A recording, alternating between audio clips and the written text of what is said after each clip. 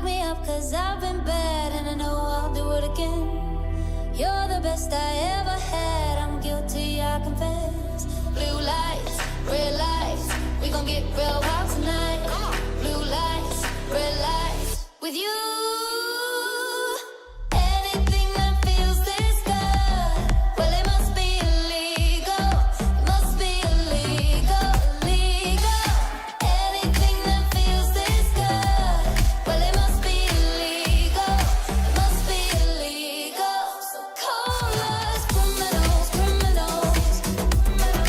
Call us criminals, criminals. I've been stealing all your time, but I know that's what you want. I swear the way you blow my mind should be against the law. Blue lights, red lights, we gon' get real wild tonight. Blue lights, red lights, with you.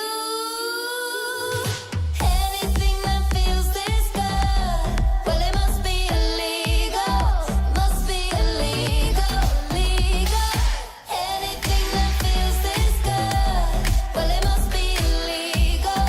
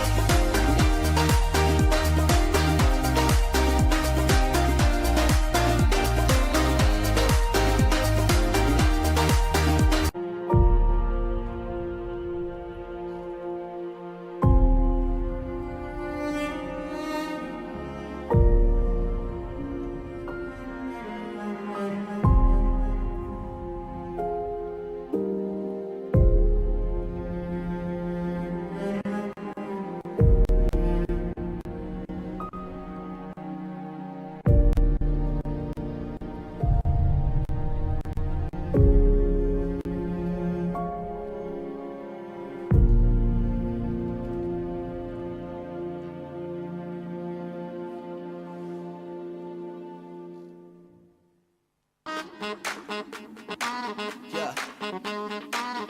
Bet you're wondering what it is.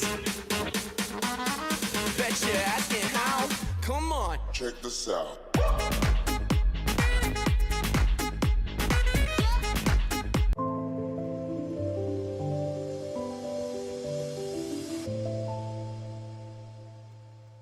Country Life Properties, a boutique real estate company specializing in sales of equestrian properties, sale of residential, agricultural, and country lifestyle estates in the Greater Kyalami area.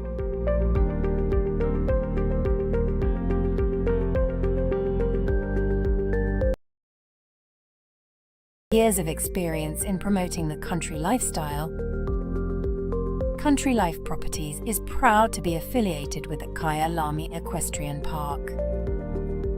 Baloo Country Estate is a secure estate offering 22 kilometers of scenic bridle trails. We provide country estates to suit all your requirements: extended family living, work from home, or just escape the hustle and bustle. A variety of equestrian properties are offered for the keen equestrian. Contact us or visit our website and let us find the right property for you.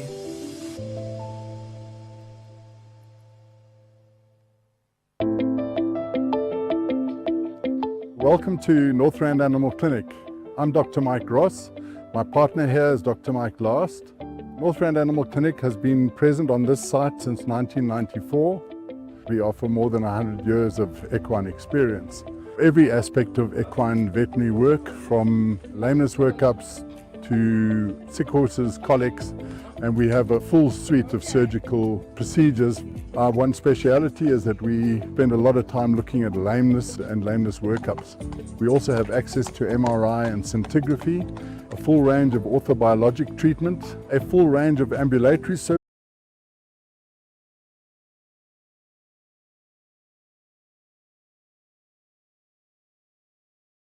operate in all fields of equines, including racing, show jumping, dressage, cross-country, and even some endurance work. Northrand Animal Clinic is and would like to remain one jump ahead in the sport horse health industry.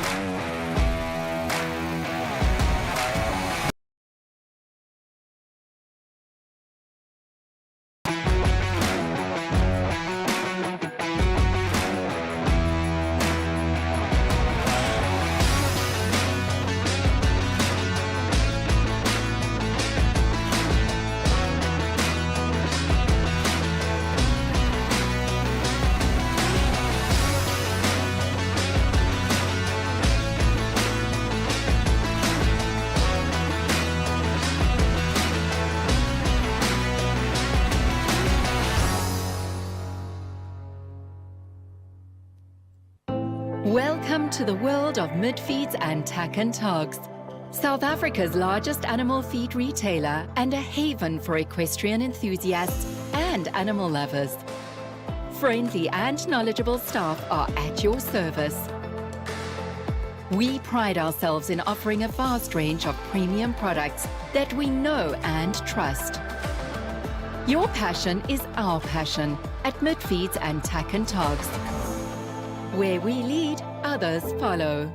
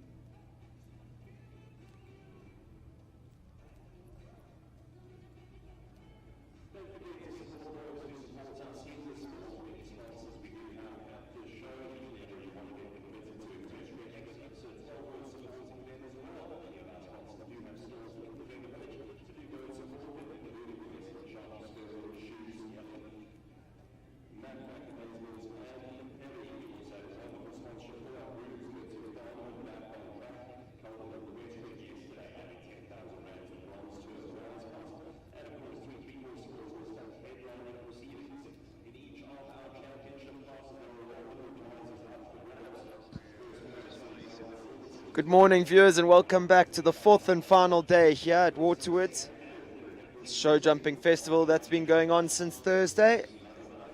See the lovely picturesque view there of the Midlands, Rogan. Picture's lovely. The weather's a little breezy here this morning, but the sun is out due to warm up later.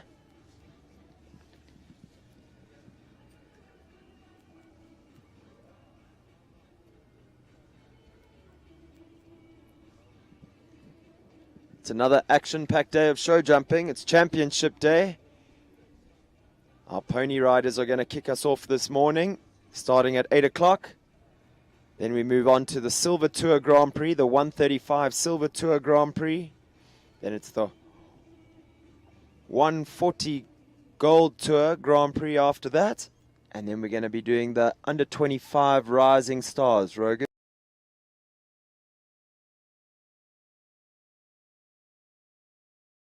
Wonderful day. There's some very good people here at the 334 show. First of those is going to be Logan Hook.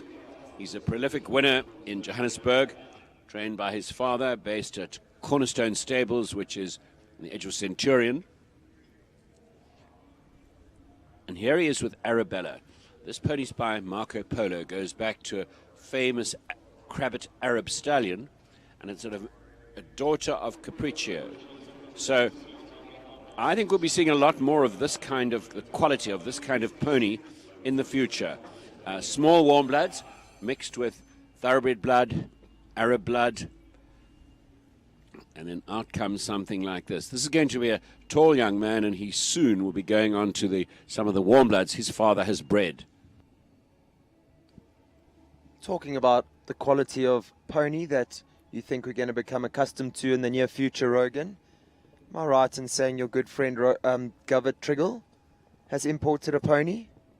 No, you you shock me. I did not know that. Wow. Either his wife or himself, I think, have imported a top-class pony stallion. Wowee. Well, that'll set the cat among the pigeons. May even be his in-laws. I want to find out during the day, but definitely I heard a very factual rumor along those lines. Wonderful. See So Logan. the Europeans breed sport horse ponies, and these 14 two-hand animals can jump 1 meter 40 oxes. They are, when you first see it, you can't believe your eyes.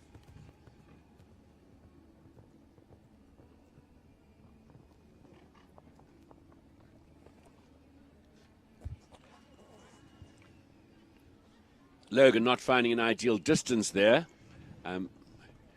He has his trademark kick. You'll see him give the horses a strong kick on takeoff. I think especially in the early hours of today, Rogan, this rainbow double in the shadows near our commentary box is going to be a little tricky for the younger riders and horses. Yes, I'm with you, Stan. I think light has a huge impact on the horses and how they gauge fences and how they feel towards them. It'll be... Yeah, you hear the announcer, Roger, saying the rainbow jump in the shadows. So he was pretty quick across the ground, Rogan. He still came home with just 3 for time and a time of 82.68. So the 4 faults for the stop and 3 for time leaves him on a score of 7. Time allowed, 80 seconds.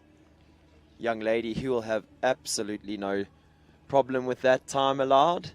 Up next, it's Kira Madison McFarlane. She brings in Voodoo. Lovely rider. Rides a bit like a junior or an adult.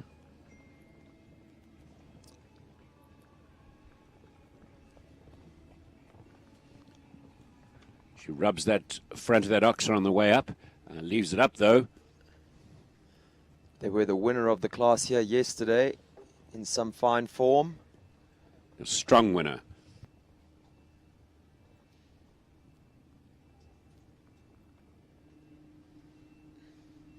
Kira's aunt, Rochelle Klook, very competitive and successful adult rider herself. Businesswoman of note. I know their business. Motherkind, one of our other sponsors here at the show at Waterwoods. Isn't that a useful person to have as an aunt if you're a keen rider?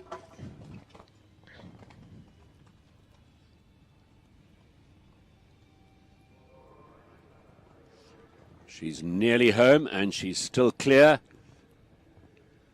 There it Easy is. as you like. You wouldn't expect anything less. First, Madison McFarlane, Voodoo, 10-year-old pony. Some 11 seconds inside that time allowed, Rogan. Yeah, very organized. Now the experienced Felicity Tennison, top child rider.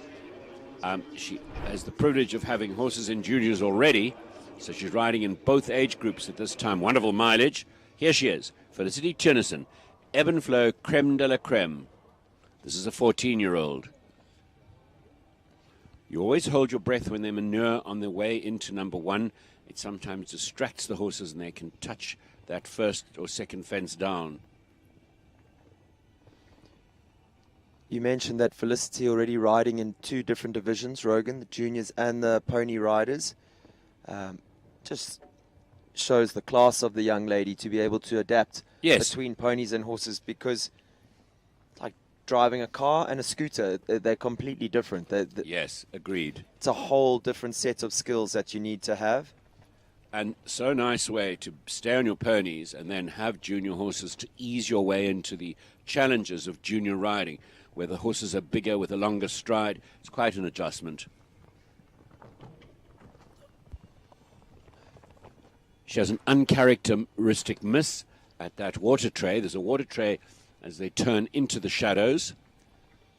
I thought she was right on the space, and the horse maybe looked down and chipped in, Rogan, at that water tray. It does distract them. I mean, we were mentioning now the rainbow in the shadows. Let's add a spooky fence with the water tray underneath in the shadows as well. Absolutely.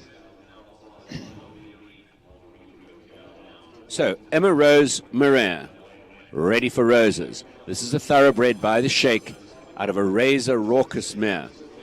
For anybody watching who's a student of thoroughbred pedigree.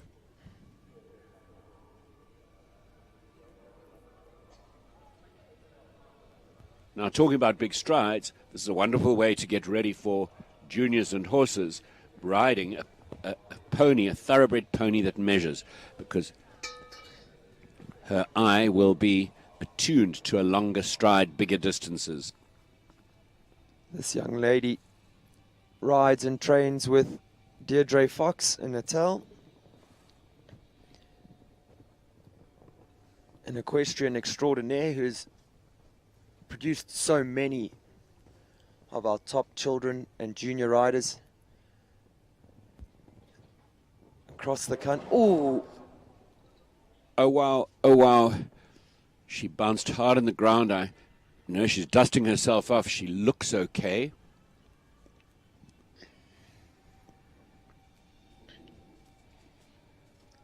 The medic's off to attend her. And, of course, after a fall, the rider's no longer allowed to continue like we used to do in the old days. We get a bang on the head and shake the millipips and soldier on stupidly. She's a tough young lady, though. These youngsters still bounce, Rogan. They don't splat like us older competitors. To be honest, she looks all right. The medics are checking her, and she's already given them the "I'm okay," it looks like. You mentioned that pony, big striding, Rogan, and almost just falling victim to scope and jump. Yes, that was quite an unlucky moment, the hitting the poles, and then pony puts down, unseats the rider and tips the rider onto the ground.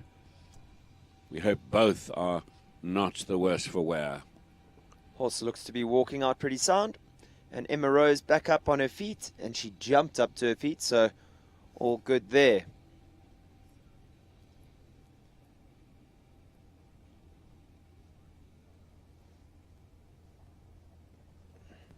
I think just while we have a moment, Rogan, before the action gets going again, quick chance to thank all of our sponsors, the team from 334, Cuda, Equestrian Affair, Top Bet, Country Life Properties, Northrand Animal Clinic, EPOL, Back on Track, Cheval Liberté, Midfeeds, Mark White Nissen, Talkcraft, Western Shop, Shoot, Amazeballs, Mother Kind, Sealy, Calder Hill Equestrian, and Mac.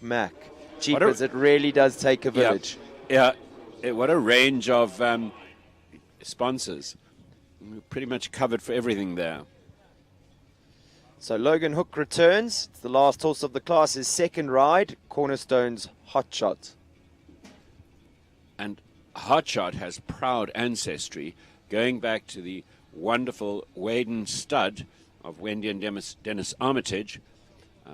Wendy, a breeder of extraordinarily talented, versatile ponies. Her famous stallion, and I'm going to catch myself out, but the Waden name, and there was a part-bred Welsh stallion who was just remarkable. It's an experienced pony, not going to be put off by shadows and water trays, hopefully. One down. So, do we have just the one clear? So taking her fine form from yesterday through to Championship Day, Kira Madison McFarlane and Voodoo, they're going to take the win here. A cold autumn morning at the Waterwoods Equestrian Festival.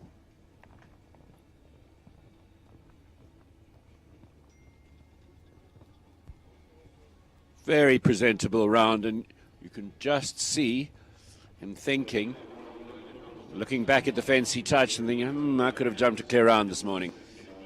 I know it's the softest touch on that Cuda vertical, but it does mean that we have a replica of yesterday's result, Rogan. Kira Madison McFarlane takes the win here on Voodoo, and Felicity Tiernison rounding out our prizes in second, riding Ebb and Flow, Creme de la Creme.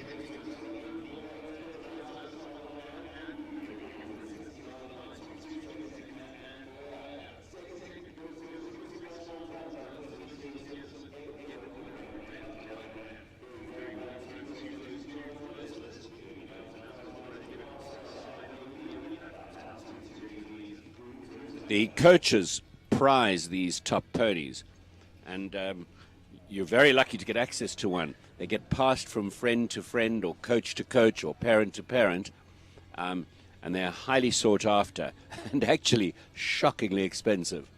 And I think where coaches like Chad Cunningham, he is the trainer of Kira Madison McFarlane, I think where they've done so well, Rogan, is to keep these ponies within their own system.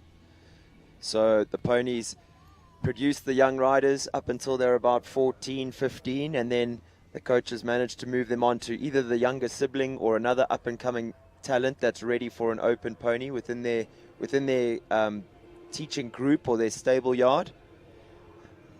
And it really refines the pony's skills because they end up always enjoying the same system. They enjoy a lot of consistency. There was a pony back in the day called Touch of Spice. Glorious pony, maybe a part thoroughbred.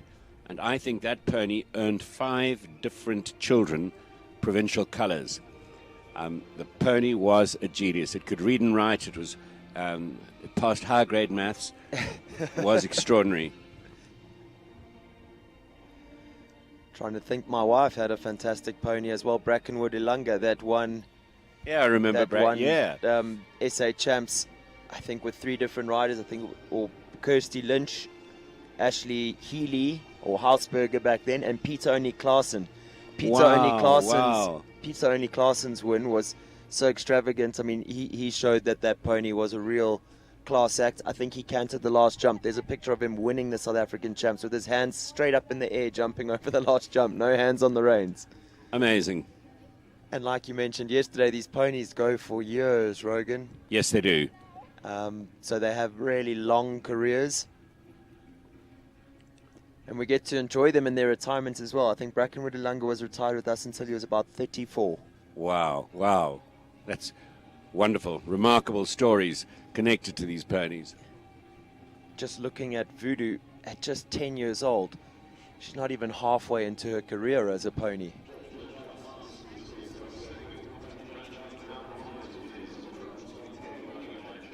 There we have it, Betsy, a hard-working representative from the 334 Sports Horse Stud, and our judge for the day, going out to put that winning day sheet on Voodoo. So those of you that couldn't make it here for this 334 show, please remember, 1st and 2nd of November, the 334's first production auction. And that's going to be fascinating, riveting. It's the first offering of the 334 stud, which has been years in the development. It's going to be a hell of a weekend, a social weekend, and the entire equestrian community is going to have the spotlight firmly on 334 to see what their contribution is to add to capital in Callahoo. And then apart from the three big studs, there are multiple small and smaller studs that produce incredible horses. For instance, such as Cheryl Pote up the road here on her Rivervale farm. A beautiful farm overlooking the dam there. They've had such success with Bono and now some imported lines that they've used so successfully. Yes.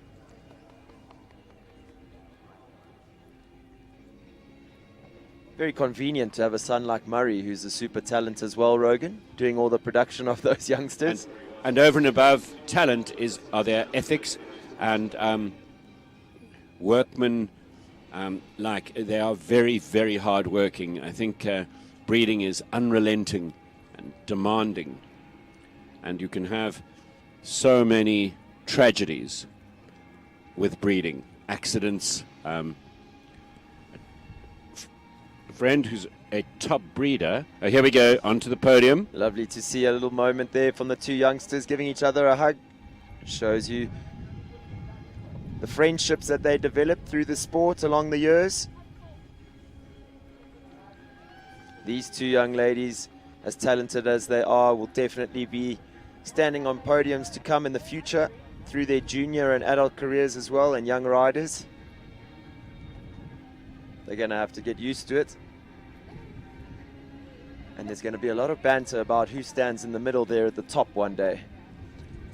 One is hearing and noticing that a lot of these children who compete at a very good level like this start to homeschool so that they can compact their education. It's not that they get a lesser education, but they focus hard on being time economical, and the homeschooling allows them to work around events such as this, horse shows, competitions, all the training involved. It's immensely, like with any top sport, immensely time consuming.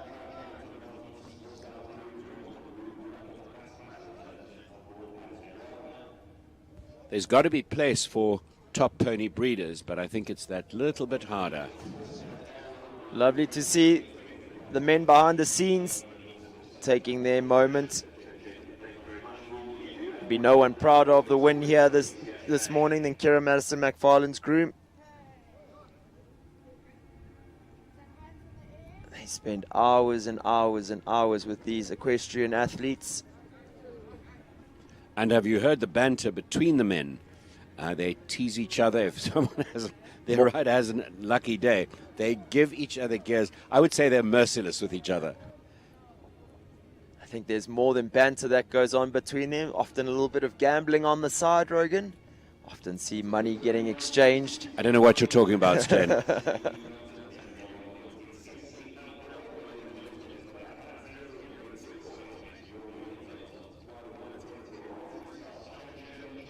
So Kira Madison McFarlane and Felicity Tennyson replicating their result from yesterday.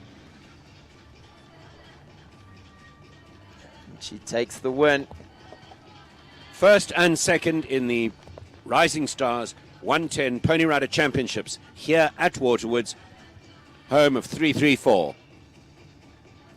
So viewers, as I said earlier, next up it's going to be the Silver Tour Grand Prix, the 135 Silver Tour Grand Prix. Always one of our strongest divisions in the sport, so it's sure to be a real crowd pleaser. This breezy, cold autumn morning, give you a chance to get out of bed possibly, have yourself some breakfast. I say don't get out of bed. Stay under the duvet, put your TV on, make a cup of tea and stay there. And settle into a day of some fine show jumping ahead. Viewers, don't go anywhere while we let the course designers adjust this track. We're going to take a short break. We'll be back with you in just a moment.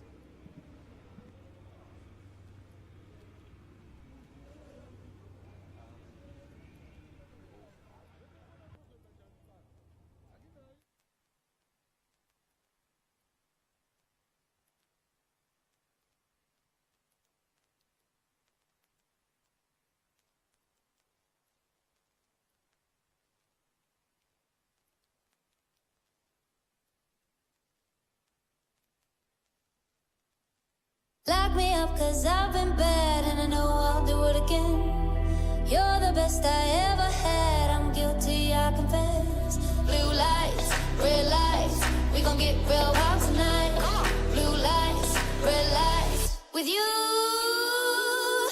Anything that feels this good, well it must be illegal. It must be illegal, illegal. Anything that feels this good, well it must be illegal. It must be illegal. So call us criminals, criminals.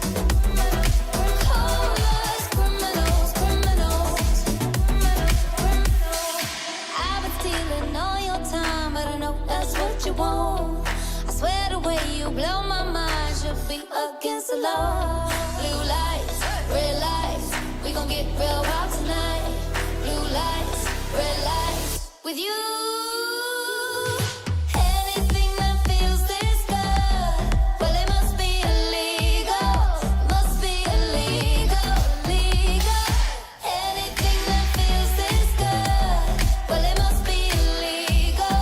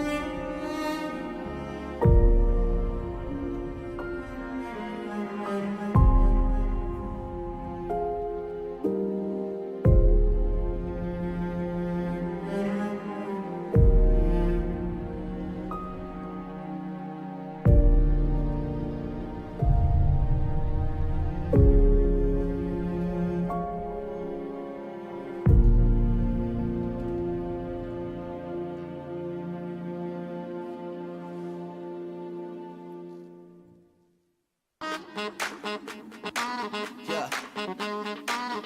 Bet you're wondering what it is. Bet you're asking how. Come on. Check this out.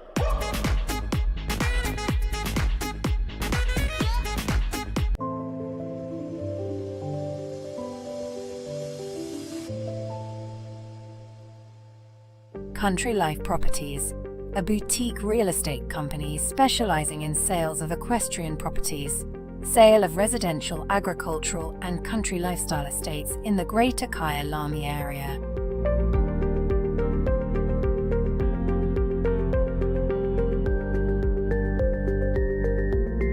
With years of experience in promoting the country lifestyle, Country Life Properties is proud to be affiliated with the Kyalami Equestrian Park. Baloo Country Estate is a secure estate offering 22 kilometers of scenic bridle trails. We provide country estates to suit all your requirements. Extended family living, work from home, or just escape the hustle and bustle. A variety of equestrian properties are offered for the keen equestrian. Contact us or visit our website and let us find the right property for you.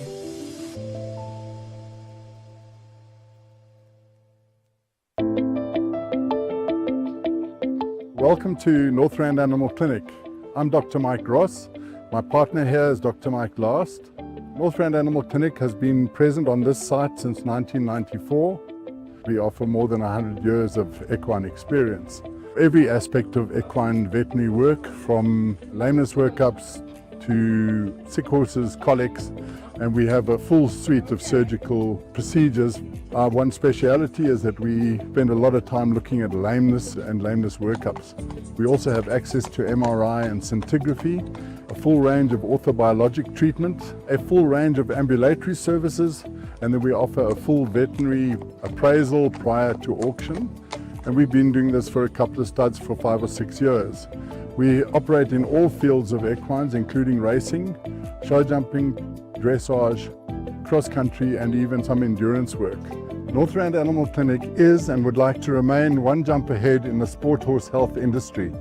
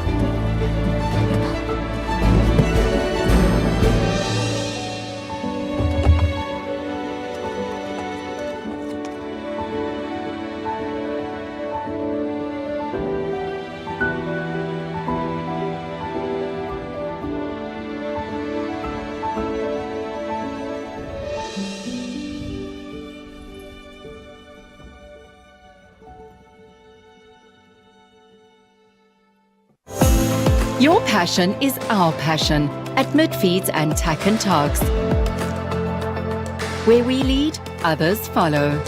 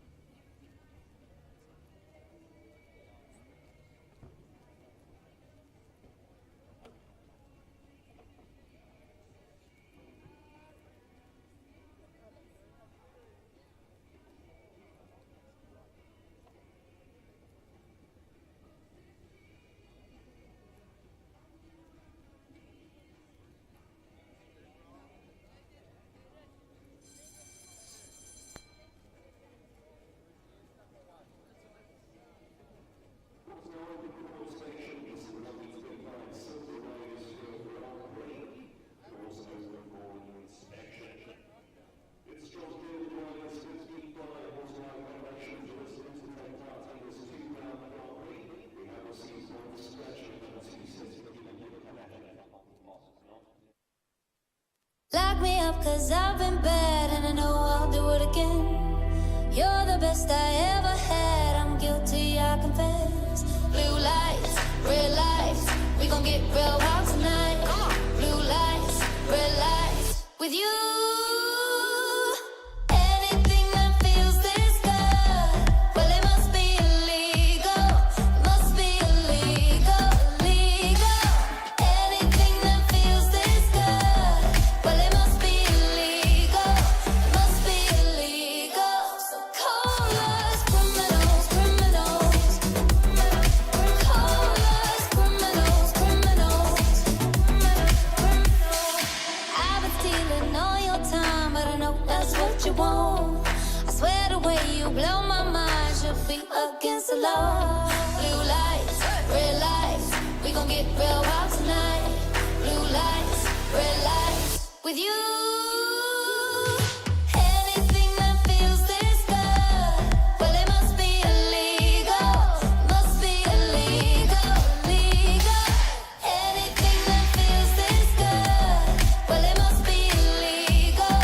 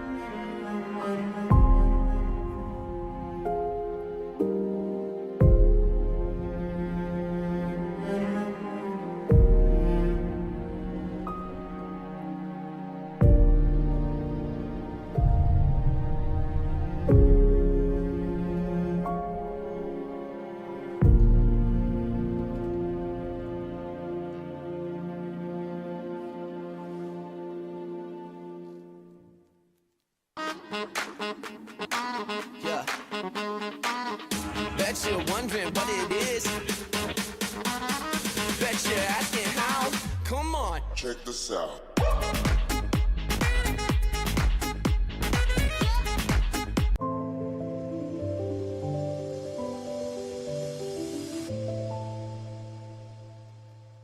Country Life Properties, a boutique real estate company specializing in sales of equestrian properties, sale of residential, agricultural, and country lifestyle estates in the Greater Kyalami area.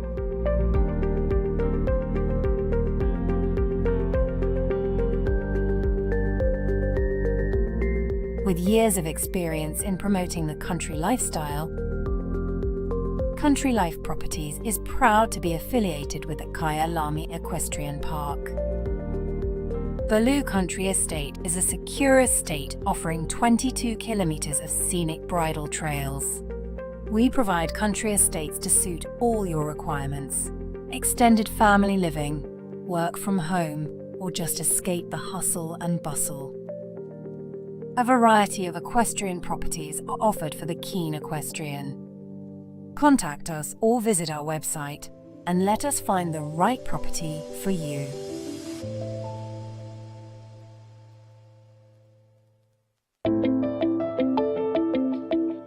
Welcome to Northrand Animal Clinic.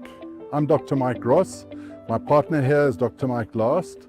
Northrand Animal Clinic has been present on this site since 1994. We offer more than 100 years of equine experience. Every aspect of equine veterinary work, from lameness workups to sick horses, colics, and we have a full suite of surgical procedures. Our one speciality is that we spend a lot of time looking at lameness and lameness workups. We also have access to MRI and scintigraphy, a full range of orthobiologic treatment, a full range of ambulatory services, and then we offer a full veterinary appraisal prior to auction. And we've been doing this for a couple of studs for 5 or 6 years. We operate in all fields of equines, including racing, show jumping, dressage, cross-country, and even some endurance work. Northrand Animal Clinic is and would like to remain one jump ahead in the sport horse health industry.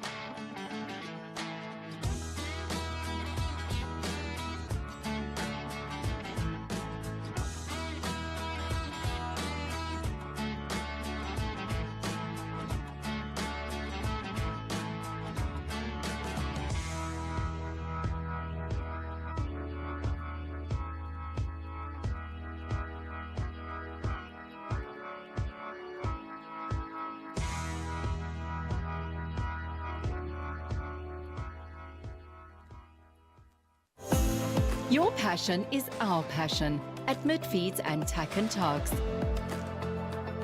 Where we lead, others follow.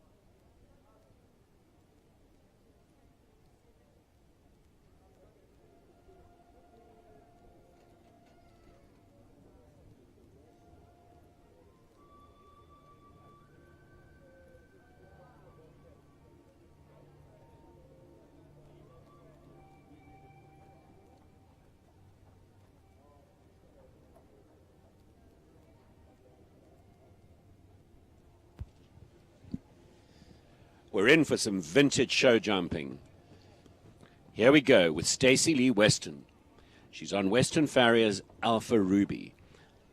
You will have seen King Edward win in the world, probably the #1 jumper in the world in the recent past. And this is progeny of the stallion Edward out of a mare by Laramie, 12-year-old.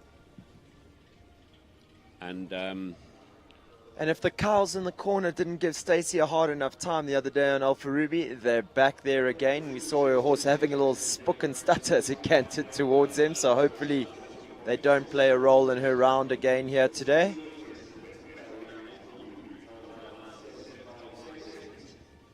Because of sponsors' names, it's possible that riders drop stud prefixes. And it would be so interesting to know which stud bred Edward, who used Edward semen. And I think you can still buy Edward semen. There's Edward semen in stock in South Africa, and I challenge any breeder to use him. I certainly would give it a whirl. Stan, we've taken flack for this horse, but not a show horse, but a jumper. Stacey, always a good one to go first. Trailblazer around this Bernardo designed course. See, vertical towards the gate of the left rein at #1. Then they come around to triple bar at 2. Easy 6 to that equestrian affair vertical, and that's going to happen a lot today. You'll see that fence go down.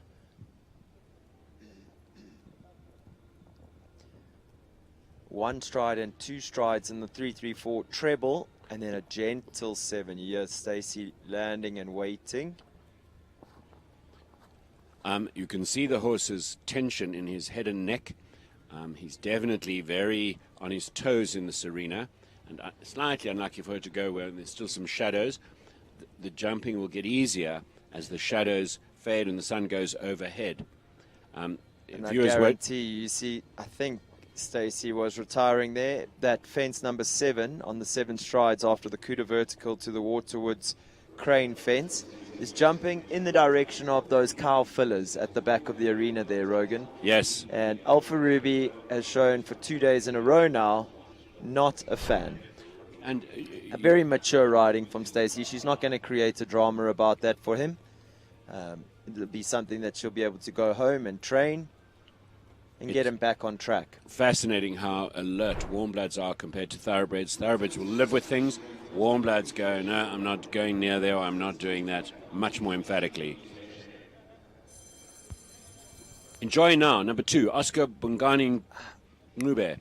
This is Fikile Kim Kardashian Phantom Boss by Kanan out of a numero uno man. So it looks like Oscar's scratched. Yes, not Oscar. I heard while we were walking the course. Sean Neal and Caprish DBHZ, another Kanan. We would have seen Oscar on his Kanan, and the name Kanan has come up very much this week.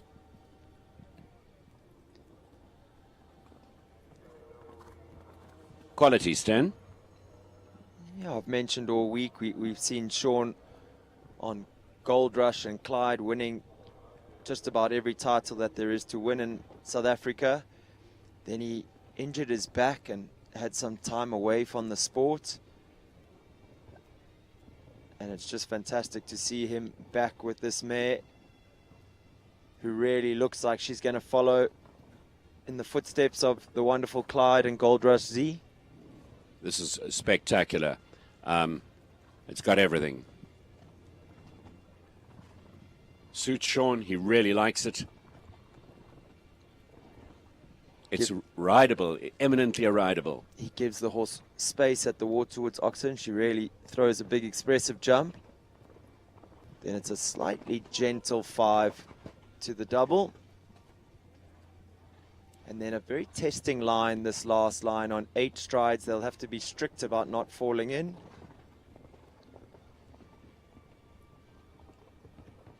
And with the added element of jumping towards the viewing deck, Sean shows us just how it's done, and it's our first clear round of the competition. Remembering, Rogan, that this is a Grand Prix round, or Grand Prix competition, so the top 25%, all the clears will be returning for that second round. Sean makes sure of his place in that second round. That lovely clear and well judged, Rogan. 73.92, time allowed 75 seconds. So Bernardo definitely tightened that time allowed up a bit today. Now we go with Grant Langley. Foresight, Leroy Brown by Casper out of a Polydictis mare. This is an 8-year-old, so like Sean's horse, a young horse, making its way up the ranks. I just wanted to say about Sean's horse, I don't think he touched a fence. Not touched one fence. Showing exceptional care was Prix.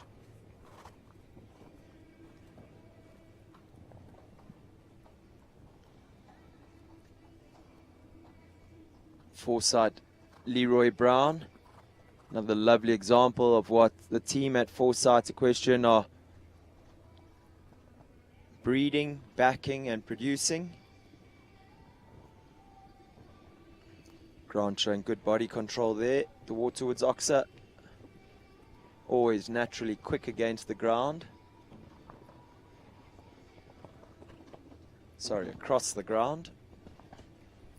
And Rogan, back rail of that Rainbow Oxer jumping into the stubbles, the first rail that horse has even breathed on. So the horse is showing clean pair of heels here today.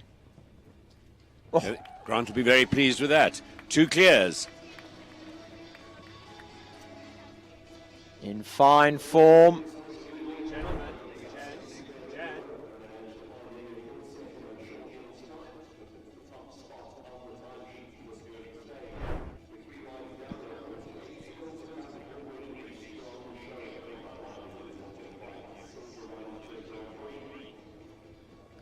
Riders showing good quality here, Rogan. It's going to be high-end competition because this is no easy track.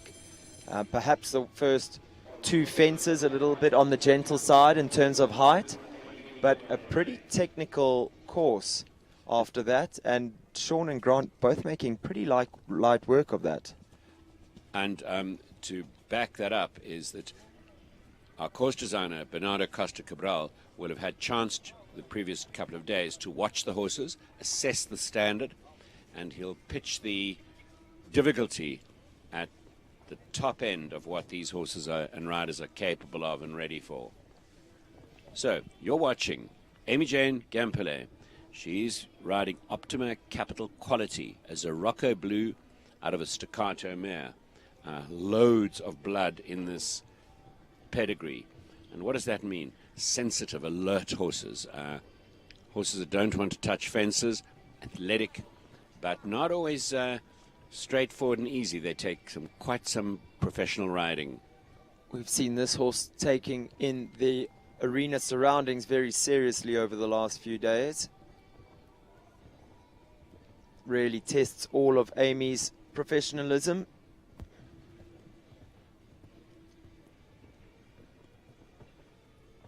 Another thing to note is that Grant and Sean were very quick across the ground, Rogan, in between the fences. Oh dear, as a vertical goes down there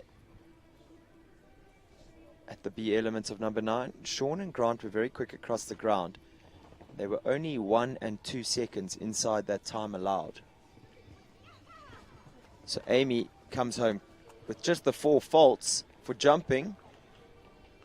She'll be thrilled with that horse and that round, and that looks like a horse with a huge future. But like I said, the time pretty tight, 9 time faults there. So the riders are going to have to be very aware of keeping their ground speed up or finding the odd nifty turn somewhere along the track to save themselves some time if they want to canter in more of a schooling pace. Time has been introduced as one of the elements of difficulty. So the riders have to keep riding forward, have to keep economical. There isn't space or time to add strides. Someone who does that very easily, Ivan van der Seyder up next. He brings in Calaho Laruno. It's number 6.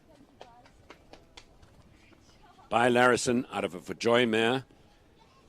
That's a Holsteiner and Hanoverian genetics. And what a lovely opening jump. This really is dramatic, spectacular, Goes exciting. very high behind Rogan. An 8-year-old, at an ideal level for its age.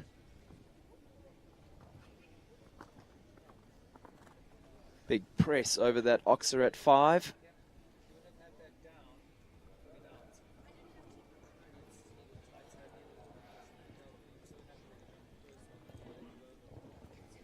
This is looking Smart.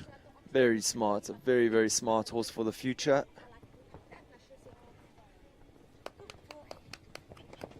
A little cluck cluck into the double. The horse almost jumps even out the saddle over the oxer because he clucked.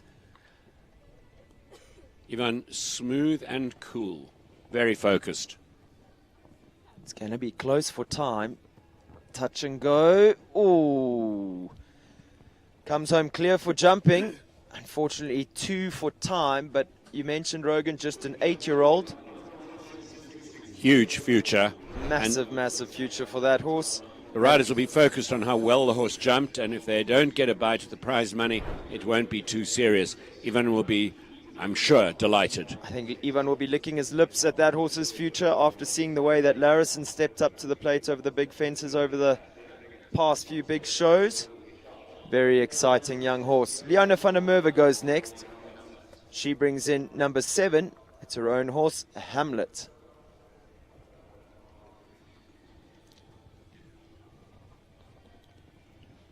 Fans of the sport will, will remember the sire of this horse, lovely grey, so successful with Jonathan Clark, called Hammer.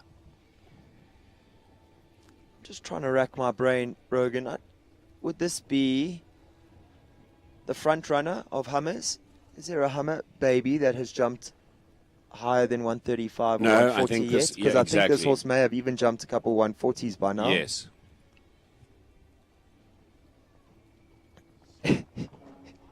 Had a good look at that plank at the bottom of the Cuda fence. And unfortunately, much the same as Stacey's horse, having a good look at the crane, or the crowned crane, I was told yesterday, crowned crane oxer. I think what our viewers possibly can't see from their screens at home is that although that's quite spooky, that crowned crane oxer, there's also a cow wing, a show jumping wing filler, just to the back left-hand side of that oxer. And a lot of the horses have taken offense to the cows being in the arena throughout the show. Under that crane jump is a black and white panel with the title Waterwoods on it, and we've noticed that the horses have also had a good look at that. To the human eye, it's been very innocuous, but to the horses, they've taken it very seriously. Philippa Baxter goes next. It's number 8, Uschi van het Nieterhof. This is a Diamant de Sameli Katoki, so beautifully bred black horse here.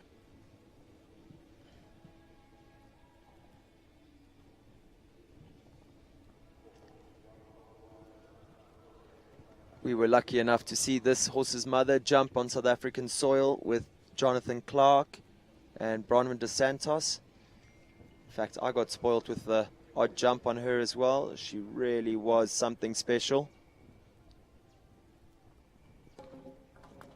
And that steady 7 just catching Uschi out there, jumping out the treble a little exuberantly and not coming back. I'd be right in saying that the dam of this horse is breeding at Bronwyn's farm next door to Summerhill. Spring water.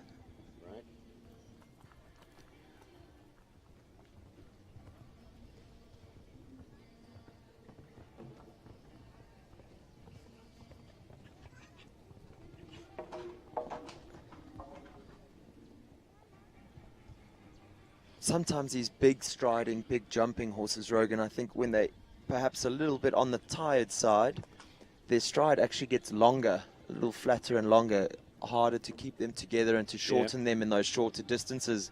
Perhaps that's what's happened there.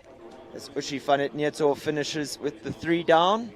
She did make it home inside that time allowed, so that could also be a factor that played a role there. The riders thinking of staying forward to get inside that time allowed of 75 seconds. Philippa's time 74.85, so very well judged round. Fortunately, a few rails going down along the way. Bridget Kim Carls goes next. She brings in Principals Bentley. It's number 9. What viewers can't see in this very bright sunshine is that it's a cold, sharp, cold morning, and that freshens up the horses. It gets the horses really on their toes. The light will change, the shadows will shrink as the sun goes more overhead, and that'll make life easier for the riders and I think easier for the horses. And perhaps we might get a glimmer of sunshine onto our commentary box at some point. Warm up and take the temperature to above 0.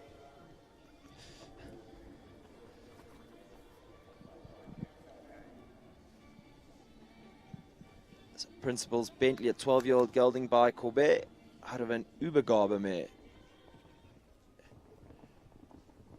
Nice start. Bridget's canted forward, but she has gone all the way around number 11, so perhaps putting herself under a little bit of pressure now with the clock, but she did canter really forward, so maybe just riding to her horse's strengths, knowing their horse really well, Rogan.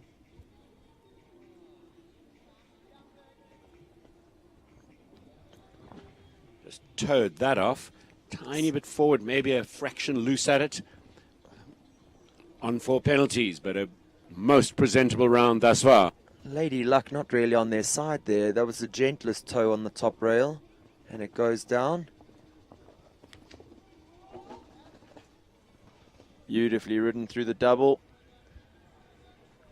Really used her body to help the horse clear the vertical coming out.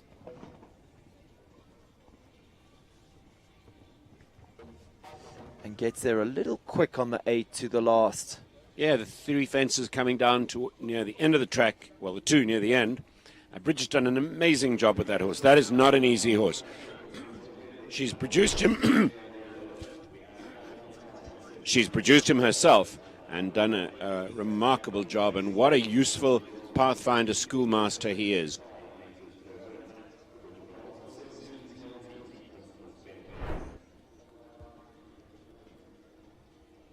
Gondor Portobello by Parco, out of a Uran M mare, an 11-year-old Simon Henry.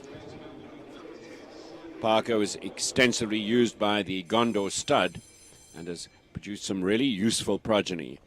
Parco, son of Darko.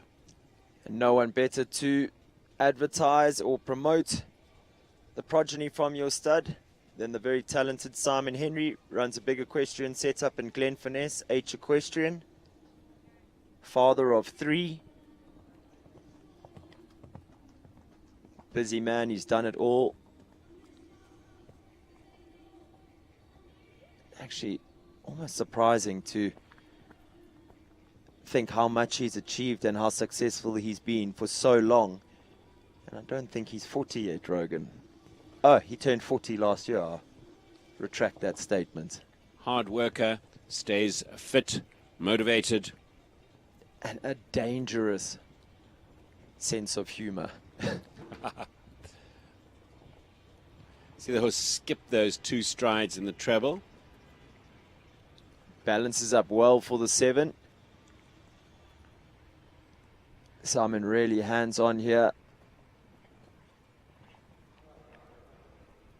It's him using his upper body. Oh, lovely. This horse is really jumping well and on form. And has come on this week.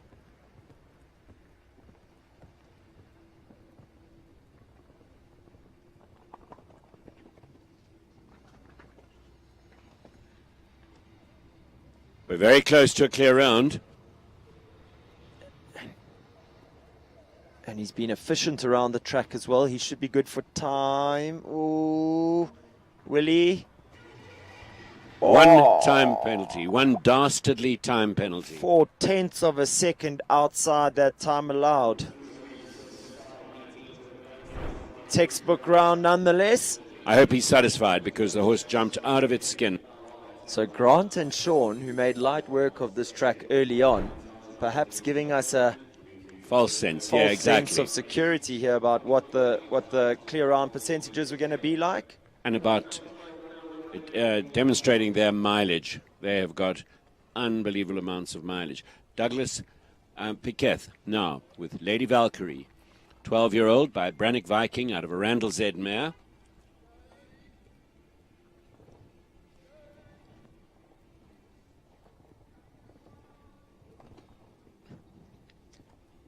Douglas not panicking there, allowing the horse to get a little deep to the triple bar through a lovely shape, and it actually worked out and gave him nice space in the 6th down to that equestrian, a fair vertical.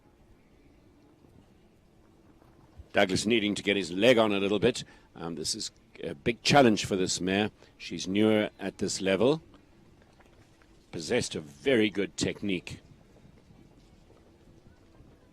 That's better, settling into it. Trained by coach extraordinaire Rogan Askin is Douglas. Rogan getting a bit jittery next to me here in the commentary box. I'm not fussed at all. He's looking very Touch confident. Jumping out of the double. He's still clear with the last 2 fences to go. He's going to be under pressure for time, possibly. I think he's judged it perfectly, Rogan. He fell into the last, cut the corner and touched that last vertical, but The time was good. hope he's pleased with that, because this is a big ask, tough track, and a 4-penalty round here is credit worthy. And fair in me saying that also probably one of the biggest tests that Douglas himself has faced in the show jumping arena to date. Definitely. And Douglas, a very diligent man. He's works hard, he's consistent, lots of application. For a living, he's an equine dentist. I was going to say, and he's a talented dentist as well, Rogan. Yeah, works hard. Obviously has a good tune with horses. Lorette Knowles-Taylor goes next. It's number 13, SD Dearbub. This is an 8-year-old stallion. This is by Diamant de Semeli out of a Nabab de Rev mare. And if you study the name, you can derive the pedigree from the name Dearbub. Podium finisher early on in the week. I forget the name of the man who imported the horse from Emilio. Emilio. They purchased this horse from Emilio. He may have been guilty of jumping it up the grades very quickly, but Team Farnham have done the most super job. Lorette picking up a lovely distance to that oxer. Now she'll have to settle this horse. 6, 7. She has this horse looking super.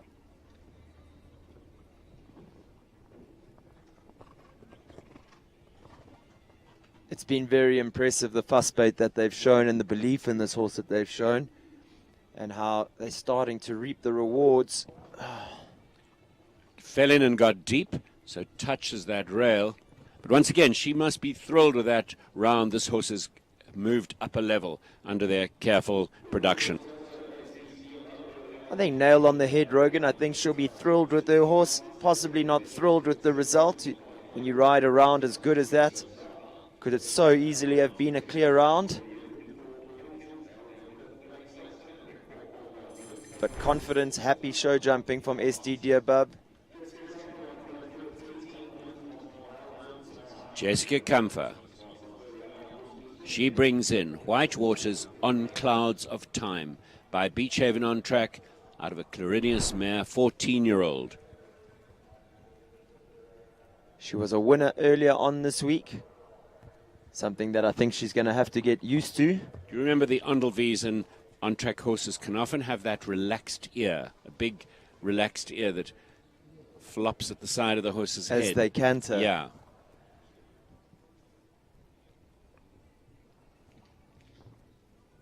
Big press at the triple bar.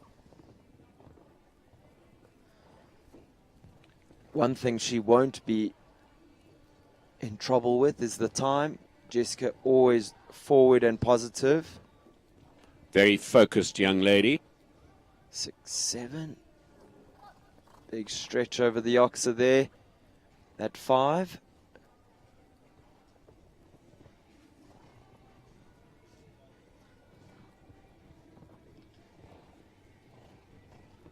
You see her moving on round all the turns, focused on the time.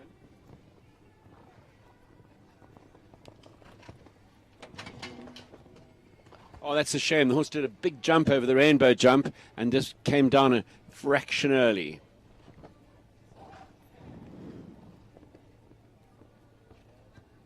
Rides the 8 to the last beautifully, and it's 4 faults in the quickest time that we've seen so far around this track, so that'll also count if we don't get our full Yes, 25% clears. Finishes in the 4 faults, 66.85. Time faults or the faster clears have a chance still of making it to the second round. She's some 6 seconds faster than, 4 seconds faster than our next quickest 4 faulter. So as you say, Sean and Grant early on boasting all their class to make 2 easy clear rounds. Clear round percentage sitting at 16% with 12 having started. Class act up next. It's Jean Corber. She brings in Calaho Talana, number 16. 9-year-old by Talana van der Drithoff out of an Argentinus mare. And this mare's already jumped some 140 classes, so hopefully will find us easier than some of the other horses. I'd go as far as saying I think she just finds show jumping easy, does Talana, Rogan. And to add that Jean has done the most wonderful production job. Hard worker, this lady. Produces all her own horses. She's a very good horse chooser. And then she does puts in all the extra work. We side on to that oxer there at number 5, the Calder Hill equestrian oxer. Her horse must have cleared the top of the uprights by about a foot. Has a Jean's, little look. Not a big woman. She's slim, and yet she is a very, very feisty rider. All her years of training with Gonda Beatrix, she's effective, she's stylish, and she's clear. Those boys are going to have to go quick if they're going to beat her in the jump off. Clear round 73.54, and it's our 3rd clear of the class. Wonderful. Jean is always hungry.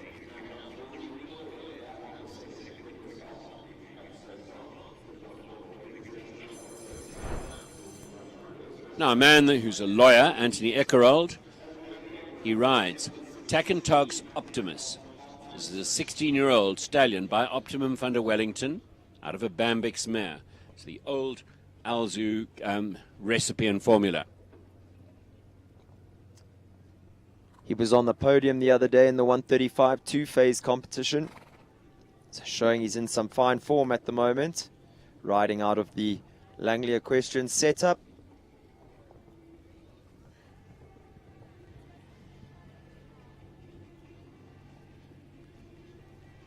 Team watching on closely from the sidelines. Rogan, that treble early on in the track at fence number 4. Oh, wow. He rode the treble perfectly and then was late choosing a distance to that Calder Hill oxer. Damn, so that's going to be 4 penalties for that, plus time penalties. Would I be right in saying a treble at fence 4 is relatively early on? It is. In the track. It is. Rogan, I wonder if that Calder Hill oxer, it's jumping directly towards the sun. I'm not sure if you can see where you're sitting, but where I'm sitting, there's a massive shadow, much the same as this Cuda vertical. So there's a massive shadow out on the approach to that fence. He didn't like the look of it, did he? And he's a genuine horse. You don't often see him cut out like that. And he's a genuine horse that's been in good form this week already, so it's surprising that. Very much.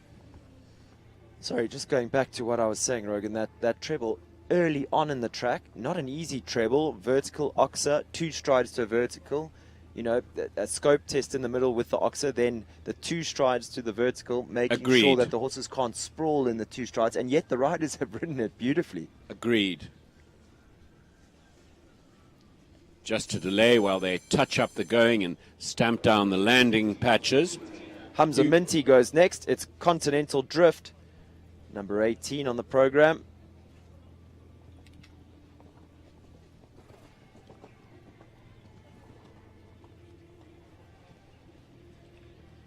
Contendro Calato here in this pedigree.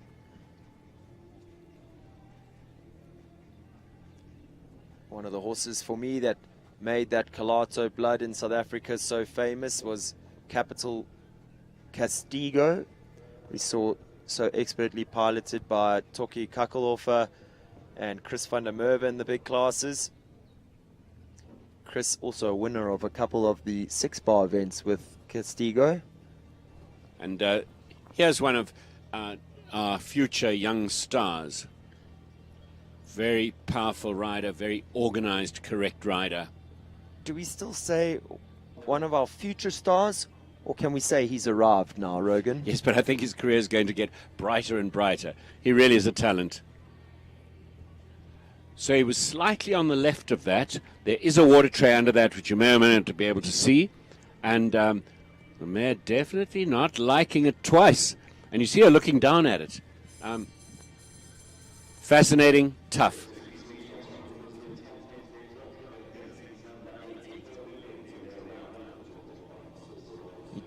Even trying to show after the fact there, Rogan, but she's not interested. And he has got such good brain and self-control. Hamza, he doesn't get flustered. He'll train and he'll be back another day. Jumps the vertical at number 1, and it's a big pat before the mare goes out.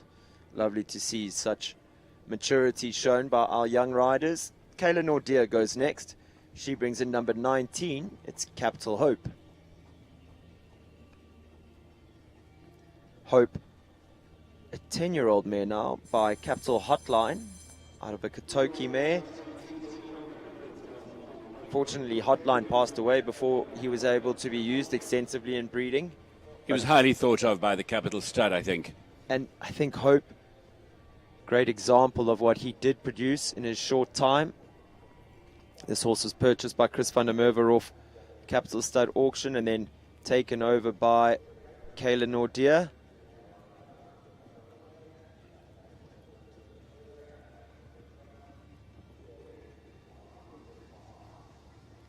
One of the biggest talents on the circuit at the moment is Kayla. She's got a big 2025 season ahead of her. Fantastic team in her corner and a lovely string of horses to go with. Cool and smooth, and you saw her do a very economical turn to the treble combination. That takes focus on the part of the rider and trust in your horse.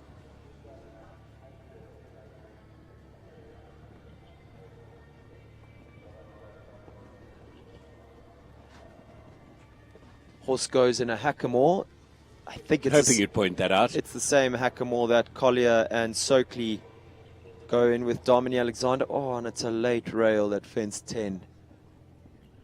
If the horses fall in or cut in there, that fence goes down. 72.28. The time was good, Rogan. So, being a Grand Prix, we are going to be taking through the top 25%.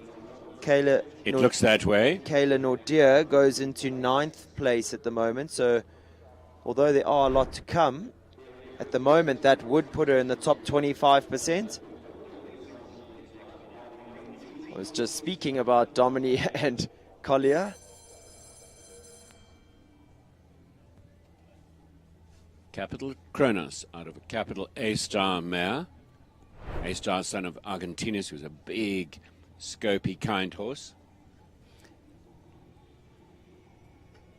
And something that I've noticed in the breeding and the horses from Capital Stud, Rogan, whenever you see that A-Star, Capital A-Star blood on the dam side, it's worth the drive. Go have a look. They've all been rock stars.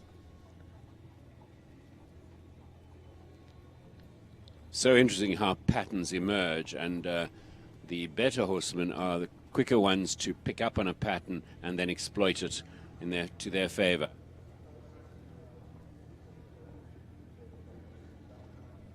Super 3 opening jump. We would expect nothing less from this pair. They've been very successful over the past 2 years at the very top of the sport.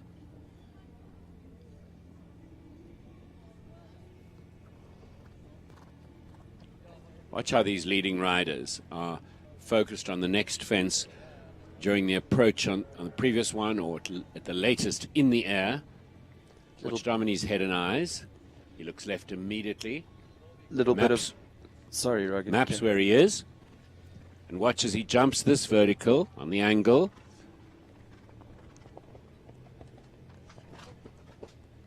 Very good body control, upper body position, smoothness, He's a real good person to emulate. This horse normally goes in a hackamore. At the moment, he's in a soft leather mouthpiece. Pelham action on the side. He comes home clear for jumping. 3 for time, just 2.06 seconds outside of that time allowed. But that wouldn't fuss Domini this trip and this outing for his two big horses. 3 time penalties will move him ahead of the 4 falters. So he's in with a good shout at getting into the second round. I would wonder if he would be jumping the second round. I think this was a bit of training for his big Fair horses enough. at this show. I mean, they are jumping 2 or 3 divisions lower.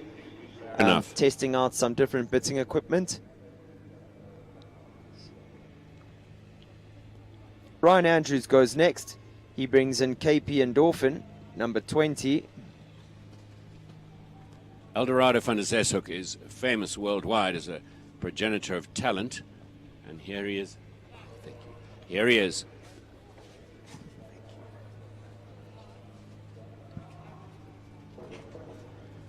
Has a funny moment. The horse doesn't quite travel and lands on the back rail.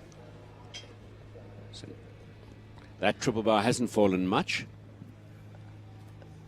When we walk the track, it is quite an inviting triple bar, Rogan.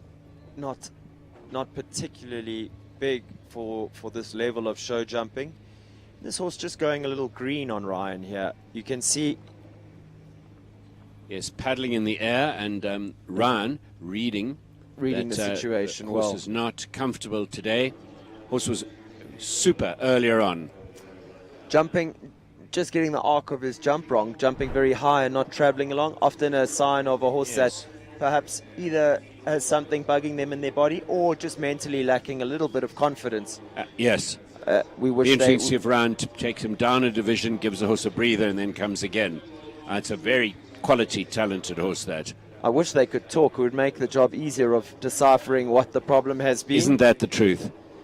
So, with 18 having started, we have 3 clear rounds in the bag, 16% clears.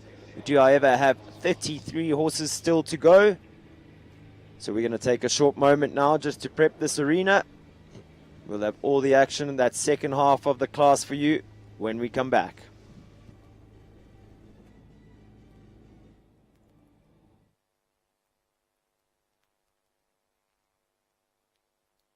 Lock me up 'cause I've been bad and I know I'll do it again. You're the best I ever had, I'm guilty, I confess. Blue lights, red lights, we gon' get real wild tonight. Blue lights, red lights, with you.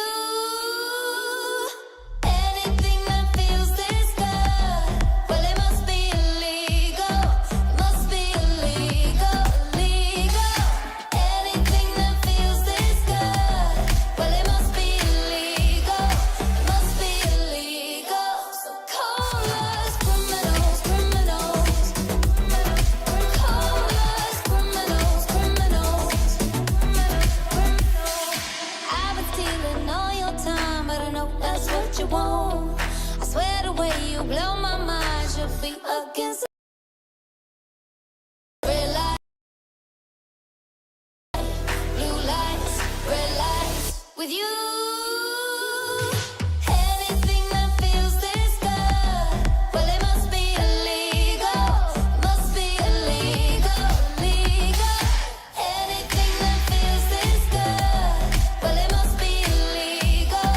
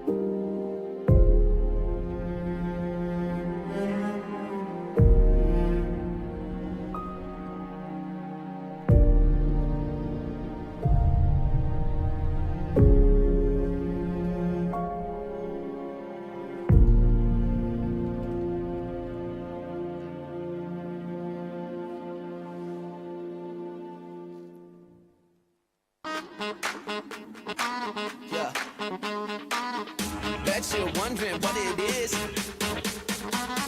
Bet you're asking how. Come on. Check this out.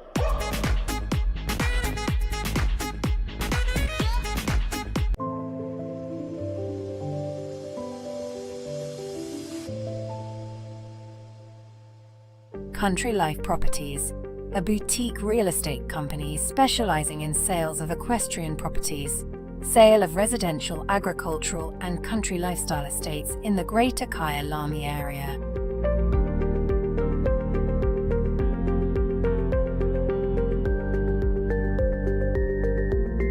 With years of experience in promoting the country lifestyle, Country Life Properties is proud to be affiliated with the Kaya Lami Equestrian Park. Baloo Country Estate is a secure estate offering 22 kilometers of scenic bridle trails. We provide country estates to suit all your requirements: extended family living, work from home, or just escape the hustle and bustle. A variety of equestrian properties are offered for the keen equestrian. Contact us or visit our website and let us find the right property for you.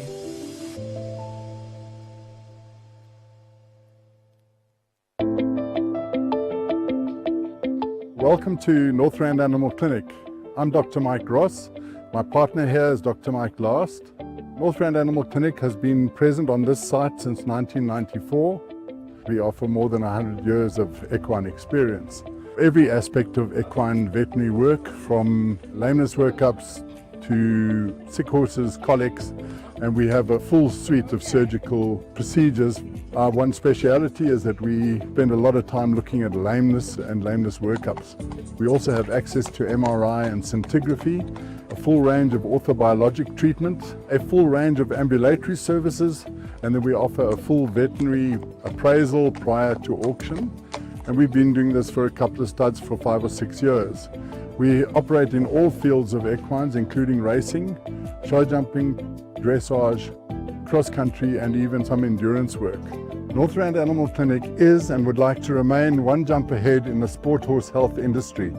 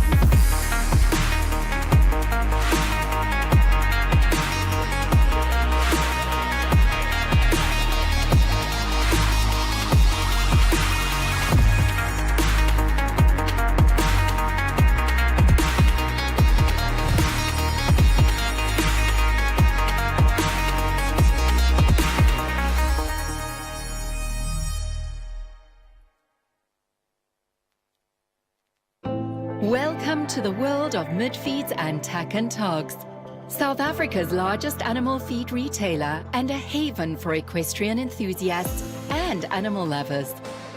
Friendly and knowledgeable staff are at your service. We pride ourselves in offering a vast range of premium products that we know and trust. Your passion is our passion at Midfeeds and Tack and Togs. Where we lead, others follow.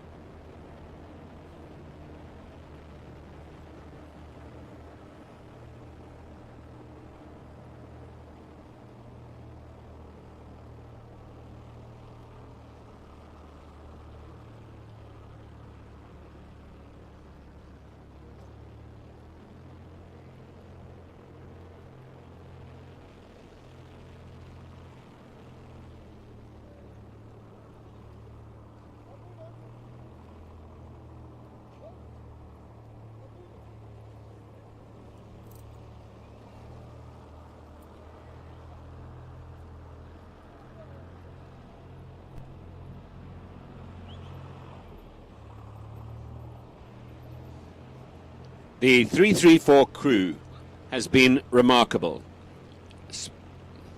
I don't want to say the leader, Chris van der Merwe, but one of the major motivators, Chris van der Merwe, and they keep on grooming this arena and making sure it's as close to perfection as possible.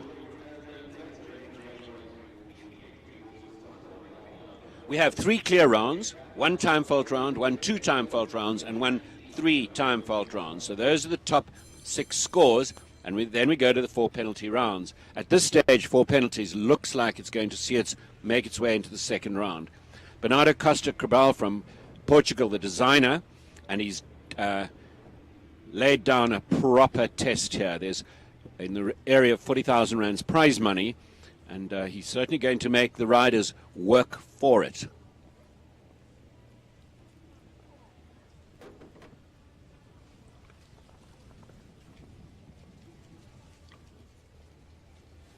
You're watching now number 22, Jenna Eager. She's on Leander D, a 10-year-old gelding by Latour out of a quality time mare. Small horse, this. Very, very competitive, very talented. She had a wiggle going into the treble. That wiggle could create a time penalty unless she's very alert and doesn't find the distance she'd hoped for there at the Calder Hill jump. So 4 penalties for that, and there will be now time penalties to add.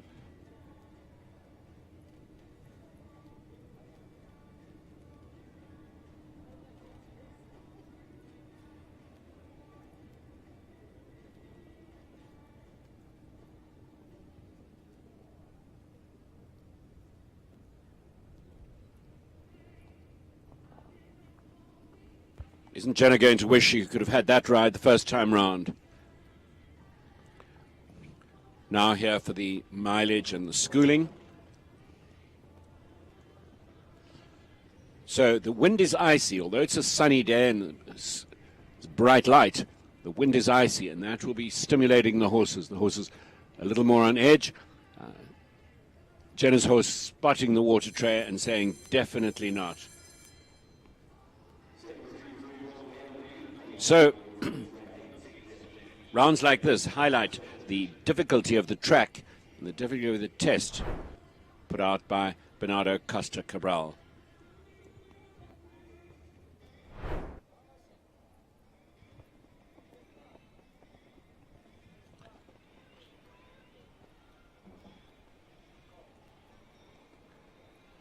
Kerry Muir now, number 23. She brings in J.K. Cortina II. This is a 14-year-old mare by Quo Vadis out of a Kalido mare.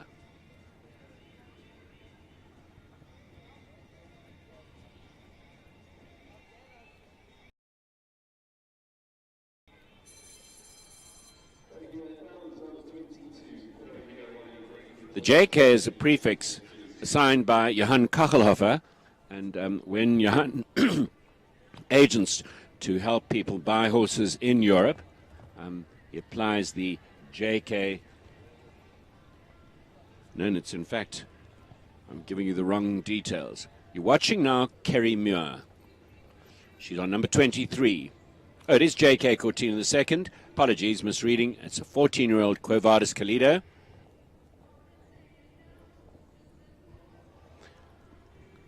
Kerry's a super rider to watch.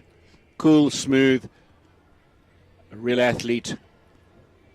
Tall and slim.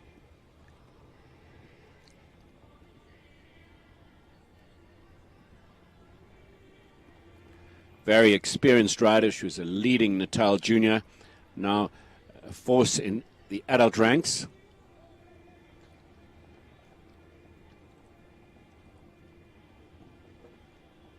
And the difficulties begin here.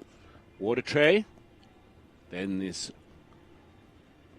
rainbow-colored double in the shadow.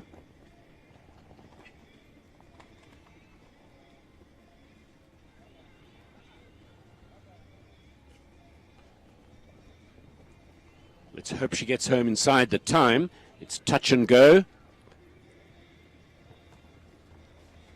And tragically, for all that effort, 1 time penalty, but that still puts her in 4th in the rankings to go through to the second round. So happily, we'll see her back. Kelly Pisara, 334 Nunu, 9-year-old. And I think anybody who owned this mare would definitely want to be tempted to call it their Nunu. This is by Naldo out of a Kalido mare. Again, second time in a row you hear that name. Kalido on the dam side. And Kaylee Pisara, a delicate, feminine rider, sympathetic.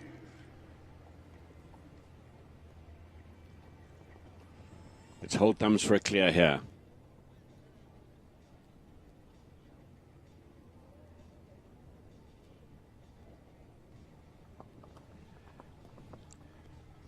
Kaylee is Govert Triggle's firstborn child, now married, so has the surname Pisara.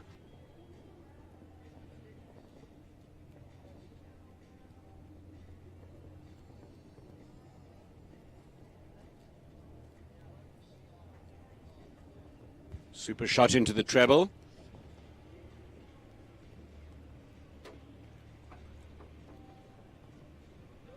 Lovely over the Calder Hill jump. That presents some moments that'll take super photographs.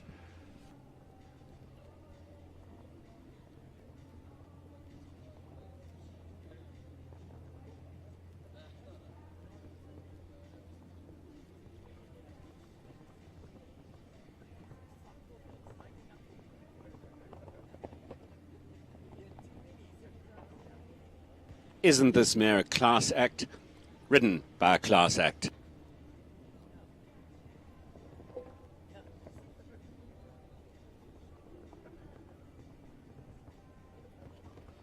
And on the inside line to number 11, clears it.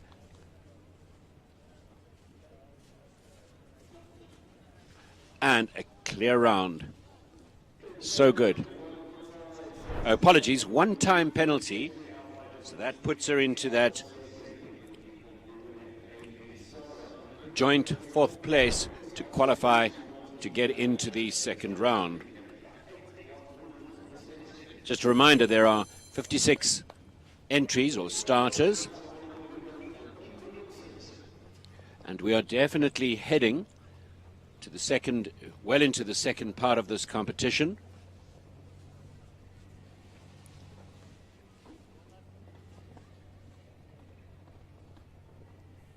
Watching now number 25, Kimberly Williamson. This is Callagher Karina, coached by my co-commentator Stan Muchner.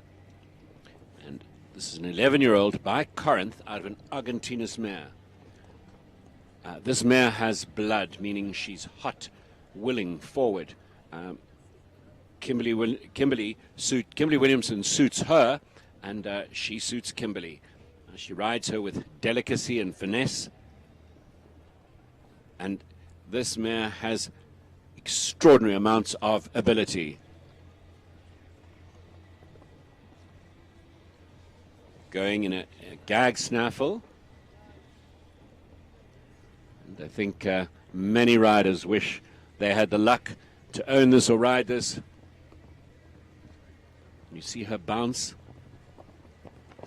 And watch her ears flick back. Oh man, touch that jumping out of the double. Watch her ears flick back when she pays attention to Kimberly, then flick onto the fence and then flick back again. The really good horses like this partner the animals. Well, 4 penalties could see her into the second round. She's ranking 13th. They could take 25% of the class. I was looking at 56 horses.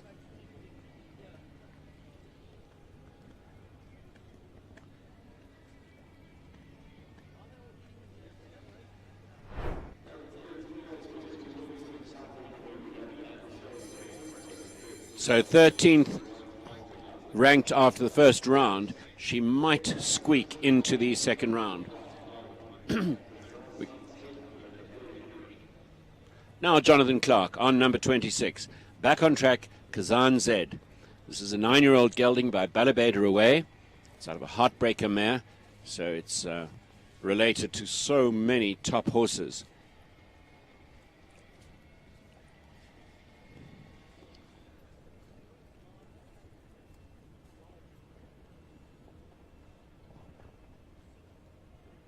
Jonathan putting together a side. He's not completely easy in the mouth, would be typical of Balubé de Rouet.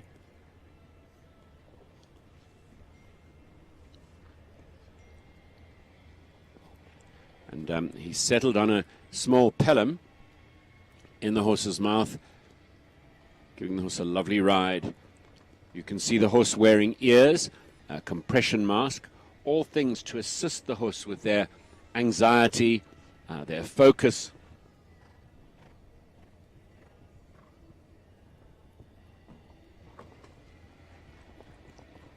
That water tray has fallen throughout the competition.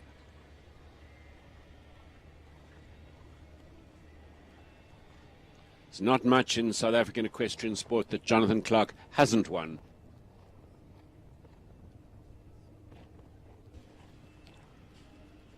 Four penalties.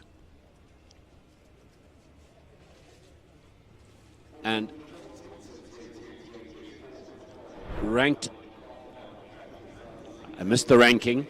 And we go on to Terry Lee Bryson, Staccato's boy. This horse by Staccato Dream out of Leander M. Men, 12-year-old. Sten has just joined me again, and I'd love to hear his analysis of Kimberley's rather good round.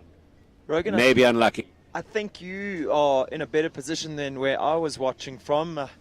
We've changed the horse's bit back to her normal gag, her little Portuguese gag, and I think the horse enjoys that setup maybe a little more. Easier for Kim to ride like that. Did she maybe, the mare over-jumped the ox a little bit here, and Kim landed with her eyes down, I thought, possibly, in the middle of the double? A whisker of loss of body control jumping out. Barely touched it. Yeah, I mean, that's exactly right. Barely touched. Oh, Staccato's boy. Ronnie Healy, Terry's trainer, knows this horse so well. He said, Terry, he looks cheeky today. You better be on his case. I heard in the warm-up arena. He said, be strict with him like you are with Graham, your husband. There you go. Looks like she's got his brain back on track.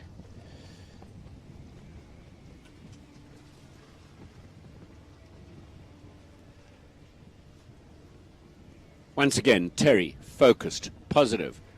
Not a highly experienced rider, but whatever she lacks for in experience, she makes up for in enthusiasm, positivity. Like then, she big ask. And could we say natural ability as well? Huge amounts of natural ability. Not having ridden Just for, huge. Not having ridden for that long. So sometimes she has to ride off the seat of her pants, could you say that? But her natural instincts are so good, Terry. Very.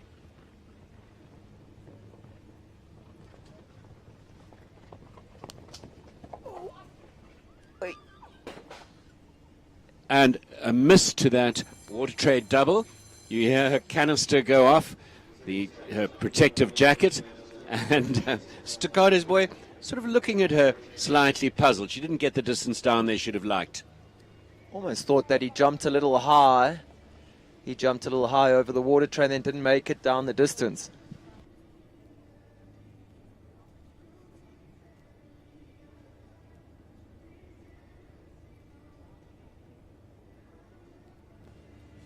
Very big challenge for an inexperienced rider, this course. The prize money and Bernardo having watched, he'll be testing the horses to their maximum and the riders. From one talented grey to another, it's John Bauer up next. He Now, brings in Ebenflow Brannock Cabana Boy. Can I quickly talk about what happened the other day? John was cantering towards a water tray oxa, and the arena crew, who are relatively inexperienced, were picking up manure at the back.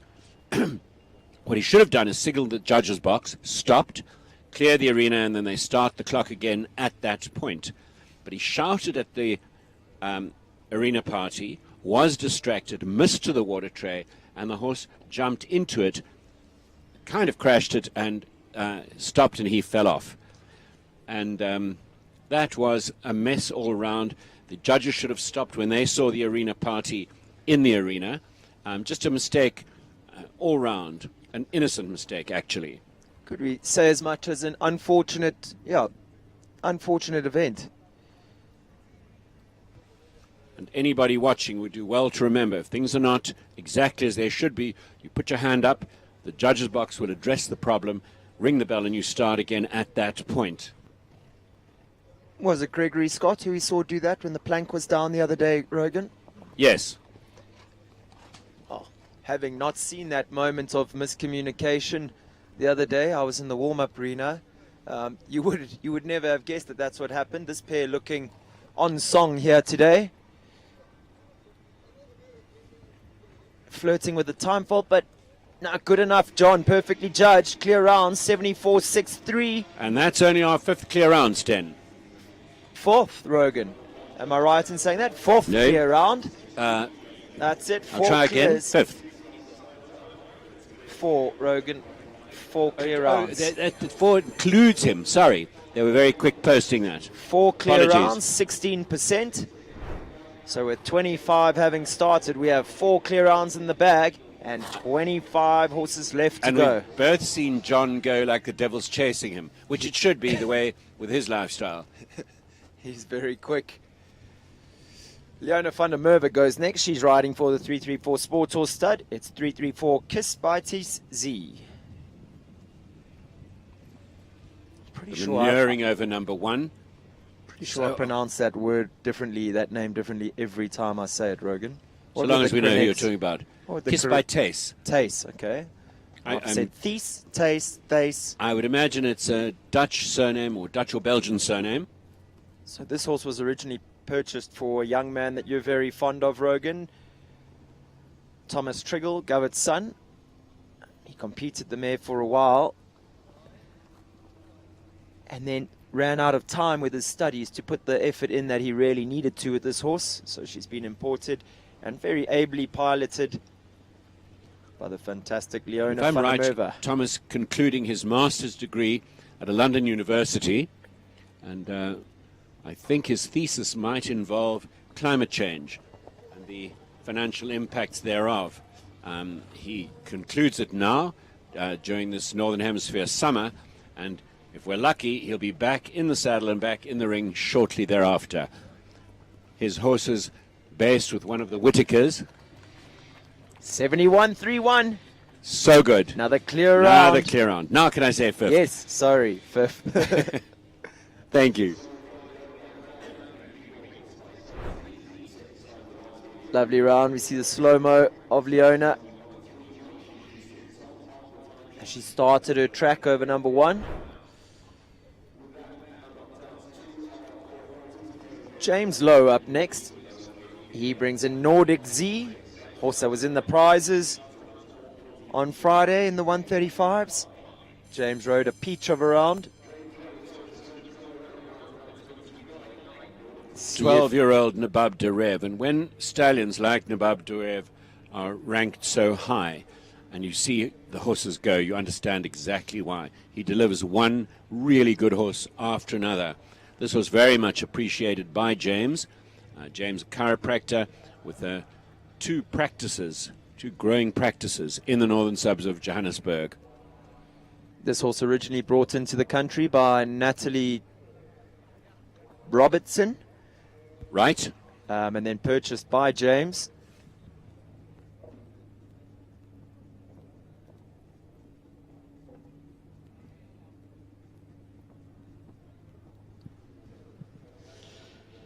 James, a long-time pupil of Coach Dominic Alexander, has enjoyed some success right up to the very top of the sport as we see that treble go down, the C element.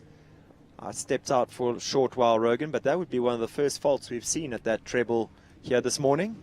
And the faults have definitely been scattered around the track. Always an indication of good course design. James, an extremely fit young man, so his body control is ideal.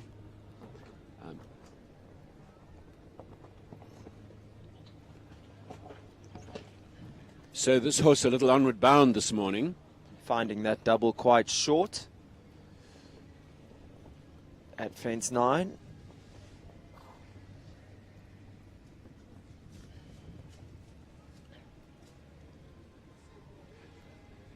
Finishing with 3 down.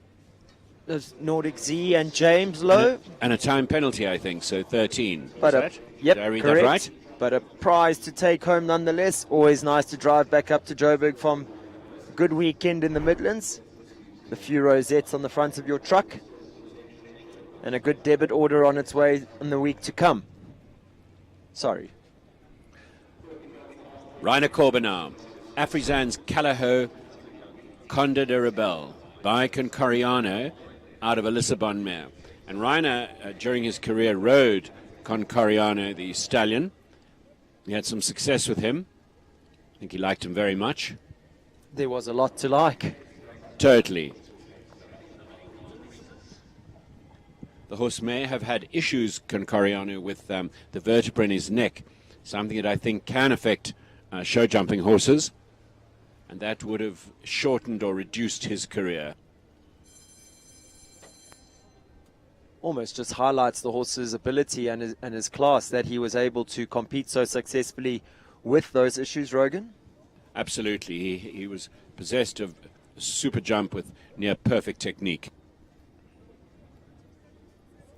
Perfect technique. Phrase you could use to describe Rainer's style of riding as well. Yeah, he's a maestro. Deadly fast against the clock, smooth, consistent, organized, and as my partner said, he makes jumping easy for horses.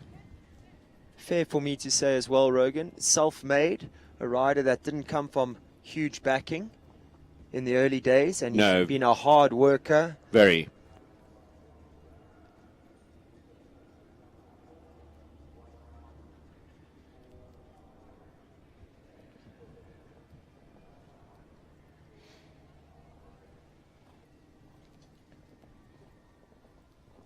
Trains with and works very closely with Gonda Beatrix these days. Watching this, I think it would be a round that she would be proud of. Although being the perfectionist that Gonda is, there'd definitely be some suggestions about ring finger somewhere along the way. Marvelous. Easy as you like and quick. Marvellous. Rogan, you said how Greg always compliments Rainer on how he makes jumping easy for the horses. He looked like he was at a schooling tempo, and yet he comes home 3 seconds inside that time allowed. Yes.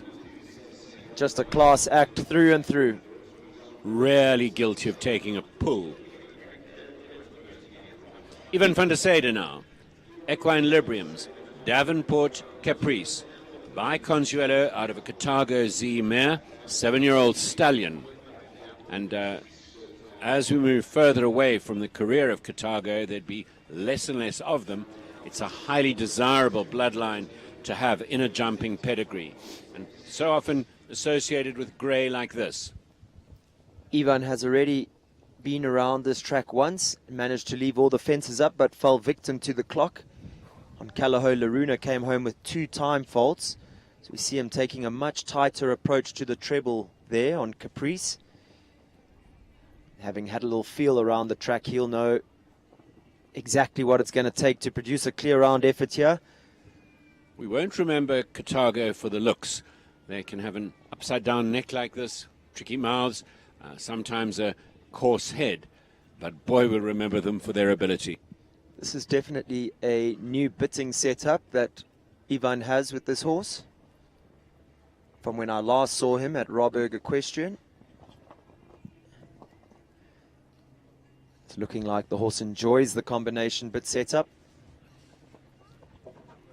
Oh, turned tight and fell in, very focused on being inside the time, and that's what the pressure of time creates. A slightly snug turn, down goes a rail.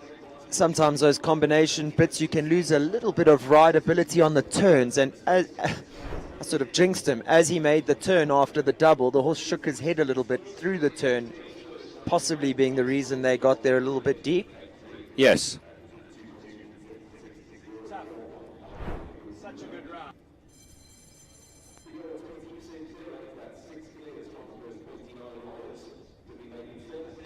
Daniela Smith goes next, Rogan. It's number 34, first L. Sorry, I cut you off. No. Yeah, please finish. I'm finished. That was me. Okay. Ivan rode past the judges, past our commentary point and said, that was his fault. He put his shoulder forward. And so are the good riders. They are so self-critical, try to learn from every mistake they made. 10 out of 10, Ivan, and certainly nowhere near blaming the horse. Now, Daniela's opted to go around from 3 to 4, possibly indicating that this is going to be a round of putting the controls back in place. We've seen this horse be rather onward bound and spicy this week. So could be that this is going to be more of a schooling round. The horse surged at that number 6 and then was slow getting his front end up into the air, and currently, of course, causing 4 penalty. And it feels like we have the man himself, Govert Triggle, walking in here because we do have a special occasion here today. Rogan Askin, I'm not going to give away his age. He can do that for himself, but it's your birthday, Rogues. Thank you, Sten. Have you had a good day so far? What's better day than watching show jumping at 334? I was going to say, one of your favorite things in this lovely setup, being able to watch what you've enjoyed your whole life. Your whole life has been based around this. Absolutely. Wishing you all the best and a good year to come, Rogan. You Not know often you get cake for breakfast as well. And I'm going to enjoy it.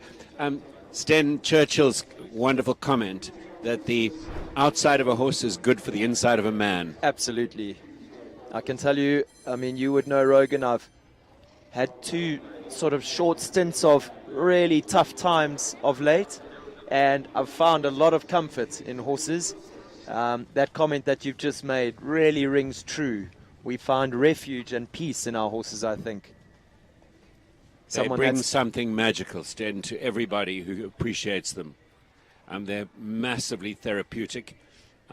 Their generosity is infinite. Someone who lives, breathes, eats, sleeps horses on track at the moment, Rogan. And not only to do that, but he does it successfully. Grant and charming. Langley and Forsyth Bengston, winner of the 135 competition on Friday. I think you accused someone of having a wicked sense of humor earlier, and the same accusation can be leveled easily and strongly at Grant. He is wickedly funny. I would go as far as saying his sense of humor unparalleled, Rogan. I lived and worked at Langley Equestrian Centre or Forsyth Stud for many years. Never a dull moment. Bengston looking super here. Good round so far, Championship just day. 2 to go. He's one that wouldn't often have to worry about the clock. And he does it, Grant. 2 from 2. Cut into number 11 and left it up. So good. Comes One more on round. clear in a time of 71.32. Good enough to go as our second fastest clear round for that second round.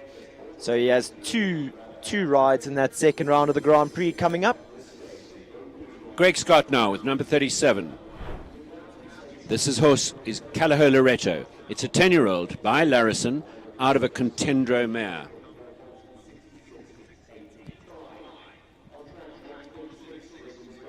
The horse is loaded with personality. You'll watch him skip and change the sequence of his back legs. He sometimes kicks out at Greg's legs or has little bucks of excitement. And Greg describes him as absolutely loving his jumping. You said loaded with personality. He's loaded with ability as well, Rogan. True. And what he's managed to do as well is load your truck and tack room with many rosettes. Yes, he's a prize winner.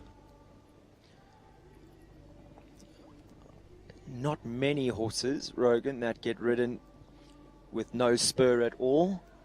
Not too many. Just speaks to the And sensitivity of this horse. talked about other horses with their ears. His ears flick back to Greg, flick to the jump, flick back to Greg. And he really is a character. 2 from home. Let's hope. And this is going to be quick in the jump off. He's good for time. Needs to leave it up. He does. There it is. And Rogan. Into the second round. A delighted Greg Scott. And a reminder to our viewers at home that for that second round, the riders will go in reverse order of the fastest times. So at the moment, Greg managing to put himself into pole position, the fastest clear round we've seen around this first track. Well, that's so useful because you can see what the other riders do, judge what needs to be done. For any of our viewers at home that might have been worried about Rogan's health, eating cake for breakfast, I can let you guys know that it's carrot cake, so we're pretty safe here. Definitely a theme. Graham Wynn, number 38. Callagher Falvio. This is a 13-year-old by For Joy out of a Silvio mare. And Silvio, the sire line that produced the amazing Shutterfly. This horse owned by Martin Swanepoel. Lovely to see him here at Waterwoods, supporting Graham and his string.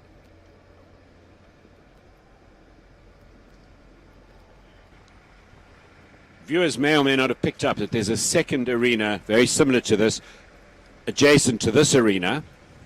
So 2 arenas have run all day from 8 o'clock in the morning till sunset, and gives you an idea of how many horses are here. Govert has built numerous stables for visiting horses. It's a huge investment in infrastructure, and talking to the local people at a cocktail party last night, they are ecstatic about the amount of jobs this has brought, about the amount of money it's going to attract to the arena in allied businesses. As Graham Wynn just whips together a quick clear round there to assure himself spot in that second round of the Grand Prix, 71.44. Super. Our 4th quickest round that we've seen here so far today. Rogan, just touching on that, what you just mentioned about the job creation. Govert was chatting to us saying that he and his builder have spent 4 Christmases together now, and he said to him, that's enough now. Next Christmas you go home. That won't be happening. There'll be something else. Just speaks to the volume and the magnitude of this setup. Yes. Simon Henry returns, this time on Fran Laren Elito. We saw a class act earlier on Portobello K, where he had one soft rail down, so he'll be looking to improve on that with Elito.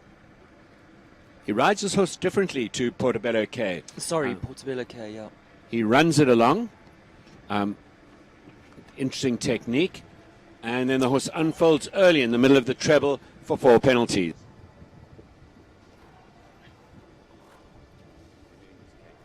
You'll have to excuse my silence every now and then, viewers. This cake is top notch. I think I'm going to give Rogan a chance to enjoy his birthday cake here for a moment. Rogs, what do you think? Om, om, om, om. Perfect. And thanks for asking that as I put the piece in my mouth. Thank you. The healthiest part of this carrot cake is the 7 layers of icing throughout. About 4 centimeters thick each layer. Rather tasty.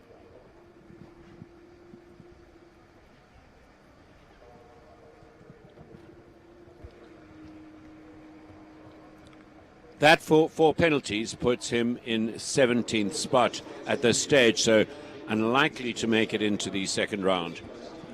While I'm drooling over the cake, message has just come through on the show group, Rogan. The lamb will be ready at 11 o'clock. So if you're not much of a cake for breakfast person, you'll probably be a lamb for Sunday lunch person. Perfect. So we will be taking 13 riders through to that second round. At the moment, sitting in the hot seat, it's J.K. Cortina and Kerry Muir, who was clear in a time of 76.06, giving her 2 for time. The very glamorous Caitlin Lepart next, number 40, on Jolife de Royen, by Jensen van het Meulenhof, out of an Alcatraz mare 9-year-old. And her husband, Pierre, has an eye for a horse, always looking for talent. His wife and daughter ride, so he'll probably always be looking for talent. Keen breeder himself. He's right next door to Govett and has a not as big a breeding operation, but one with as much passion and input. I see Pierre watching on closely from the in-gate with their stable jockey, Liam Duffy, who's had a very successful week here, as has Kate Lepart.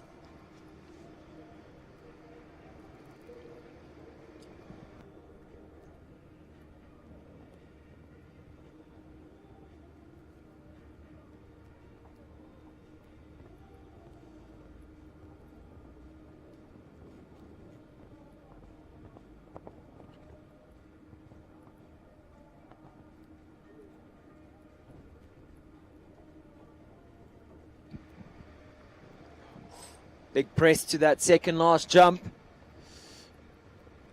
She's leaving them all up, but unfortunately going to be a victim of the time here. 79.50, but equitation at its very best around that track. Beautiful, by Caitlin beautiful Lepart. round, and certainly a round to build on.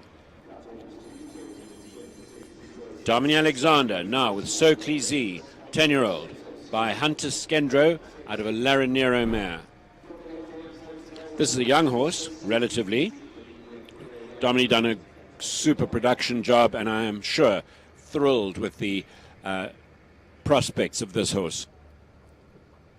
We saw him on day one jump this horse in what looked like a Nath or rubber mouthpiece gag. Now we see him back to his favoured Hackamore setup that the horse knows very well and has jumped and won at 150 level with. Dominic going wide from 3 to 4. So again, much like Collier earlier, Rogan, I think it will be indication that these are schooling rounds for Dom.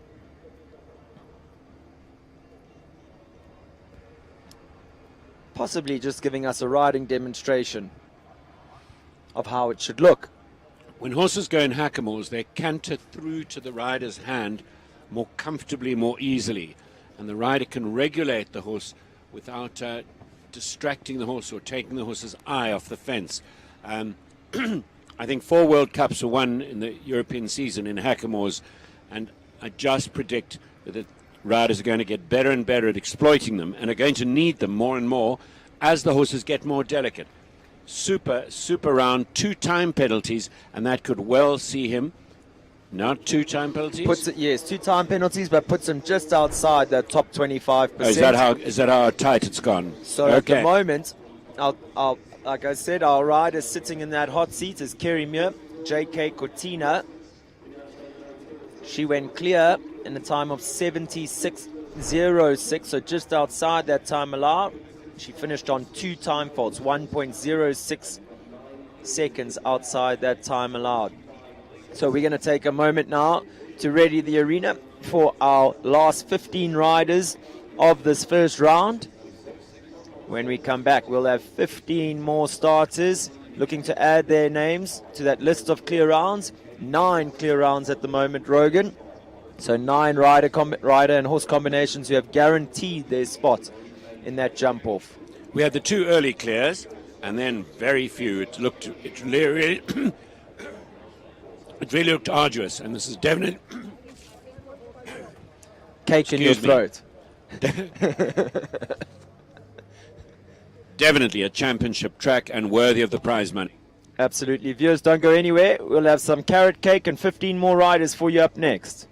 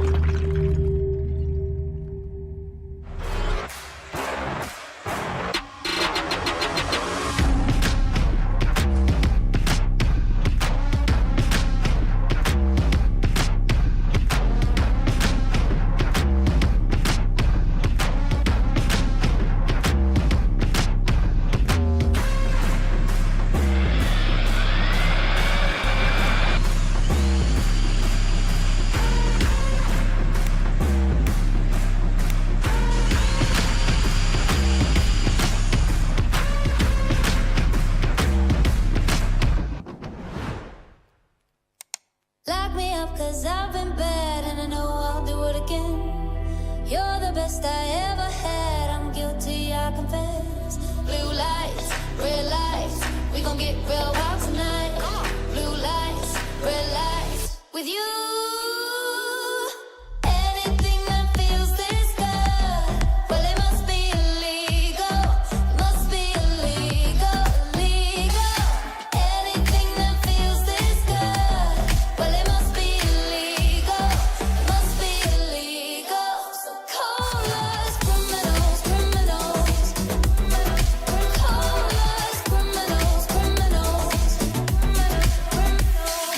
I've been stealing all your time, but I know that's what you want. I swear the way you blow my mind should be against the law. Blue lights, red lights, we gon' get real wild tonight. Blue lights, red lights, with you. Anything that feels this good, well it must be illegal. Must be illegal, illegal. Anything that feels this good, well it must be illegal.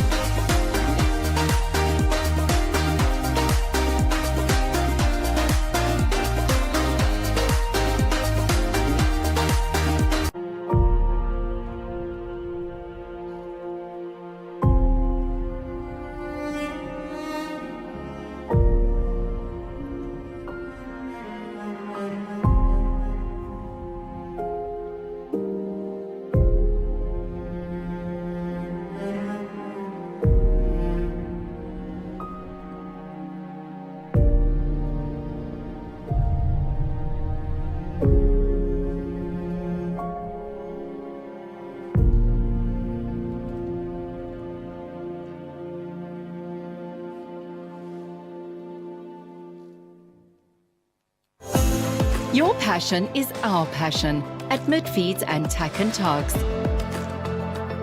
Where we lead, others follow.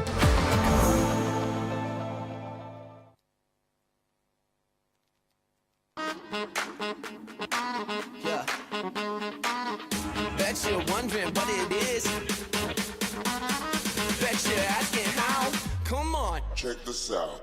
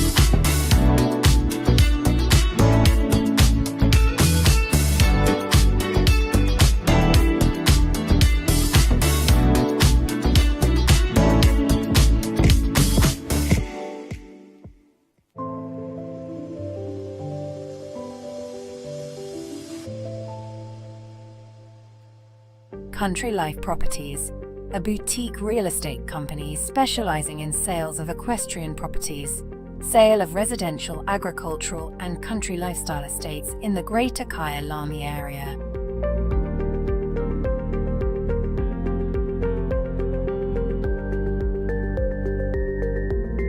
With years of experience in promoting the country lifestyle, Country Life Properties is proud to be affiliated with the Kyalami Equestrian Park. Baloo Country Estate is a secure estate offering 22 kilometers of scenic bridle trails. We provide country estates to suit all your requirements. Extended family living, work from home, or just escape the hustle and bustle. A variety of equestrian properties are offered for the keen equestrian. Contact us or visit our website and let us find the right property for you.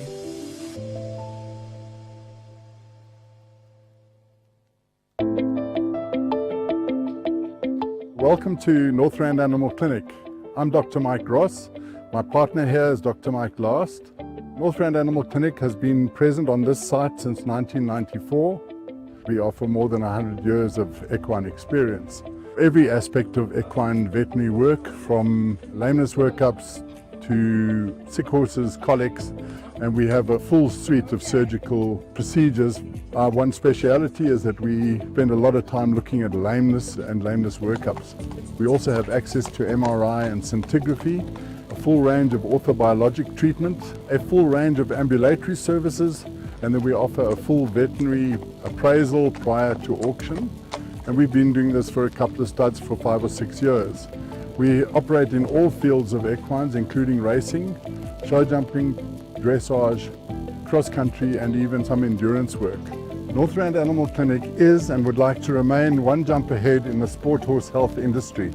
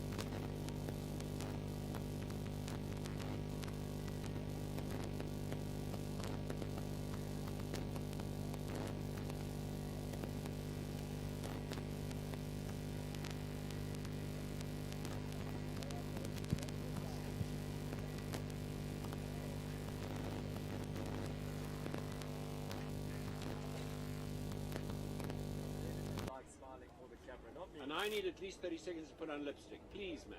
Please. Come on now.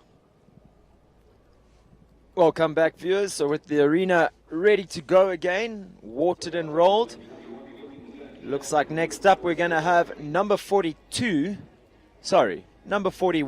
Jackie Cochran with Rivendell Zoid making their way into the arena. Interesting piece of information for our viewers, Rogan. We're just being told by our producer that on Clip My Horse there are 45 events being live streamed right now. Quite remarkable that we now get to be a part of Clip My Horse, the team from EquiLive. Wonderful. Giving you all the more reason, if you're a equestrian enthusiast, to have an account with Clip My Horse. Some good Sunday viewing. Definitely. You can watch show jumping throughout the day and then tune into the Formula One later this evening. We renewed our membership when Bronwyn made it to the finals, and it was some of the finest spent money we've ever done. Yeah, I was going to say a worthwhile membership as we see Jackie Cochran, Rivendell Zoid making their way to number 1. South Africans will remember Chancellor, ridden so well by Matthew Morrison. He then took his string to Ireland, and this is progeny of Chancellor out of a Lorino mare.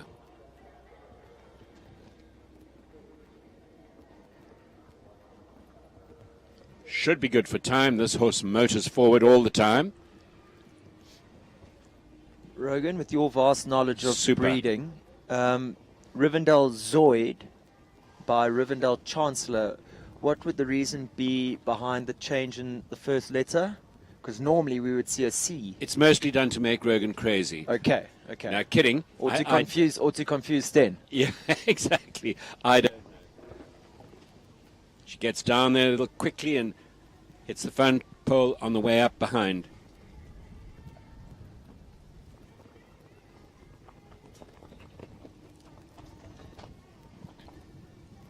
Putting together a strong partnership here. She really is. We saw her early on in the season at Maxwell's Equestrian Centre here in the Midlands, churning out the clear rounds and prizes. Unfortunately, a single rail goes down for them here today, but a very respectable round in a time of 73.76. Finishing on 20, in place 23, so not into the second round. Reminder to our viewers, we have 13 horses going through to that second round.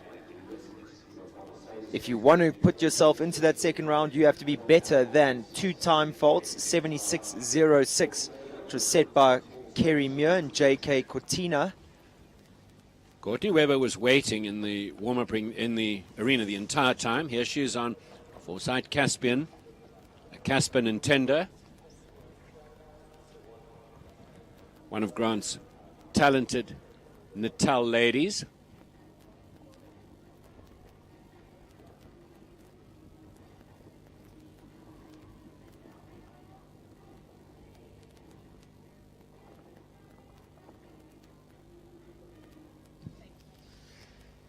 Just a correction on one of my comments earlier on in the week. I mentioned that, and Courtney's going to shoot me soon, but my favorite memory of her is was on her pony, who I named as Piglet. Definitely was not Piglet. Pony's name was Donut. Oh, Caspian putting in a big stretch over the Oxer jumping into the double. Would I be right in saying, Rogan, this Oxer jumping into 9A, definitely making the horses put in quite some effort. Yes, it's big, it's square, it's airy. And they've landed a little dead. A lot of the horses have landed a little dead behind True. it and then jumped at the vertical jumping up. Not so for Foresight Caspian. He made light work of it, but it's something that we've seen throughout the track. Exactly right. Caldame's Excalibur go next. It's Kathleen Alexandra Selleck in the saddle, riding for Team JBE Equestrian. Coach Jethro Bauer actually on standby in the ring. We all remember Eisenhower, grey like this, a useful horse.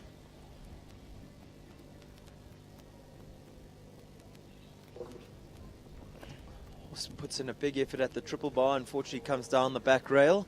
Sure she'd like to have been travelling more forward than she was when she touched that back rail. She gets a fantastic ride into the treble. Big press out. Eisenhower also went with his head up a bit like this.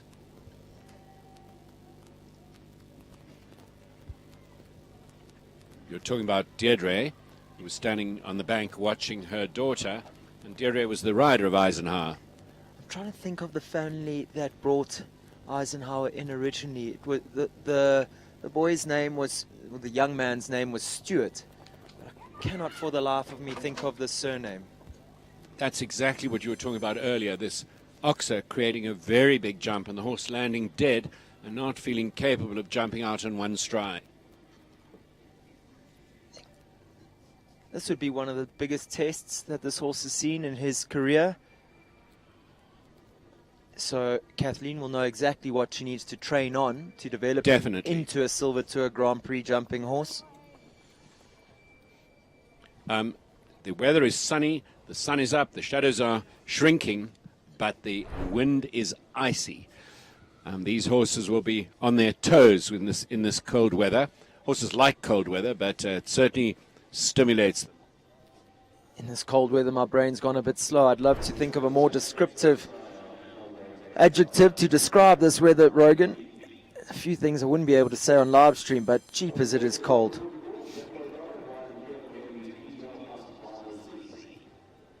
Jethro Bauer goes next. He brings in number 44. It's PDL Husqvarna Z. Riding for owner Victoria Levy. Husqvarna by Hokato, and Hokato, a son of For Pleasure. And there's a lot to see of the For Pleasure look in the way in this horse's front end. They keep their heads up.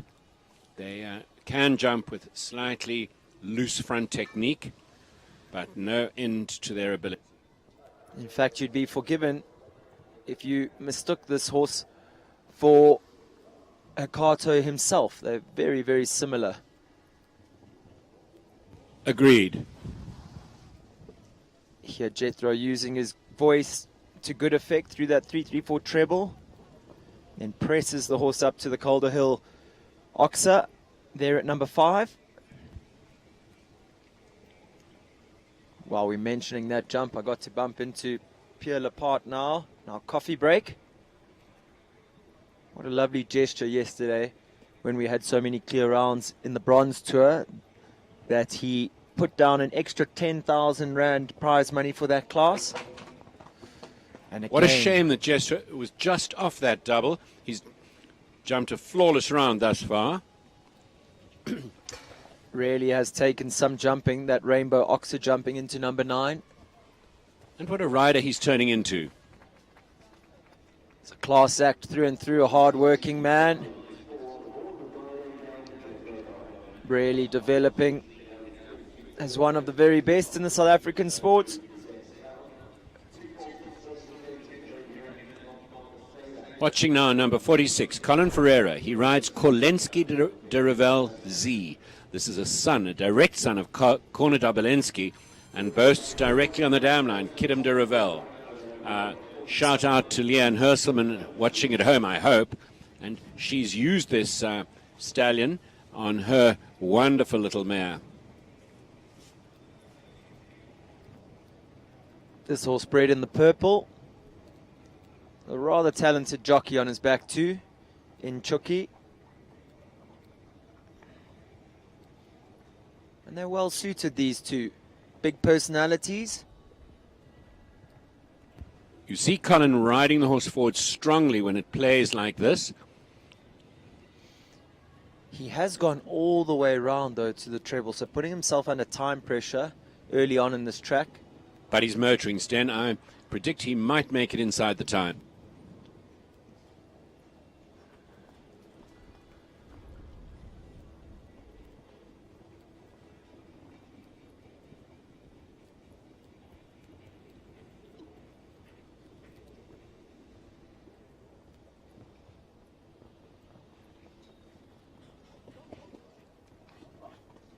He's got 15 seconds to get home. Colin's mileage showing itself well. Going to clear this. And that fence has caused trouble throughout the competition. What a shame. 2 down at the end. So not into the second round. Your knowledgeable insight though, Rogan, you were right. He would have been there inside the time, 72.81. But possibly that Yes, he could have. faster tempo, maybe paying the price with those 2 late rails. He could afford to wait a second to the last fence and the second last fence.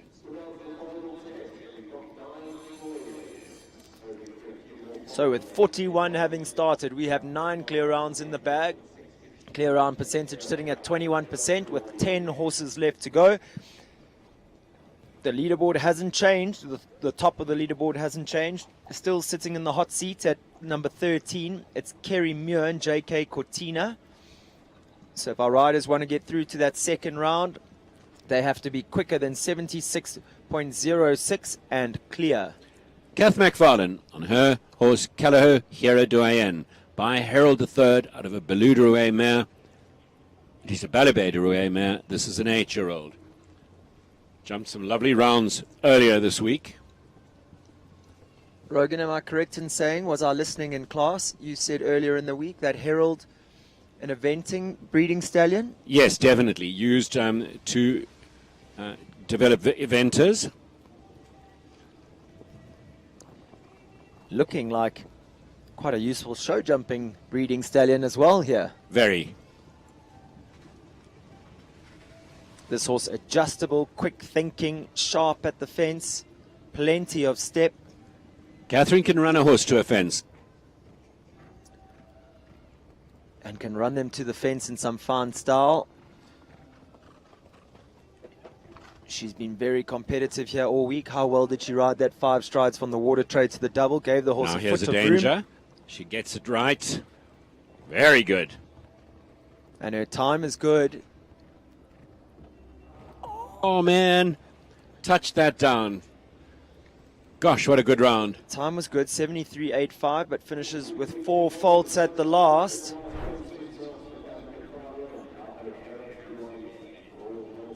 So, Kerry lives to breathe another day. Matilda 334 would have a fan club. This is a daughter, 8-year-old daughter of Maestro van der Bishop, out of a Raphael mare. Raphael going to the fabled Romero. You say would have a fan club, Rogan. I think it would be a rather large fan club at that as well. Totally. Let's enjoy this 334 entry, one of the broodmare herd, potentially for the 334 start. I'm a little bit of a Leona van der Merwe fan club member as well, Rogan. Not a difficult As thing I'm to sure be. you are.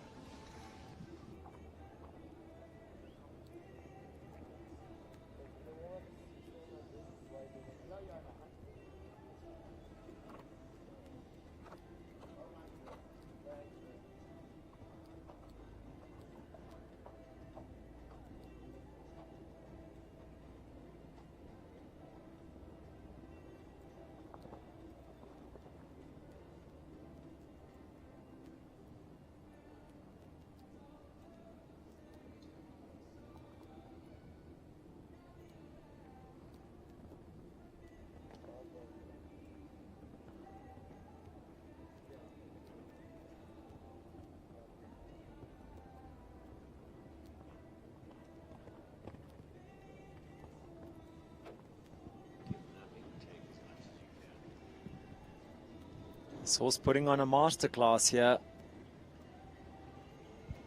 Just one from home. Beautiful, beautiful. Exemplary. 76.45. So just outside our top 25% with 2 time faults. But what an exhibition of top class show jumping. You see Leona giving Matilda 334 a big pat there in front and behind the saddle. Looks like that pair really enjoyed their round here this morning. Jonathan Clark goes next. He brings him back on track. Every Cloud TH for owner Linda Ellery. This is a 10-year-old by Kevin, or 7, out of a Mill Reef mare from Van der Lagerweg. So the time goes off while the horse manures, and then the time goes on again, and the rider has a time limit to get through the start. Big sensitive horse. You see Jonathan rides no spurs. Almost looks like he's trying to keep his leg away from the horse's sides. Yeah, there's loads of blood here. Blood horses would suit Jonathan very well. Yeah, I think he would forgive me for saying this horse's game plan would probably relate to varying degrees of holding. Never really having to press the horse to the fence. Like you said, a super keen jumper. So just always maintaining a rhythm and trying not to let the horse get too forward throughout the track. But very seldomly having to use his lower leg, I would believe. Super judgment. We hear the horse kick off the ground there at the Oxer at 7. Little rub at the water tread, stays up. See how easily he got down to that double. Jonathan using his body to good effect to give the horse time to clear 9B.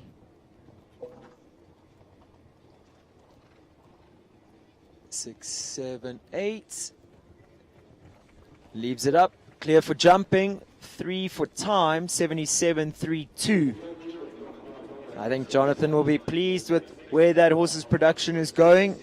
Horse looking more and more mileage, more and more comfortable over the bigger fences. Yeah, it's really come on since it's landed from Europe.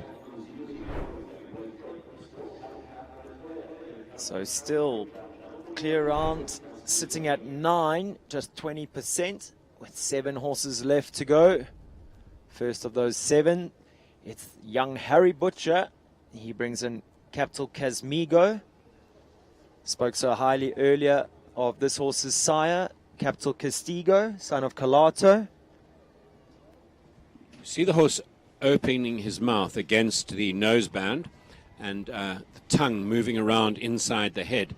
So very delicate in the mouth and in the contact, this horse. And in fact, you can actually see a little bit of a gap between the horse's nose and the noseband every now and then, so that noseband very loose.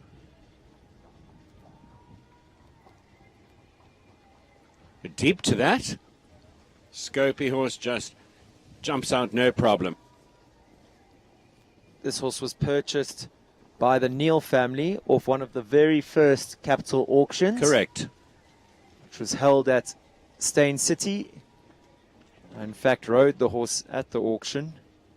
And he was talented from the get-go, produced in the early days by Simon Henry. And it's noteworthy, even with the pole down, how much Harry's riding is developing and growing. He's going smoother, he's more accurate, he really starting to understand the game and understand what he's doing and what to do. From a very big equestrian family, now training with Dominic Alexander. Yes, his mother has a big riding school in the northern suburbs of Joburg, and I think a polo playing family. Very respectable round there from young Harry Butcher and Capital Casmigo. I believe their family has a farm just down the road from here, Rogan. Right. So somewhat of a local. Kayla Nordier, Lucano Ballard. This horse has done a lot of winning for Kayla. 14-year-old by Lucano Challenger out of a Consuelo mare.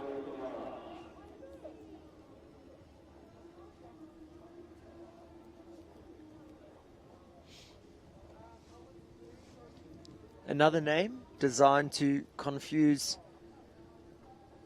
young commentator like myself. Ballard, Challenger. Rogan's going to come up with it for me now.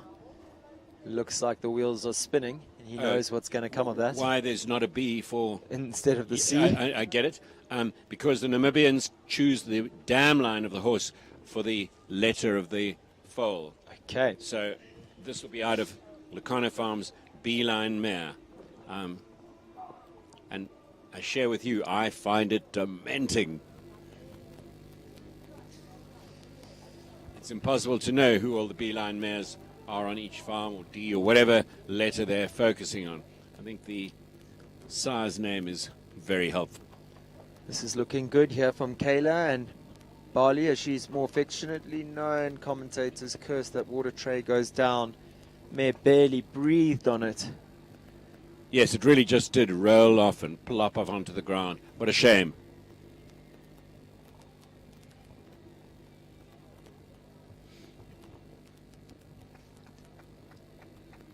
A good horse, you wouldn't describe it as a easy ride. It takes a huge amount of finesse and awakeness on the part of the rider, and then it is a useful horse to that ride.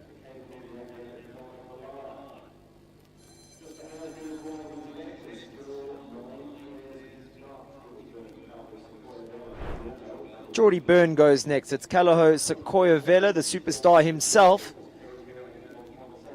Number 51 on our program. Progeny of Sampras, the staccato line stallion, and Lisbon on the mother's side, and then that wonderful mare Ravella. Was she a Raphael or a Radiator, but that great mare for the Calaho stud.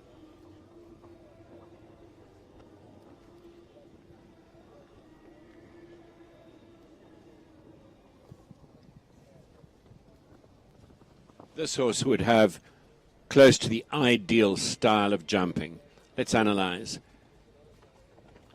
Head goes down, knees come up, the hind quarter opens out over the back and then goes up into the air open. Really a lovely, lovely horse. And Geordie would be afforded the luxury of not having to be too concerned about the time allowed, just due to the fact that this horse's natural jumping ability, natural canter across the ground, would be quicker ready. We're going to see that, I'm sure. In the jump off, Super, super. as we see our second fastest clear round around this first track of the Silver Tour Grand Prix, coming home clear, 71.19. Just 900ths of a second slower than Gregory Scott and Callao Loretto's time. So that's putting her in a good position for the jump off. She'll be able to watch quite a few go before she knows exactly what will be required of her in that jump off. When the pressure of time was introduced and the overseas designers came out here and tightened up the time, did we moan like stuck pigs and did we feel incompetent? And then slowly you adjust and eventually the riders work it out and are economical and keep riding forwards. The pulls got less and less. Very stylish young lady up next. It's Kaylee Passara. She brings in 334, Callao Lisabel. Stylish and beautifully mounted. Thank you, thank you. Sorry. Lisabel, another daughter of Lissabon.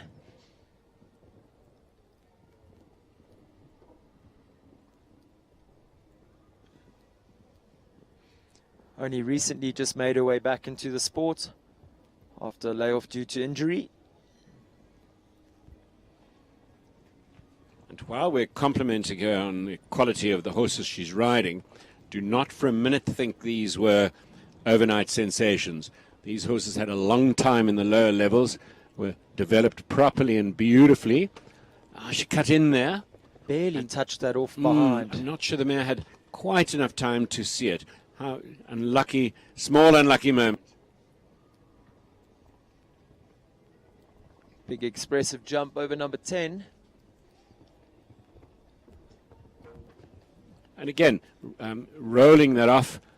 Just touching it off behind, Touching. maybe a sign of the horse only just being back in the sport for a short period, not being back to full fitness. But you see Kaylee super pleased with her mare, giving her a big, big pat. There were two very late rails in the track.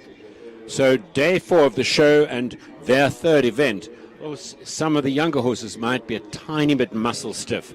The going was deeper earlier on, which made the horses work harder. The focus on getting the going right is amazing. And you can see how the arena has firmed up each day better than the last day. And the going very good today.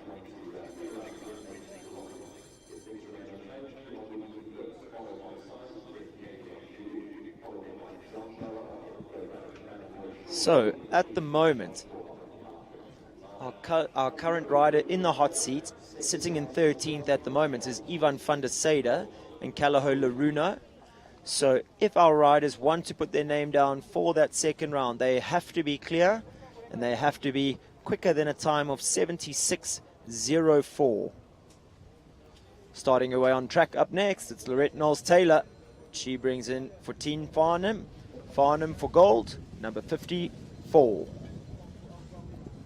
It's hard to judge what a good job the course designer has or hasn't done. And compliments to him. This looked like that he pitched it tough, but he's got an ideal number of clears. I'd go as far as saying perfectly pitched, Rogan. Yes, yes. I think when you have roughly 20% clears and then the odd time fault going through to that second round of a Grand Prix, I would say it's a pat on the back and job well done to course designer Bernardo. See Lorette keeping the approach tight there to fence 8. Oh, didn't he jump that double beautifully? Very good. She's going to be under pressure for time. And now it doesn't matter.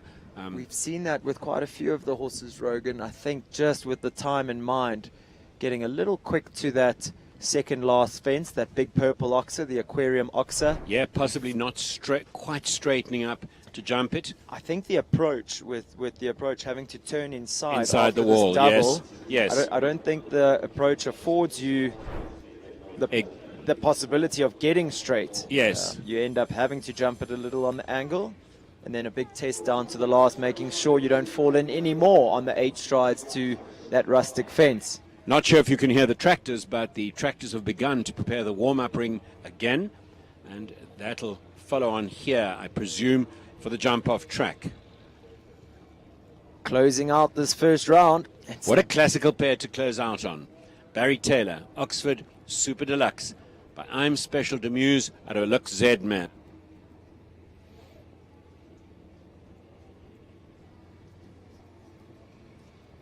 Wow. You a fan? Massive fan. Barry Taylor was very proud of his 3rd prize the other day. We had quite a bit of banter at the cocktail party about it. A few people putting up their hands, not asking if they could produce this horse as well as Barry, but just for a ride round one track. Isn't he glorious? And Barry, absolute master against the clock. You see him landing, always traveling, always in that American seat. Wow.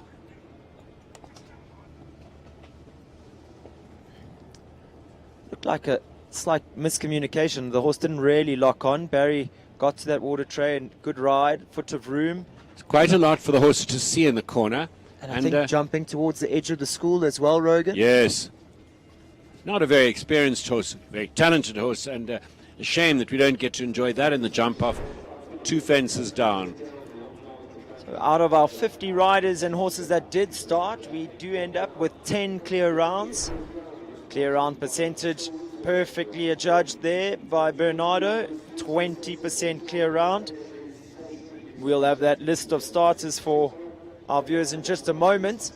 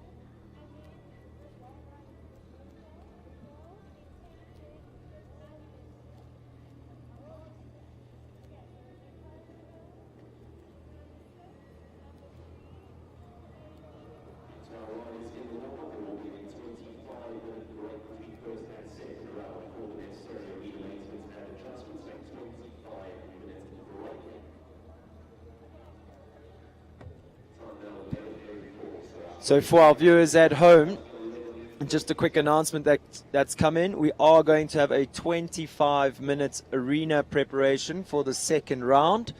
So you do have a time to make yourself some breakfast, maybe take the dog for a walk. When you come back, we'll have the second round of that Silver Tour Grand Prix. Or start the bride for lunch, Sten. Oh, yeah, it's a bit later than what it feels like in the shadows here. So viewers, 25-minute break.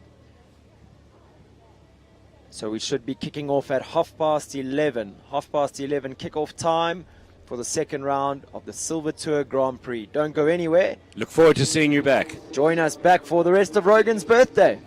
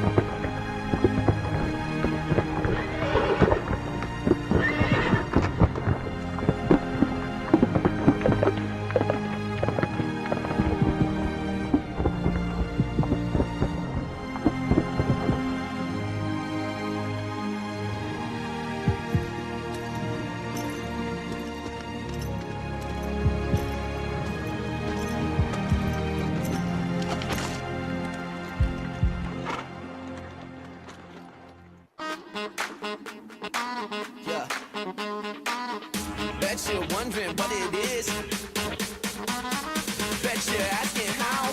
Come on. Check this out.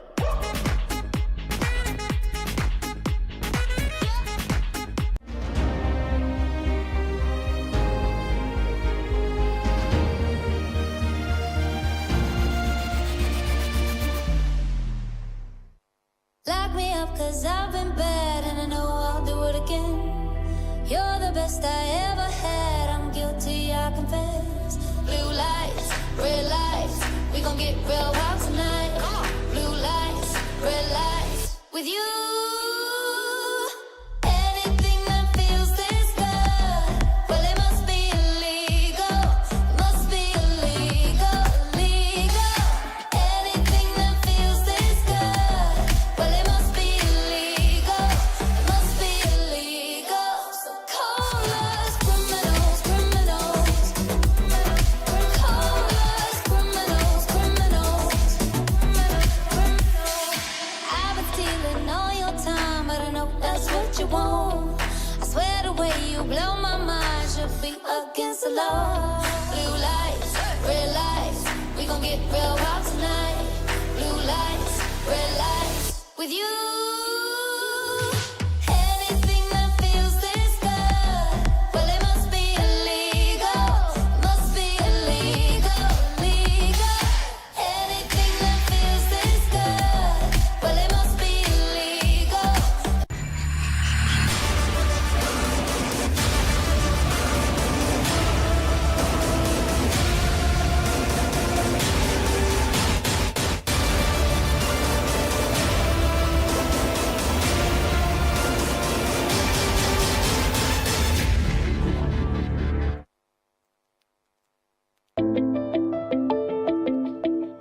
Welcome to Northrand Animal Clinic. I'm Dr. Mike Ross. My partner here is Dr. Mike Last.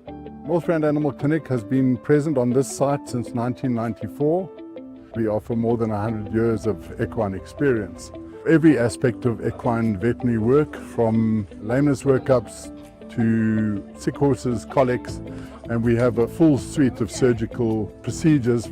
Our one speciality is that we spend a lot of time looking at lameness and lameness workups. We also have access to MRI and scintigraphy, a full range of orthobiologic treatment, a full range of ambulatory services, and then we offer a full veterinary appraisal prior to auction. And we've been doing this for a couple of studs for 5 or 6 years. We operate in all fields of equines, including racing, show jumping, dressage, cross country, and even some endurance work. Northrand Animal Clinic is and would like to remain one jump ahead in the sport horse health industry.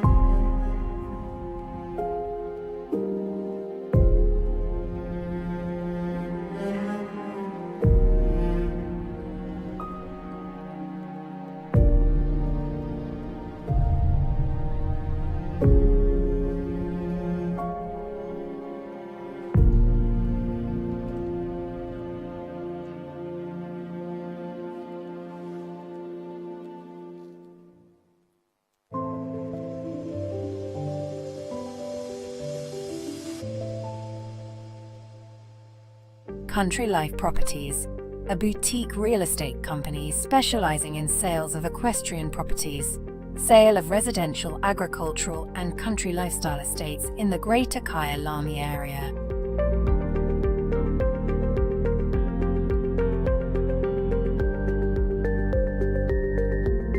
With years of experience in promoting the country lifestyle, Country Life Properties is proud to be affiliated with the Kyalami Equestrian Park. Baloo Country Estate is a secure estate offering 22 kilometers of scenic bridle trails.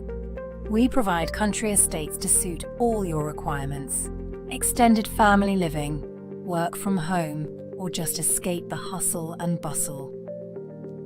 A variety of equestrian properties are offered for the keen equestrian.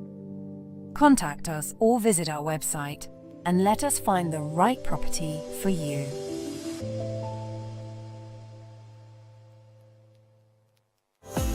Your passion is our passion at Midfeeds and Tack and Togs. Where we lead, others follow.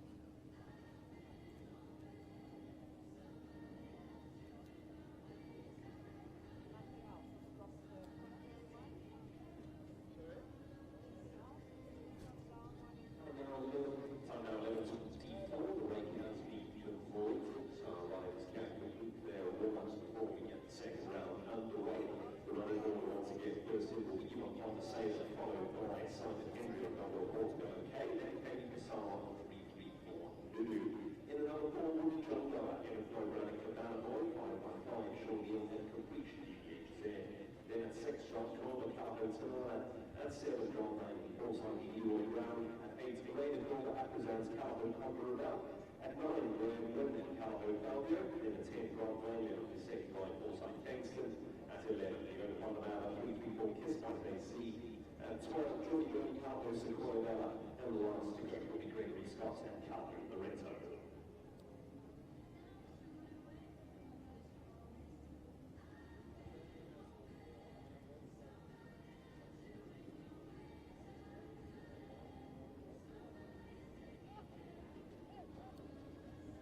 The second round course of events is starting 6, 3, 4, 8, 7, 9, 10, and 11. There's a support for 360 meters and a time allowed 58 seconds.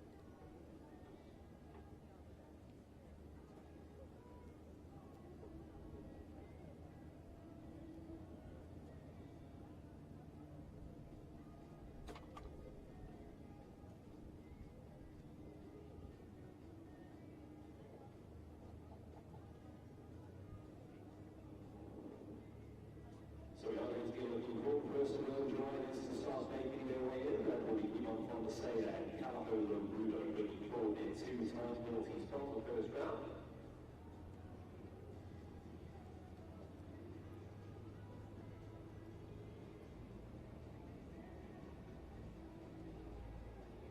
I received word that Ivan Fonseca and Calaho Rudo have withdrawn from the first course on the second round of this competition.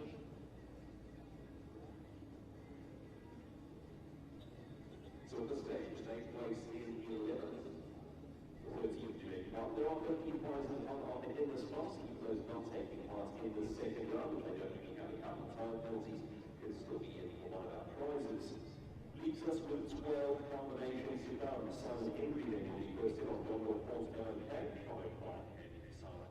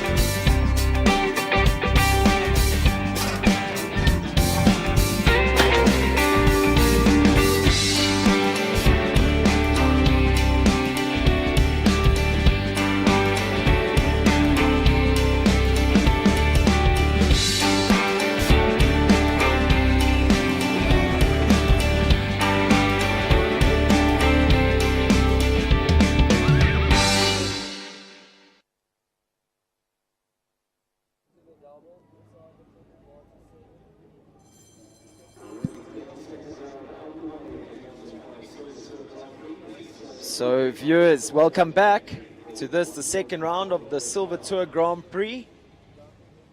Rogan and myself looking forward to a scintillating jump off here. Bernardo's course design for the jump off track was outstanding yesterday.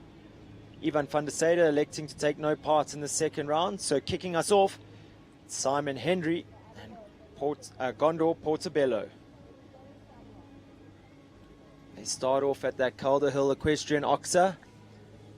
Make a right turn. I wonder if the leading jockeys are going to go inside there to 6. Pretty sure they will. Someone will. 3, 4, 5, 6, 7. So it looks like that's the even distance there from the Cuda to the Equestrian Affair, 7 strides. Then they make a big right sweep back to the 3-3-4 double.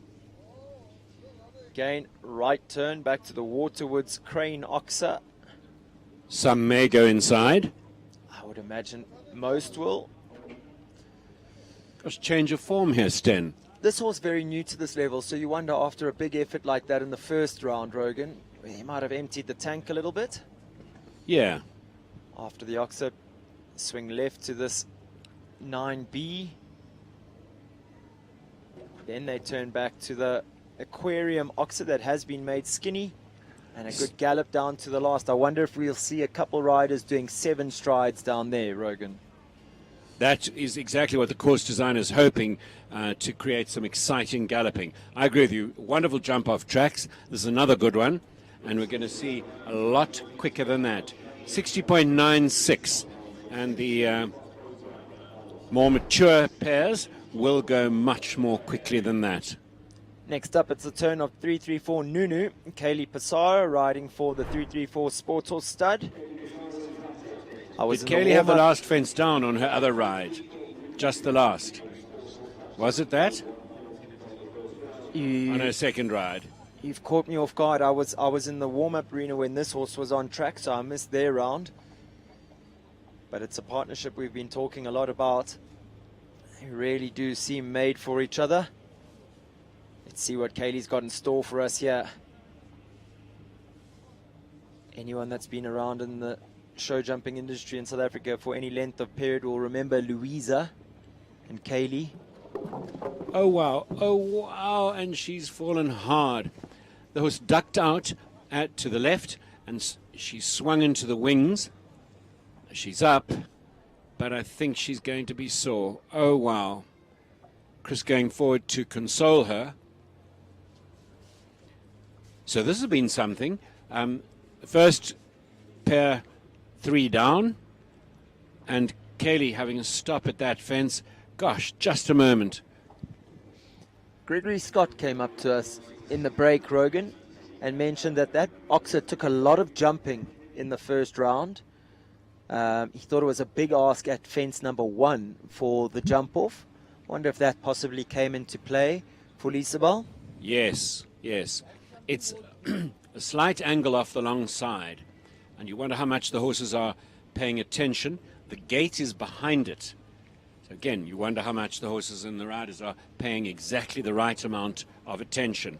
You wonder if Kaylee was planning the inside turn to the second fence in the jump off. I'm going to stop myself there, Rogan. I do believe that fence was lowered, now being fence number 1. So it has been made a little smaller. Still a big imposing yes. Oxer. But if the riders are planning an inside turn, maybe not full concentration on the entry and the approach. And being directly alongside that Oxer, we can see the width of it. You'd be able to drive a small game drive vehicle through that gap. Yeah. John Bauer and Sean Neal on standby. 2 very competitive riders. It's going to be interesting to see what they deliver. John Bauer brings in Eben Flo Brannock Cabana Boy for owner Joanne Roberts.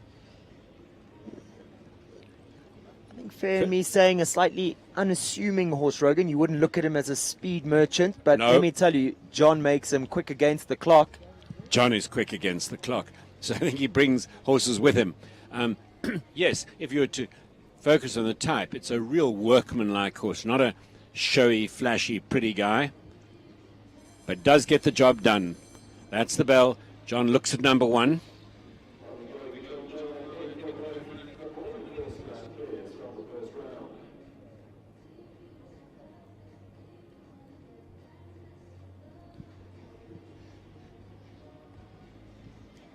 John's a real natural.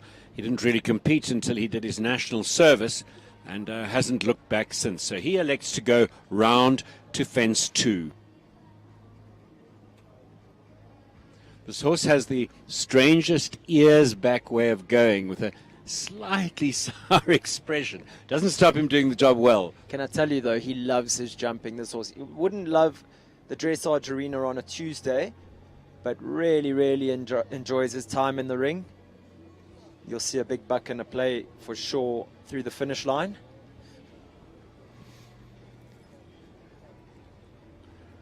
So double clear will see you up the money somewhat. Superb. Wasn't that a nice bascule over that vertical? Double clear guarantees you a top 10 Okay, finish let's at the moment. count here. 1, 2, 3, 4, 5, Easy. 6, 7. Yep. Super. 54.69.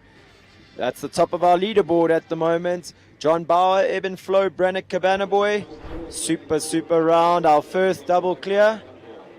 Will Sean be able to show as much restraint, or is he going to be way more competitive? Sean Neal up next. He brings in Caprice DBHZ. Rogan, I put my money on him making every inside turn and dropping every stride that's available to be dropped. Good opening distance. There you Does have the it. turn. Beautiful. Super shot.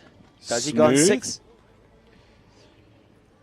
And for that aquarium fence is a little in 7. the way of the 6, I 7 think. strides there from the second to third fence.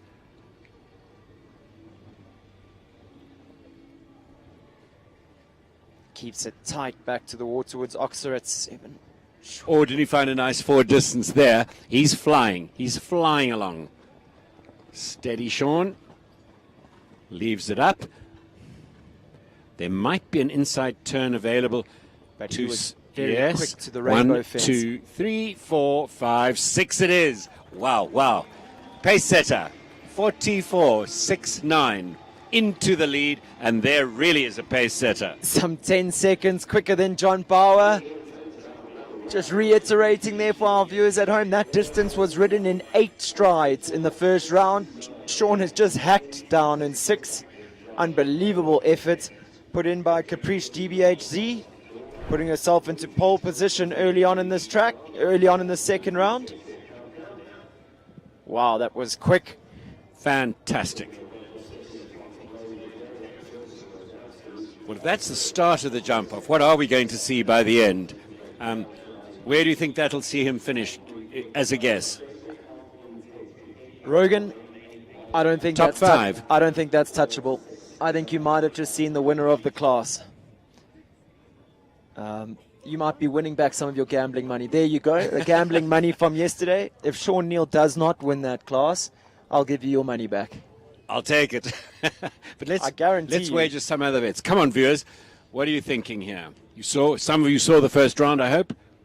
Grant Langley's always quick, Very much. but Leroy Brown, less experienced horse. Jean Corber's horse, lightning quick. Calaho Talana. Watch her mapping the track. Possibly- She just trotted the inside turn while she waits for her bell. Can I tell you, Rogan, where I think he had them? His ride to this rainbow vertical at 9 was on the gallop. He couldn't have Wasn't been it quicker. lovely? And the 6 strides to the last is going to be hard to do. Pay attention, people. This is so exciting. So inside turn.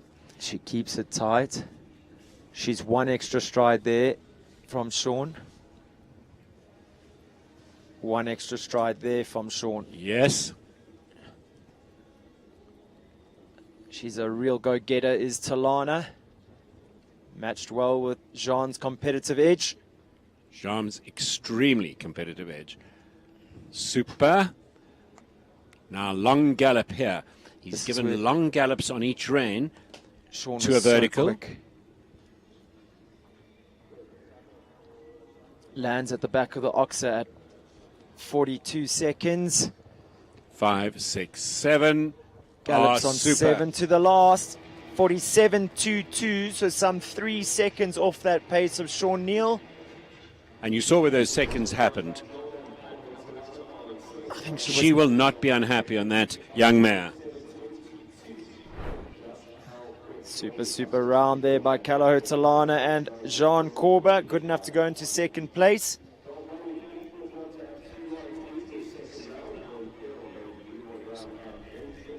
So we have 7 horses left to go. What are Grant Langley and Foresight Leroy Brown going to have to say about those top three.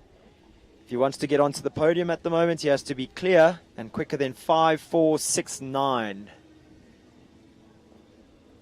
1, 2. Oh, he's going round. This is a younger horse, so he's maybe a little more guarded with it. A younger horse with a big career ahead of him, so Grant just looking to show him the ropes here in the And second of course, round. double clear will see you with some very nice slice of the money.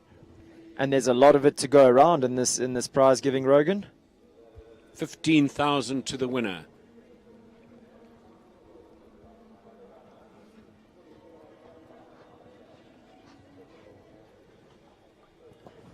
Lovely balancing ride to the vertical.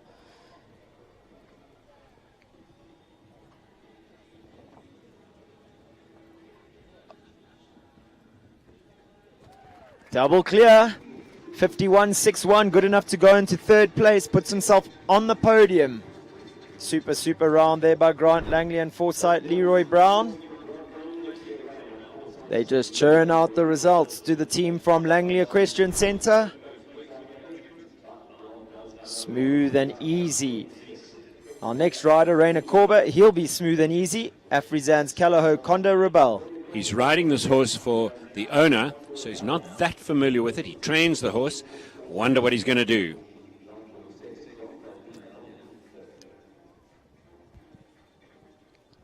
Lands and He moves goes around. round, yeah. I think we'll see a similar effort to what Grant Langley's just been able to put down.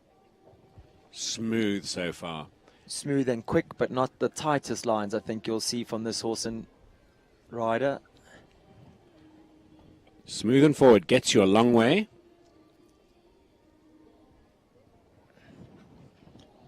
And a touch behind. That's the first time in the second round.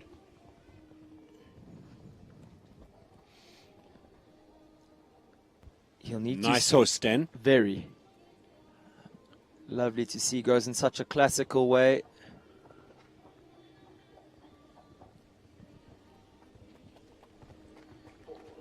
Unfortunately, four faults for jumping. Time 52.45. Good enough to put himself into fifth place with only 5 horses left to go. So a top 10 finish guaranteed here for Afrizan's Callahoo Conda Rebel. Here's a slightly older horse, so has the experience. Graham, wouldn't you love to know exactly what he's thinking? Looking at the turns, planning. He's a master of his trade. He'll know exactly what he's going to have to do. What he wants to do, yep. Here we go. Graham Wynn. On Martin Swanepoel's lovely For Joy.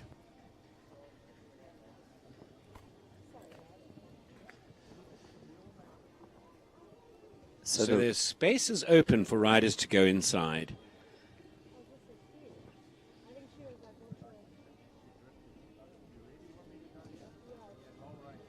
Easy on the 7 there from 2 to 3.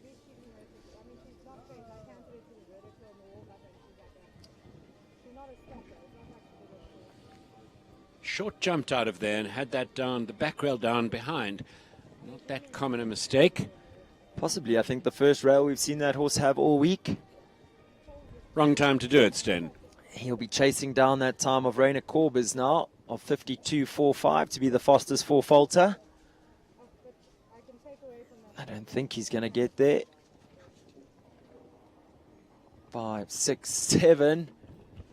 Touches it but leaves it up. And just behind Rainer Korber, time 53.34. Good enough to go into 6th place at the moment. So it's an arena finish at the moment, but we do still have 4 competitors left to go and 4 very, very speedy competitors One at of that. which is this maestro, Leona van der Merwe.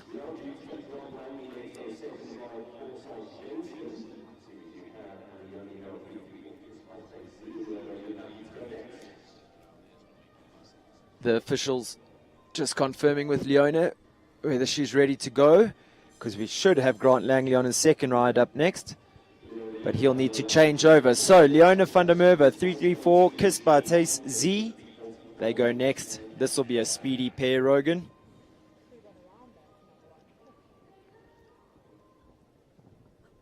Kiss looks like a quick type, and Leona Inside always 1 to 2.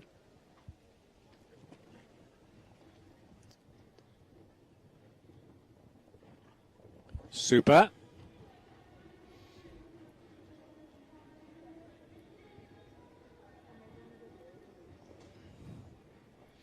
Sauce lands going at the back of every fence. Oh, leads it Very up. good. This is where Sean was quick. Balances up beautifully. Gets that Races quick here. turn. Good shot. 7 to the Oh, last. man. And it goes down. Super time. Time 44.90. Would have been good enough to go into second place. Unfortunately, the 4 faults means that she goes into 5th place as it stands.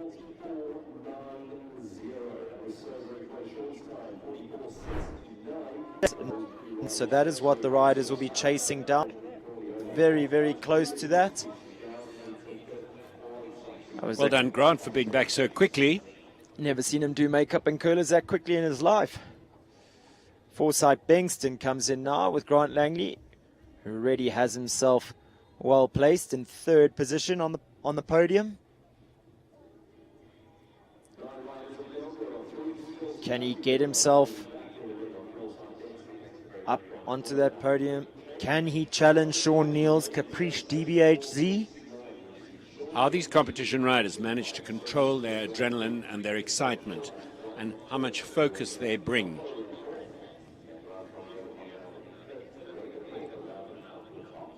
He's just ridden a very competitive round, had feels like a few seconds to warm up his second ride, and here he is back and focused. Good luck, Grant.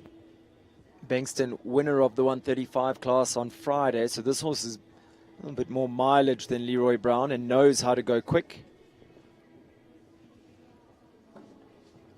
And touches the back of number 1. What a blow. That's demoralizing to the rider. Grant is a huge, huge fan of this horse. He knows he's a special character, so when it's his day and he wins a class, he takes it with a smile on his face. And when the horse has a day like now, where he's had the back rail or can run away sometimes with Grant a little bit, I'll tell you what, his face is exactly the same. It's a big pat for the horse, a smile all around. That horse has given him everything, owes him nothing. Great And sportsman. he's still in for some minor prize money, just by virtue of getting into the jump off. 2 horses in the class, 2 prizes to go home with. Job well done. Super. Geordie Byrne goes next. It's the lightning quick Callahoo Are we looking at the Sequoia winners, Vela. Could this be the winner? And there are 2 Callahoo horses left in this jump off, Rogan. Callahoo Sequoia Vela and Callahoo Loretto. Geordie Byrne and Gregory Scott, both of them lightning quick. Sean will be sitting there, bated breath. First of which the turn of Geordie Byrne. See the arena party just patting down the arena. These guys have absolutely ripped it up. Then get speeds like that, you would expect nothing less. I'm surprised there's not flames across the ground the way Sean galloped around here. Well, Caprice is holding on to the lead. And just to remind viewers, in 44.69, is that going to be topped? Can that be topped? You think not? I went out early saying I don't think that'll be beatable. Leona van der Merwe got very close before having the last down. Currently in second, John Corber, Callahoo Talana, 47.22. Rounding out our podium at the moment is Grant Langley, Forsyth, Leroy Brown, clear 51.61. Here goes this gorgeous progeny of the fabled Sampras.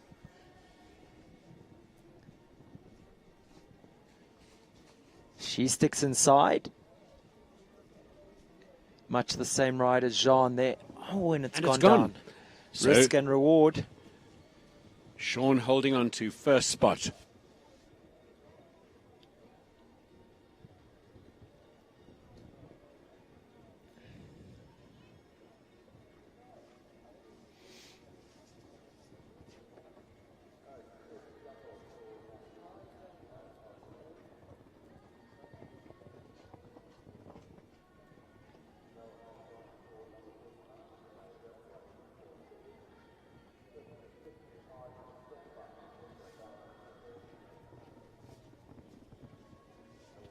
Leaves the last up, comes home, 4 faults, in a time of 49.29. Good enough to go into the top 6. Gosh, so this jump off proving challenging. And Sean certainly threw the gauntlet down, or, challenged and put the riders under pressure. Under immense pressure. Rogan, you'd be excused for having a slight bias here. Our last combination of the class, Gregory Scott and Callao Loreto. Can they spell that fairy tale ending out for us here, saving the best for last? They were the quickest around the first track, set here by Bernardo. Can they repeat that feat in the second round? Can I take the Fifth Amendment here, please? This is for the gambling money from yesterday. Gregory's gone round. Yeah, so he's shooting for a steady clear. This was so competitive, so he often doesn't want to let him know what's up. We only have 4 double clears, so a clear round will put him definitely into the top 5, Rogan. Easy as you like. Touch there, coming out of the double. Keeps it neat and tidy back to the Waterwoods Oxer. Rogan jumping off his seat here. Willing Loreto 2 on. left. After that little stumble, which is distracting. Rubs that. Oh, and has the last down going slowly. That's a risk he took. 51.05. Gosh, Still good gosh. enough to go into 7th place, Rogan. And he won't be unhappy. Just touched the last.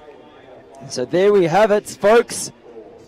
Sean Neal, Caprice DBHZ takes the win here this morning. Wasn't that something? Wasn't that something? He went out early, was proved to be untouchable as the class went on. Jean Corber, she finishes in 2nd on Callao Talana. Grant Langley rounding out our podium with Foresight Leroy Brown. 4th place, John Bauer, Eben Flo Brannick Cabana Boy. Leona van der Merwe and 334 Kiss by Tace.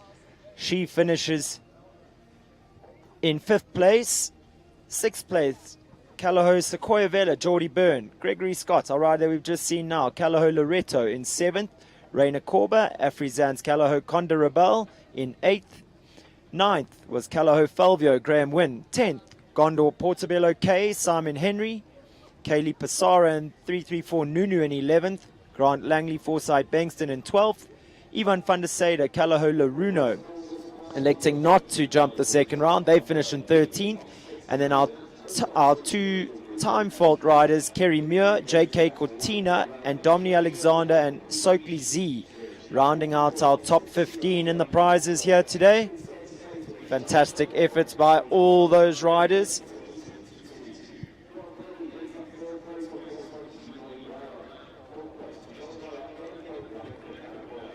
Some wonderful sport and show jumping here this morning at 334, the venue known as Waterwoods, home of the 334 stud. While we... Sorry, super prize money and some super jumping. Definitely a venue for the future, Sten.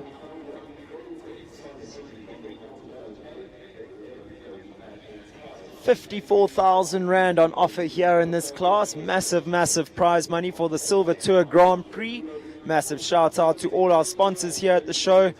Obviously goes without saying, the team from 334, Sport Hall Stud, and then Cuda Equestrian Affair, Top Bet, Country Life Properties, Northrand Animal Clinic, Epol, Back on Track, Chevelle Liberté, Midfeeds, Mark White Nissan, Talkcraft, Western Shop, Shoot, Amaze Balls, Motherkind, Sealy, Calder Hill Equestrian, and Mac. As we see Sean Neal and Caprice DBHZ making their way into the arena, donning that lovely 334 day sheet.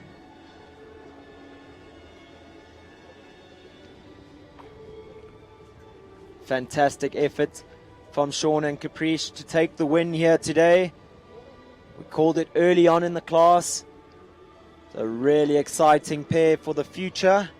You've used the word risk and reward, and Sean took the risks and takes the reward. really exciting jumping, fantastic effort. Anyone that's followed Sean's career would know there's no in-betweens with him. He's either schooling the horses and training them on All or nothing. for the day to Yep, come. yep. But when you see him let the handbrake down like he did there to number one, you know it's going to be lightning quick. And he's so calculated in the way that he rides. Almost always pays off for him. Always offering the spectators lovely sport to watch. See Jean Corber, her and Calaho Talana came in second.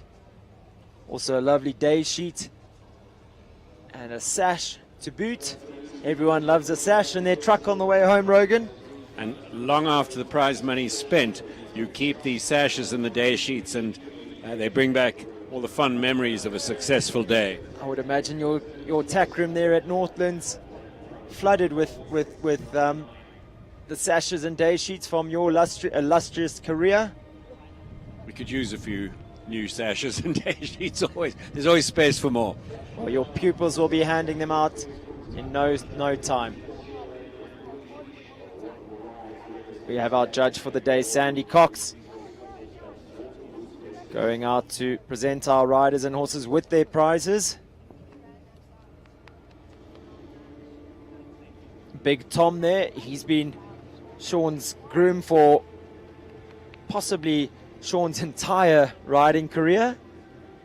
So I don't want to say he changed Sean's nappies, but he might as well just about have. Remarkable man. He's travelled the Amazing world with sense of Sean. humour. He spent his lifetime working for and with the Neils, and Sean in particular. You see him at every horse show. He's a huge tease. He likes to tease, I hope his friends, but a lovely man. And really knows the game, can tack up horses, knows bits, knows the form.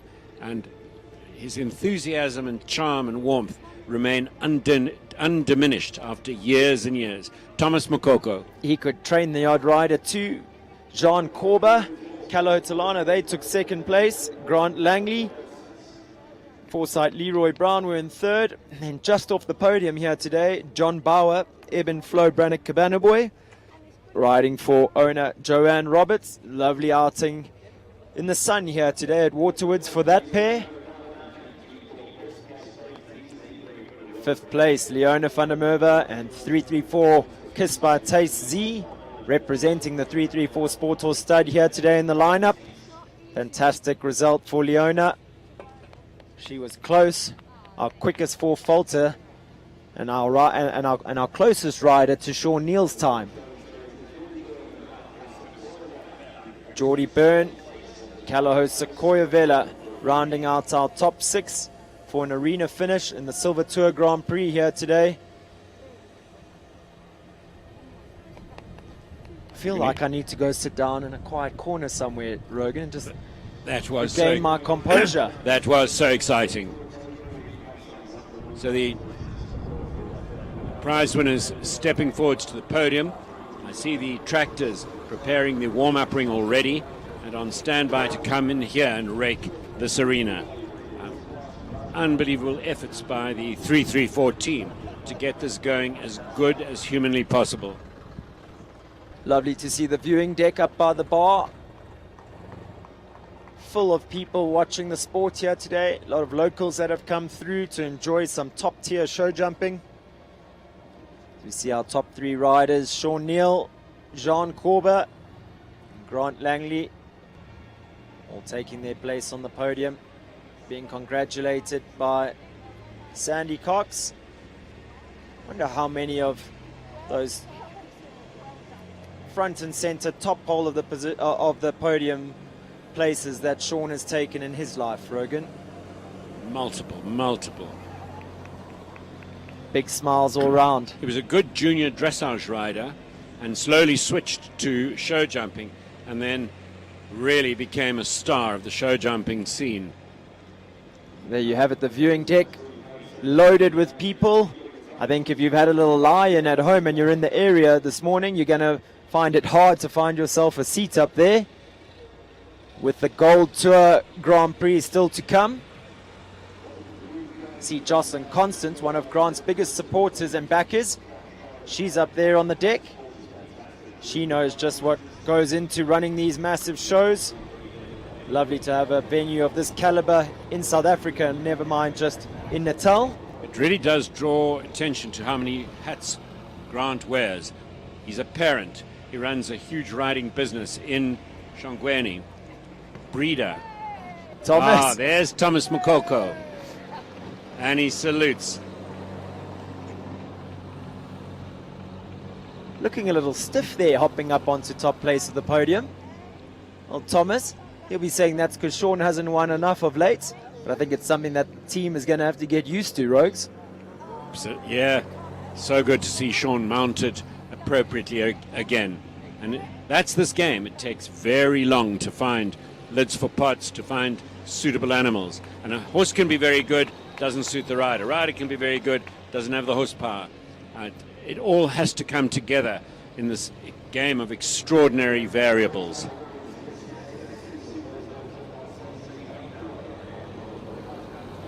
Huge congrats to those three men. Lovely result for their steeds. We're going to see Sean Neal leading them off. You see Oliver Neal collecting his prizes. Sean Neal, Caprice DBHZ, leads them off on the lap of honor. As you so said, Rogue, as you said now, appropriately mounted. And I think that's a fantastic way to describe Sean's horse at the moment. Well done. So viewers, as we watch our winning riders cantering out the arena there, I think don't go too far. We're going to have an interview with Sean Neal for you just after the break to find out just how much he enjoyed that win with Caprice. I do believe their first real big one, Rogan. Yes, that's the first significant title win, and I'm sure it's the forerunner of many to come. 34 horses in the Gold Tour. 20,000 Rand to the winner in the Gold Tour. So you're promised as good or even better show jumping in the final class of this Waterwoods 334 show jumping extravaganza. Viewers, don't go anywhere. We'll have that interview with Sean Neal for you in just a moment.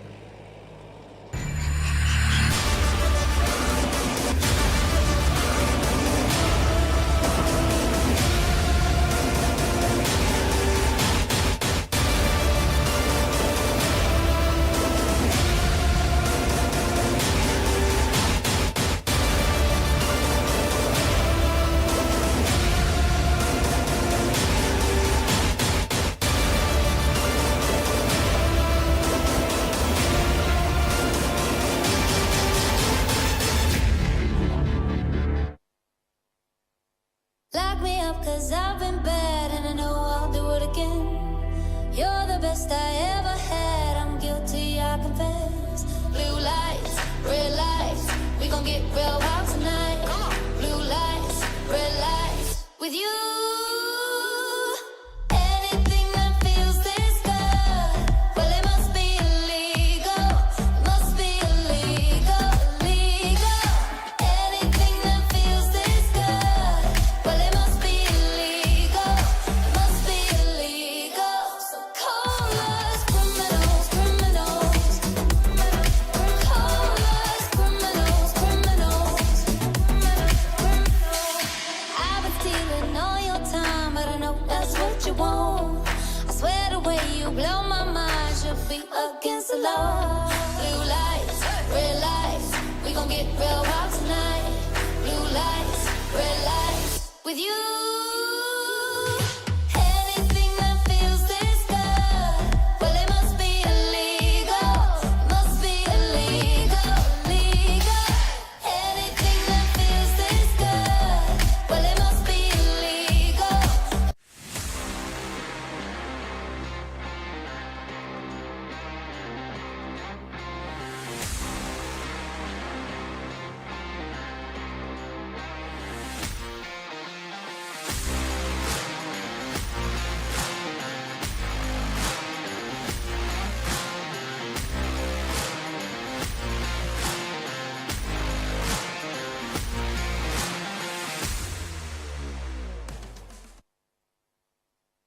Welcome to the world of Midfeeds and Tack and Togs, South Africa's largest animal feed retailer and a haven for equestrian enthusiasts and animal lovers. Friendly and knowledgeable staff are at your service. We pride ourselves in offering a vast range of premium products that we know and trust. Your passion is our passion at Midfeeds and Tack and Togs. Where we lead, others follow.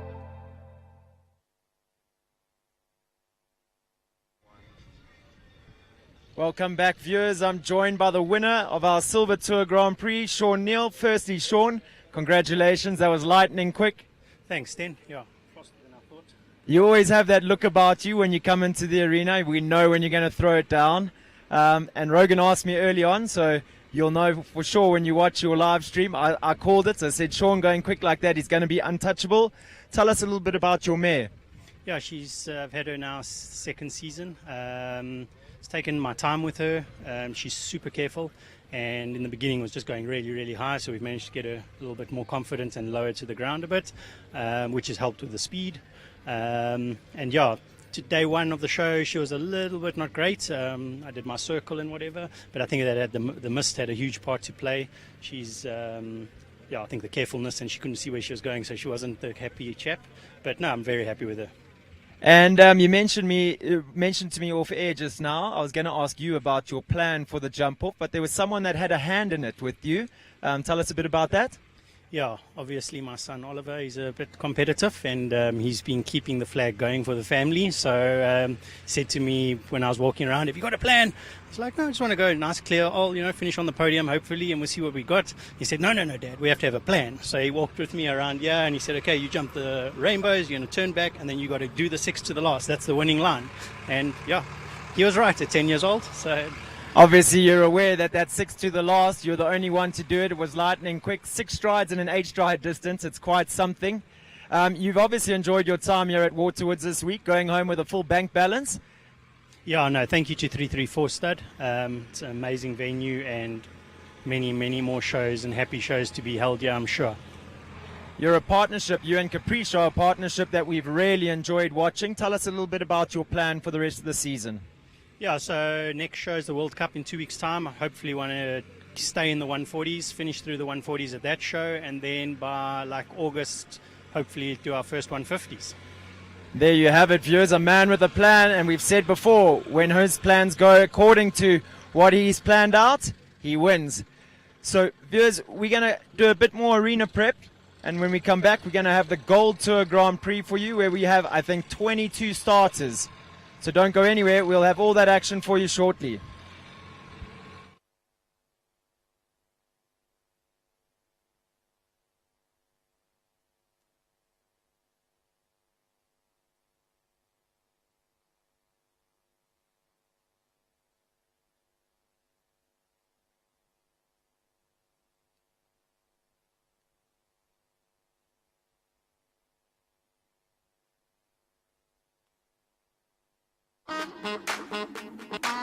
Yeah. Bet you're wondering what it is. Bet you're asking how. Come on. Check this out.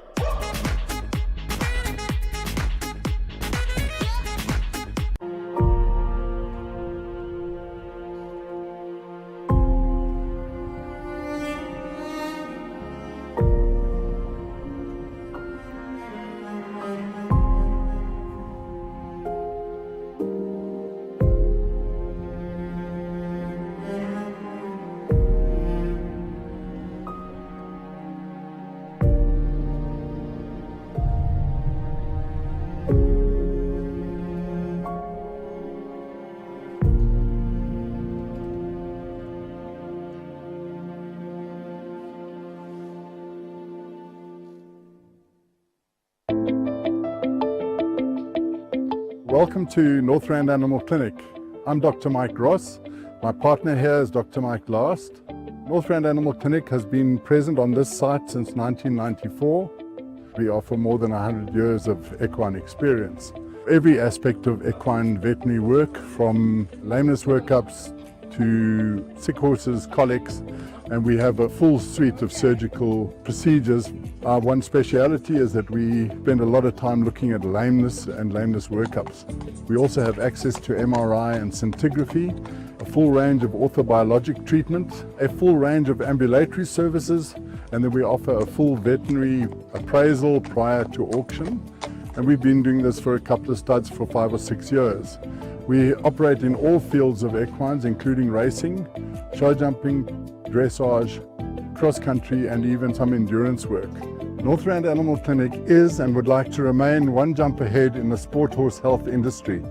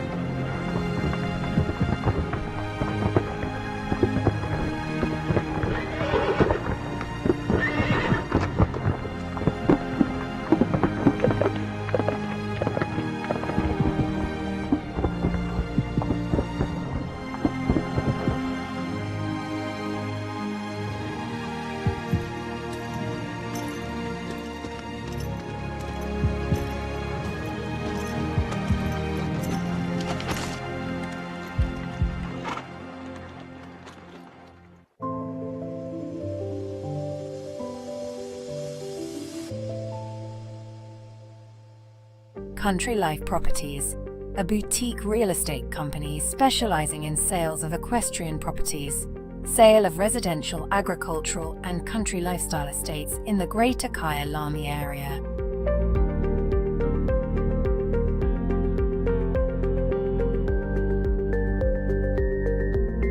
With years of experience in promoting the country lifestyle, Country Life Properties is proud to be affiliated with the Kyalami Equestrian Park.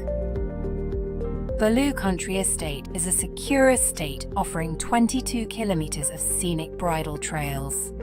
We provide country estates to suit all your requirements: extended family living, work from home, or just escape the hustle and bustle. A variety of equestrian properties are offered for the keen equestrian. Contact us or visit our website and let us find the right property for you.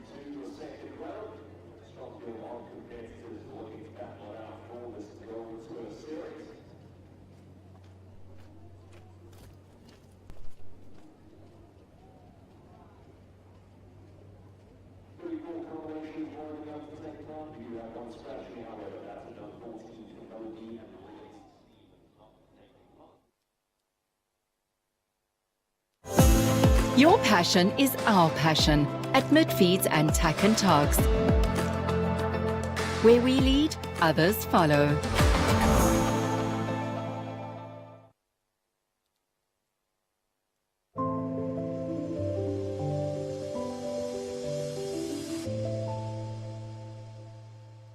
Country Life Properties, a boutique real estate company specializing in sales of equestrian properties, sale of residential, agricultural, and country lifestyle estates in the Greater Kyalami area.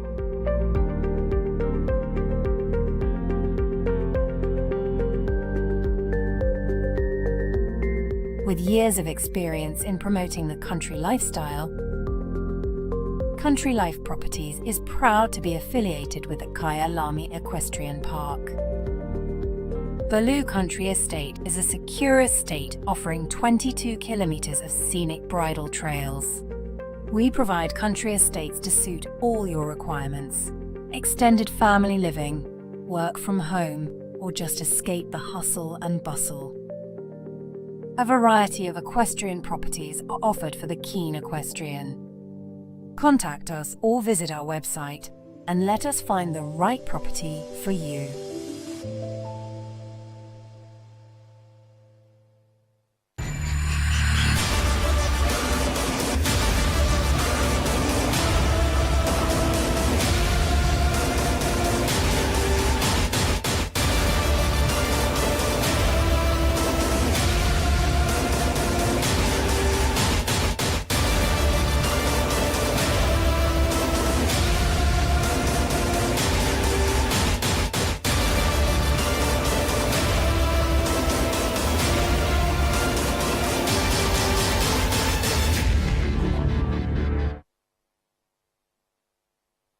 Lock me up 'cause I've been bad and I know I'll do it again. You're the best I ever had, I'm guilty, I confess. Blue lights, red lights, we gon' get real wild tonight. Blue lights, red lights, with you. Anything that feels this good, well it must be illegal. Must be illegal, illegal. Anything that feels this good, well it must be illegal. Must be illegal. So call us criminals, criminals. Call us criminals, criminals. I've been stealing all your time, but I know that's what you want. I swear the way you blow my mind should be against the law. Blue lights, red lights, we gon' get real wild tonight. Blue lights, red lights, with you. Anything that feels this good, well it must be illegal. Must be illegal, illegal. Anything that feels this good, well it must be illegal.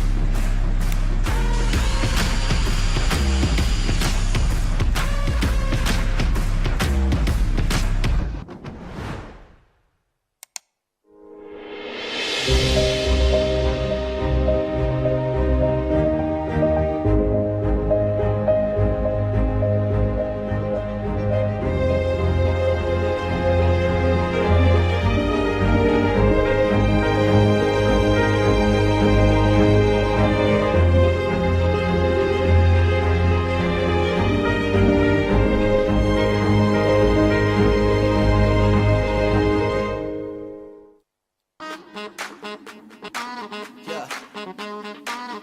Bet you're wondering what it is. Bet you're asking how. Come on. Check this out.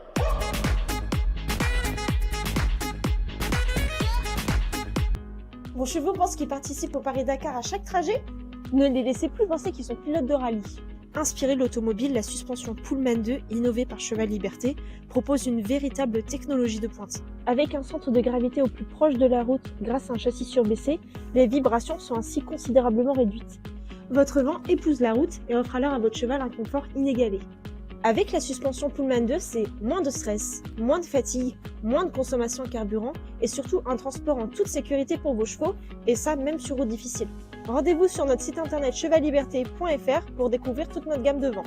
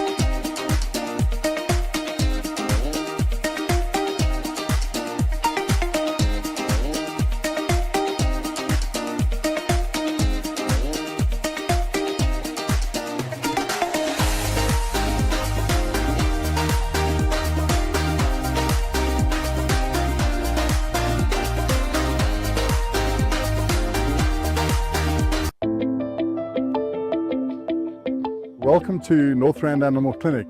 I'm Dr. Mike Ross. My partner here is Dr. Mike Last. Northrand Animal Clinic has been present on this site since 1994. We offer more than 100 years of equine experience.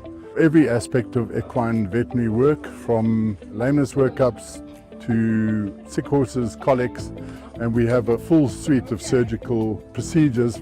Our one speciality is that we spend a lot of time looking at lameness and lameness workups. We also have access to MRI and scintigraphy, a full range of orthobiologic treatment, a full range of ambulatory services, and then we offer a full veterinary appraisal prior to auction. And we've been doing this for a couple of studs for 5 or 6 years. We operate in all fields of equines, including racing, show jumping, dressage, cross-country, and even some endurance work. Northrand Animal Clinic is and would like to remain one jump ahead in the sport horse health industry.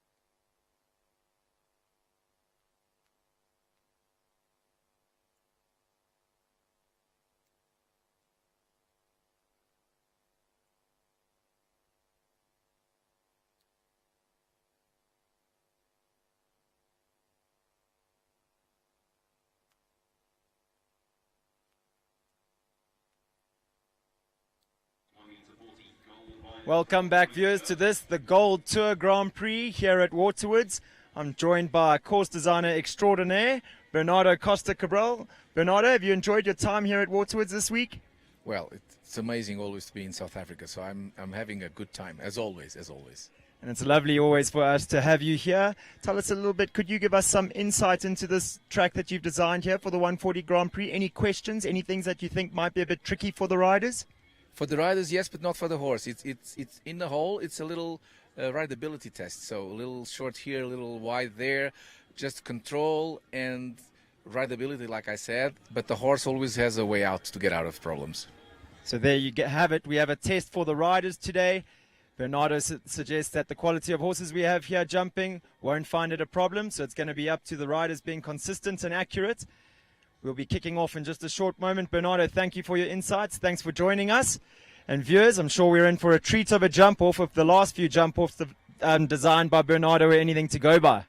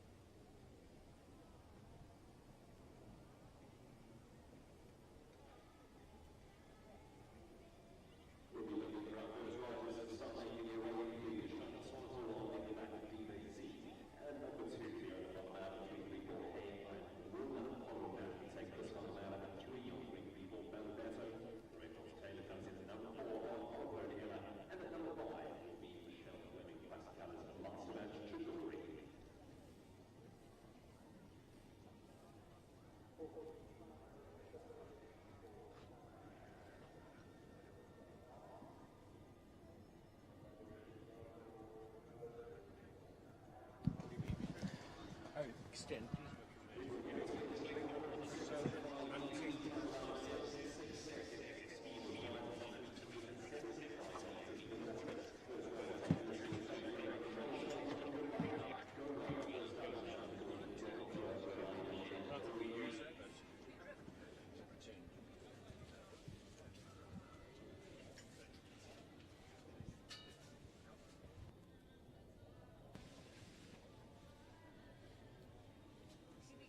somehow got it to do it before.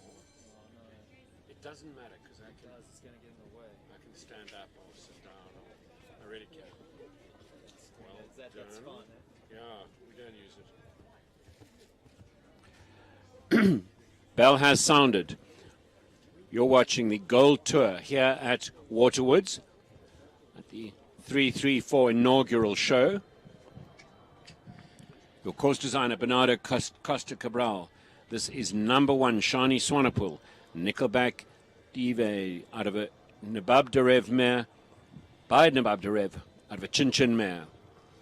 You heard it from the man himself. He said not too much of a test for the horses here today. It's going to be a test of riders' ability to stay accurate and consistent throughout the track. Lots of subtleties. Just like that. A turn back. That's slightly spooky equipment. Steady 7 after this double. Shani rides that perfectly. Now the triple bar. Big effort there. 6 strides to the equestrian a fair fence. She sets us up beautifully. Nips inside that number 5. Back to the 3-3-4 treble. 1 stride and 2 strides.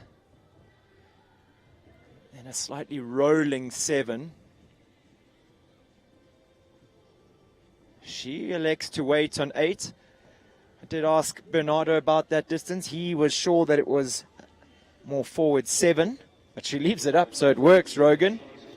Time, though, possibly doing the 8 instead of the 7. She comes home 9/10, just short of 9/10 of a second outside that time allowed. So time allowed 76 seconds. Shani Swanepoel coming home 76.89. So 1 down and 1 for time. Strong showing by that partnership here today. Wonderful, wonderful round. First of our 3-3-4 horses goes next. It's 3-3-4 Hey Wilma. Leona van der Merwe in the saddle for the 3-3-4 Sport Horse Stud. 11-year-old by Cassini out of a Kidam de Revel mare.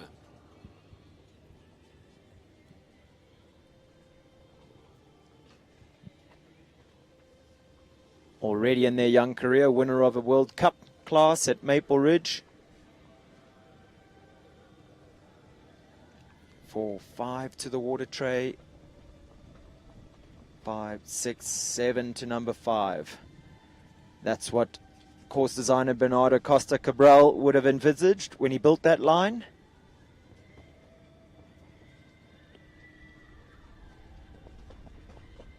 Seven on the curve and now 7 waiting. Whoa, you see Leon toes her down there.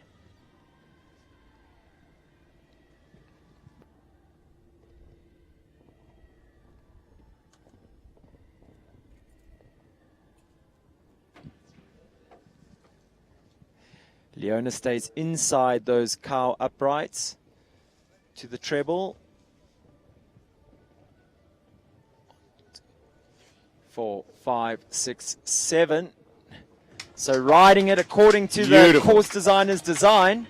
72.19, giving us our first clear round. A reminder to our viewers, it is a Grand Prix. So the top 25% of our horses will be going through to the jump off.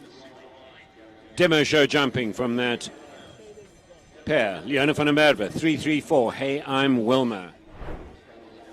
And everything perfect. The temperature's risen a little bit. There's a fresh breeze, blue skies, and the going looking super. 3-3-4 Ballabetto goes next with Chris van der Merwe in the saddle. He'll be looking to emulate wife Leona van der Merwe's round that we've just seen.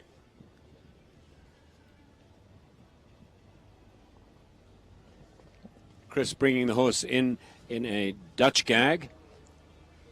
This horse, a delicate-mouthed horse, as is typical with Badabé de Rouet.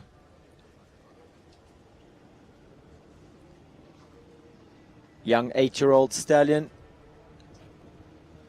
That really does ooze class.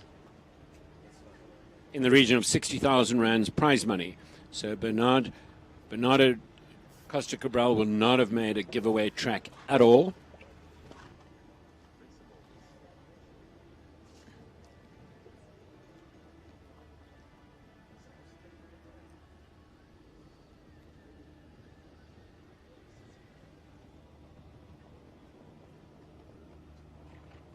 This horse eating up the ground, really showing his scope and stride that he has. Gives a magnificent shape over the fences.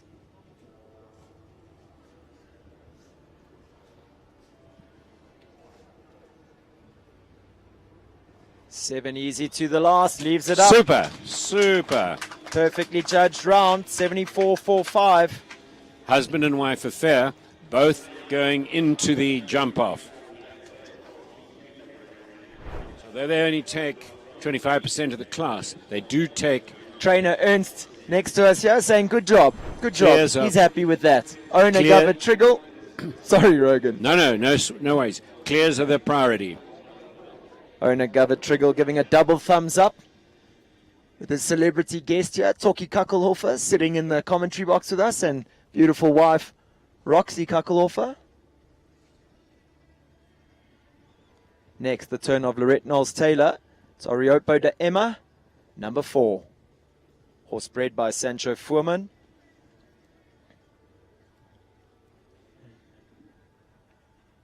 Displaying his class here under the South African sun. This is a 10-year-old by Skendex out of a Cornan mare.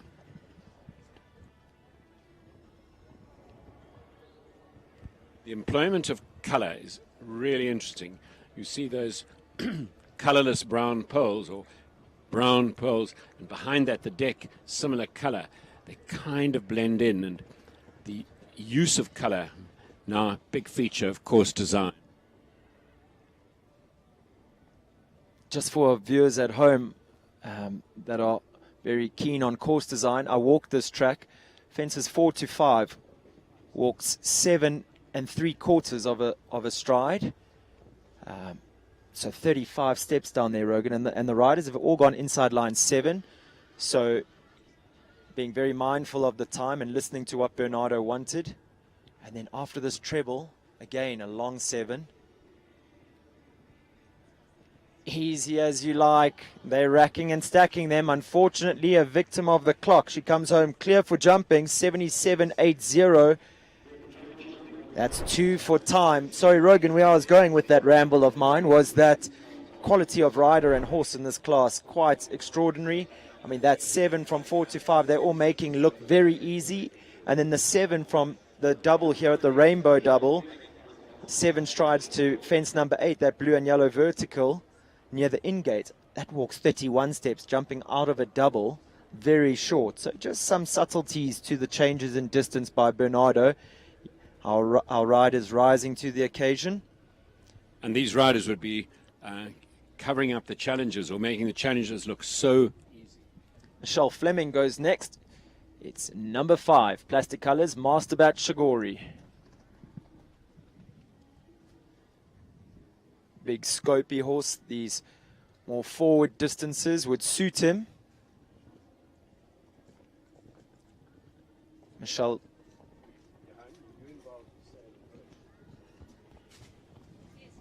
So sitting in the commentary post with us is Johan Kachelhofer, and he had the pleasure and privilege of facilitating this particular purchase of this wonderful old Katoki, now an 18-year-old and an absolutely hugely important member of Michelle Fleming's family. A horse that had one of the most successful 2023 seasons that we've ever seen in the country.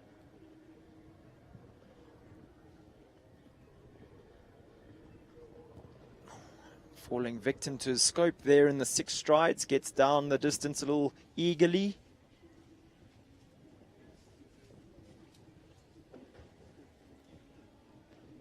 Three, 4 treble jumping really well. And easy down the last 7 stride distance. Finishes inside that time allowed, 73.41. Just the single fence going down. A delighted Michelle. So being the Gold Tour Grand Prix, there are 4 fences through the track, set at 145.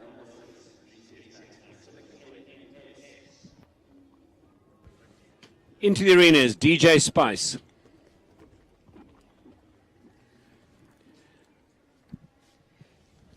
Her day job, Nariska Prinsloo. Number 6 in the program, GCS Max, Pacific NPS by Jean Sanier Dwerse out of a Darko mare, and has the sort of slightly long, low look of the typical Tudaka.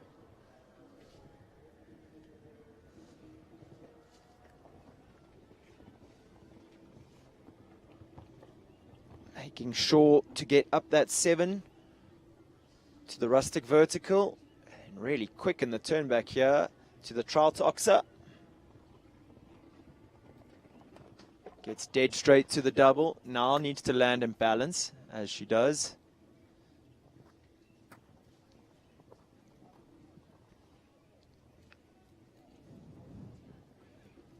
That's the triple bar out the way.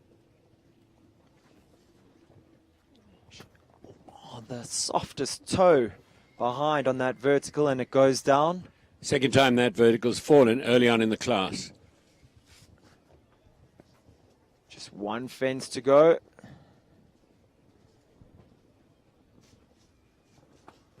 So the 25% best scores will go into the jump off 2 clears at this point.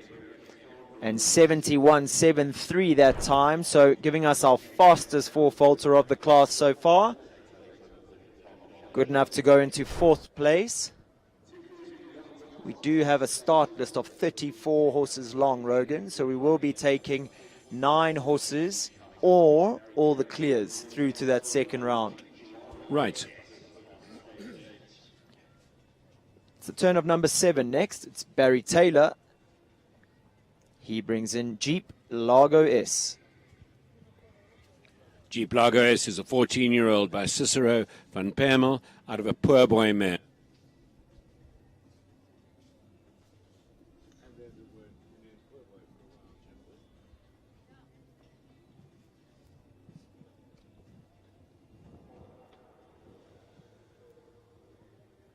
Largo, or Tiny as he's more affectionately known. Big, scopy, rangy horse. Barry will be looking to keep his turns quite tight in order to stay inside that time allowed.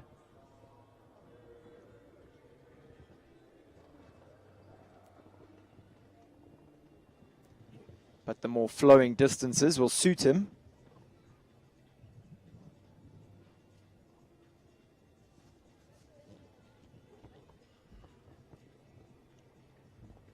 Barry using the curve well there to find some room for the horse. Goes down in 6 strides. Easily. So that saved him some time.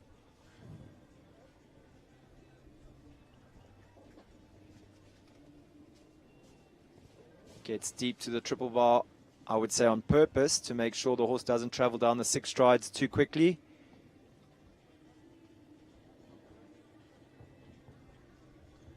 Big press over the middle of that treble. He's one from home. Textbook riding, leaves it up. And it's clear by 5/100ths of a second. A perfectly judged round by the godfather of South African show jumping, the man himself, Barry John Taylor. Jeep Largo S put their name down for the jump off. And of course, we hope you're using that terminology in terms of parental guidance, godfather, rather than the mafia connection. Absolutely, as we see Barry popping the top button of his jacket on the way out there with his chest stuck out. Number 8, Oliver Bishop, Gaucho Dema, 14-year-old by Verdi. Again, we see that Emma stud suffix in the name, showing us that the horse was bred by Sancho Fuhrman.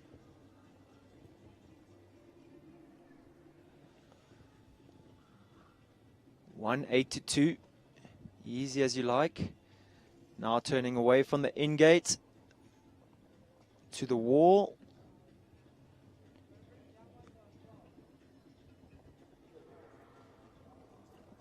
Rolls up in the 7 to fence 5. The horse is really showing good care there at that rustic vertical. As you said, almost camouflaged against the viewing deck, Rogan. Such an interesting use of colour.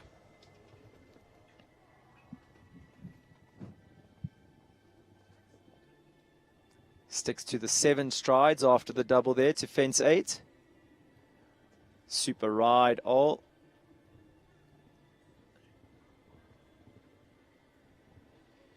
He's 4 fences from home. Time will be good. He's been quick across the ground.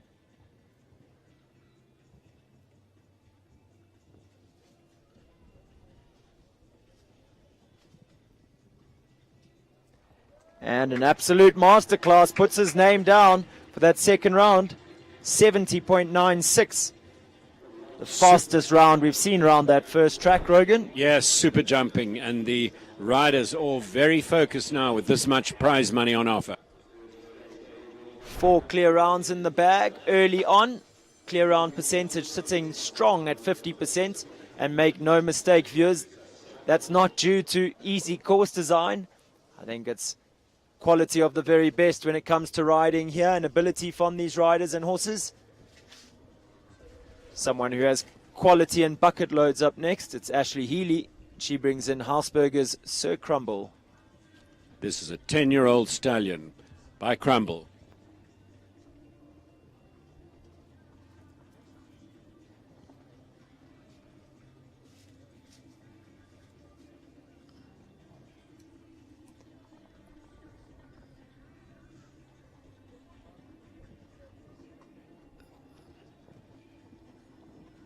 I think an apt description of this horse's ability and style over the fence would be that he's a lot like a Russian gymnast, Rogan.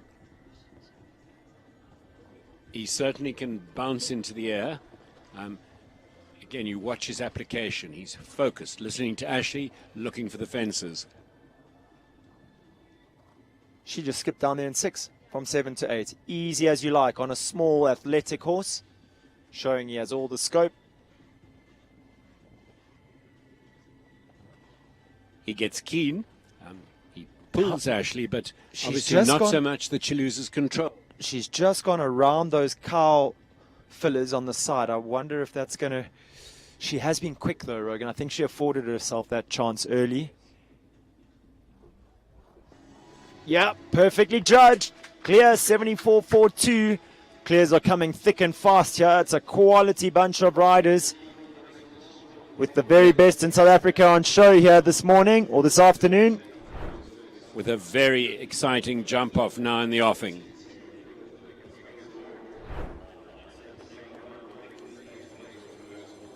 From one elegant, stylish rider to another, it's young Ashley Fox up next, riding for the 334 Sport Horse stud. She brings in 334 Franzi Yu. 12-year-old, and this is a direct Cazal out of a Laurentine mare. Surprising to see that Cazal blood in the 334 horses. You barely ever see it. Gubbert's not a huge fan. Hope our viewers can hear my sarcasm there. It's a pedigree that is very strong in the 334 Sport Horse stud. And Franzi displaying just why.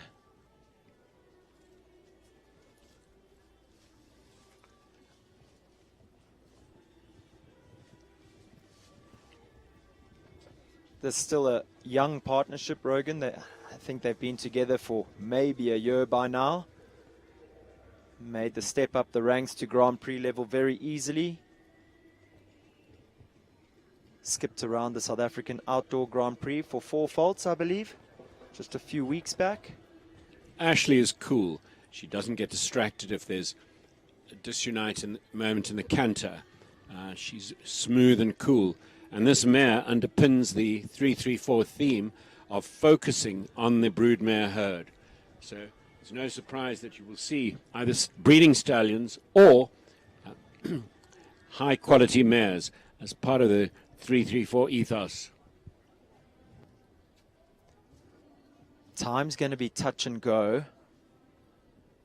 I think she's done enough. There you go. 74.28. Wow.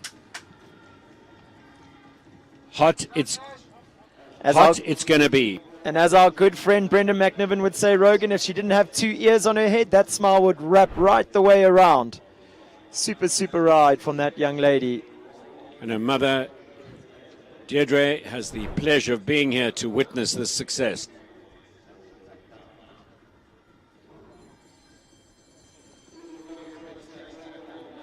Olivia Roberts, Coscar FZ, 16-year-old by Corland out of a Carpaccio mare.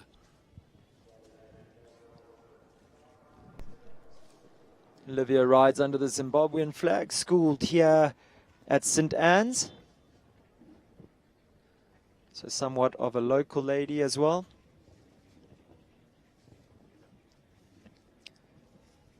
See her longtime trainer, Jenna Odell, standing at the in-gate, watching closely.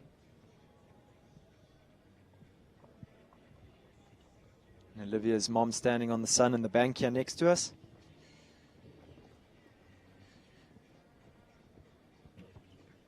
Riding every stride with her daughter.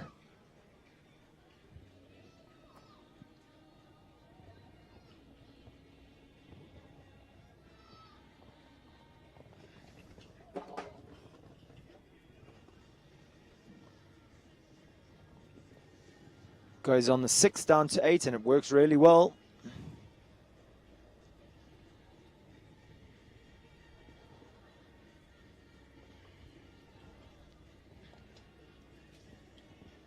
Her ground speed's been good. She's gone a little wide there around to the treble to make sure she gets straight, but she has been quick across the surface.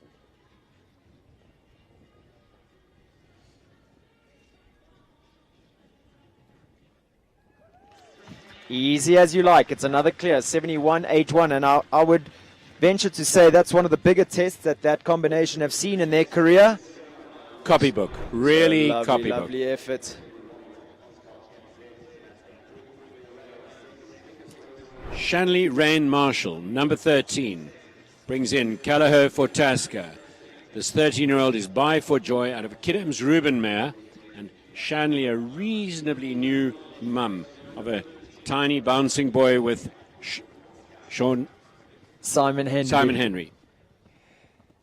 So the biggest class of the weekend that we've seen, and the strongest showing by our riders, with the clear round percentages sitting at 63%. Reflects a couple of things. The light at this time of the day is ideal. Minimal shadows. Beautiful blue sky day here in the Midlands. And the horses have adjusted to the arena. The riders have worked it out, and the going is at the best it's been the entire weekend.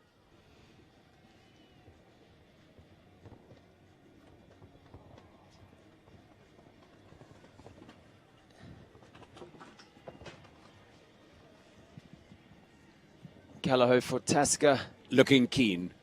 Always loves her work, loves her job. This would be the biggest track that she's seen in her life.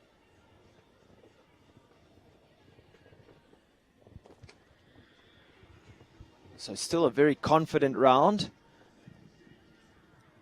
2 rails having fallen so far. But Shan showing she belongs. Easy as you like down that last line, making light work of the treble and that last oxer. You feel if she did it again, she could easily jump a clear round. Invaluable mileage gained. Well done, Shanley. Very cute. Callagher for Tasca jumping out of her shoe over the last fence.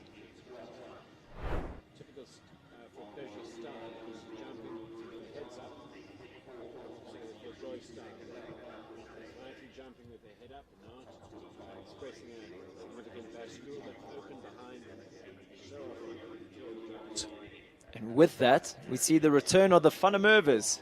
And no, that's not a joke. It's Leona and Chris Van der Merwe, both in the arena. Up next. This 3-3-4 story is a massive team effort, and critical to the team is this team of husband and wife Van der Merwe. They work like demons when they're not riding and working. They're helping at the shows, helping with the running and arrangement, the going, organization of staff. I can vouch for that. I've been staying with the Van der Merwes, and I'm pretty sure the earliest evening they've had so far during the show was about 12:30. And no, not socializing and jawling, making sure that everything's running smoothly here.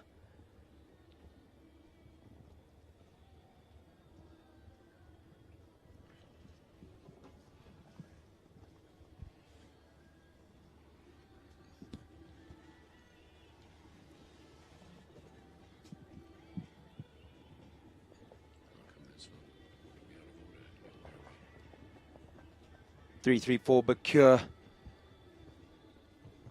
Really is a picture to see when he jumps. This Love- eight-year-old stallion by Bronsau out of a Cassini mare. Has a lovely front end, a big expressive jump. Goes in a simple snaffle. Speaks volumes to his rideability. Still just an 8-year-old horse. These young horses, acquired by Govett in Europe, have been acquired as young horses, so huge amount of production got into them, and now reaping the rewards, watching these horses at the level for which they were destined. It's lovely to see. We've seen Chris in a building phase or production phase of his riding for the last year or so. Finally to see these horses really arriving at where they belong. Leaves all the fences up, but comes home with a few for time. I don't think he'll be displeased with that. Horse No. jumping an exceptional round. Pleasing, stylish round. Exhibiting all his class there. Really equitation at big fences. From one Fundermover to the next. 10-year-old mare, Callahow's Vedante. This is by Victory Forever, out of a Diamant de Semele mare. Leona van der Merwe, of course, in the saddle.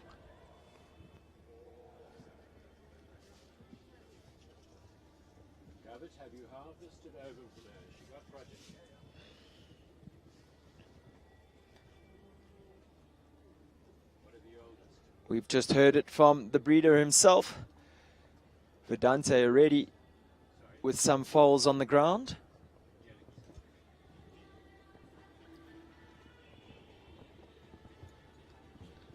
And that's the way modern breeding is going. This mare has 2 yearling foals landed. Donor mares being used to host the ovum.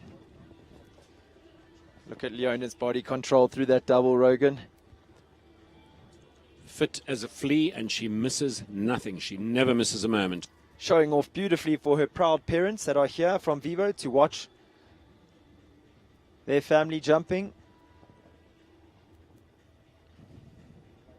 Mare just about flicking Leona out the front of the saddle over that vertical at Equestrian Affair. Good entry to the treble.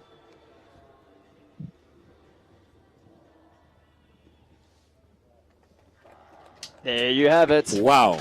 And as Wow. the music says, fireball. And it really is. That mare is something special, isn't she? 2 for 2 from Leona.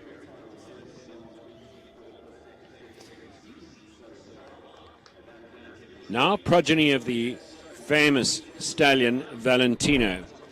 This horse is by Valentino out of a Lant Idle mare, a 13-year-old. Graham Wynn, Callahoo Vivaldi. Rogan, a horse you've been boasting about the production job that Graham Wynn has done with all week. Yeah, he brought his remarkable horsemanship to this. This was a very difficult horse to ride, and if it got upset or took exception to its ride or rider technique, it could plant the rider. So somewhat of a special relationship that's been formed here. Know that Graham's passionate about the horse and has an extraordinary relationship with it.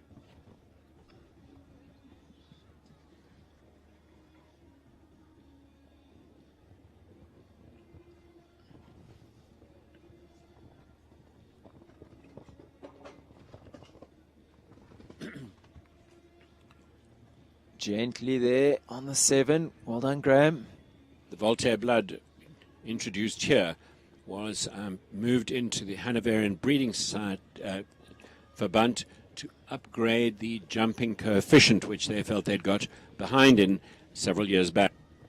Graham's gone a little wide here, round to the 334 treble. Big striding horse, he should be okay for time. Gonna be touch and go.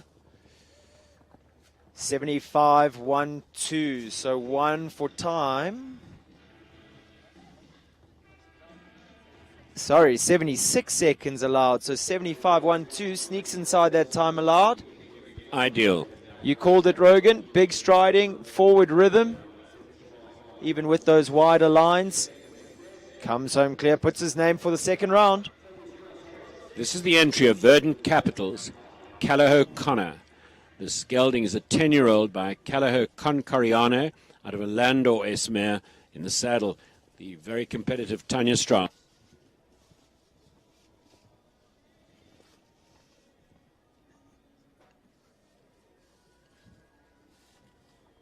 And this horse, Rogan, would give every justification to our comment earlier on in the week about the Chestnut Concorianos being superstars. I was hoping you'd forgotten that conversation. With this horse in the arena, how could you? He is an absolute out-and-out winner. Having seen a few tracks at this height with Ronnie Healy, would give Tanya Strauss confidence to jump at this level. Now training with Graham Wynn, looking to really enjoy her time there at Winstead.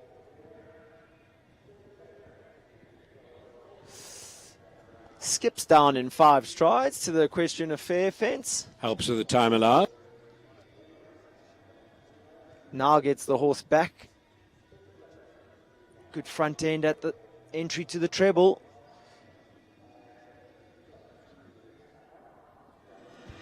Another clear round. Really good jumping here this afternoon. Tanya Strauss, number 17. She'll be pleased as punch with that round. And that's a speedy competitor always against the clock. Lovely technique we see there in the slow-mo over the triple bar. So, viewers, we're going to give the arena party a chance to re-prepare the arena for the second half of this class. Give ourselves a chance to catch our breath after all that action. Clear round percentages looking very strong. It's some healthy riding here from our team today. 67% clears. Viewers, don't go anywhere. We're going to have all the action from the second half of that class when we return.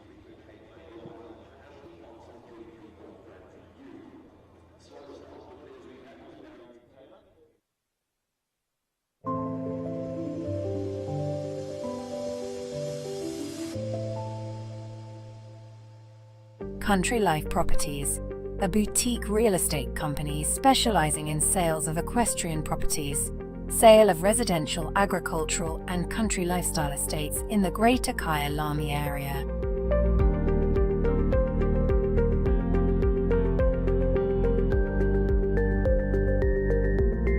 With years of experience in promoting the country lifestyle, Country Life Properties is proud to be affiliated with the Kyalami Equestrian Park. Baloo Country Estate is a secure estate offering 22 kilometers of scenic bridle trails. We provide country estates to suit all your requirements. Extended family living, work from home, or just escape the hustle and bustle. A variety of equestrian properties are offered for the keen equestrian. Contact us or visit our website and let us find the right property for you.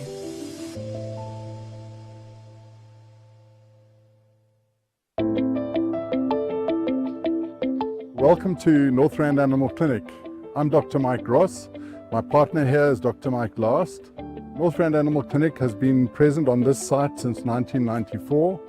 We offer more than 100 years of equine experience. Every aspect of equine veterinary work, from lameness workups to sick horses, colics, and we have a full suite of surgical procedures. Our one speciality is that we spend a lot of time looking at lameness and lameness workups. We also have access to MRI and scintigraphy, a full range of orthobiologic treatment, a full range of ambulatory services, and then we offer a full veterinary appraisal prior to auction. And we've been doing this for a couple of studs for 5 or 6 years. We operate in all fields of equines, including racing, show jumping, dressage, cross country, and even some endurance work. Northrand Animal Clinic is and would like to remain one jump ahead in the sport horse health industry.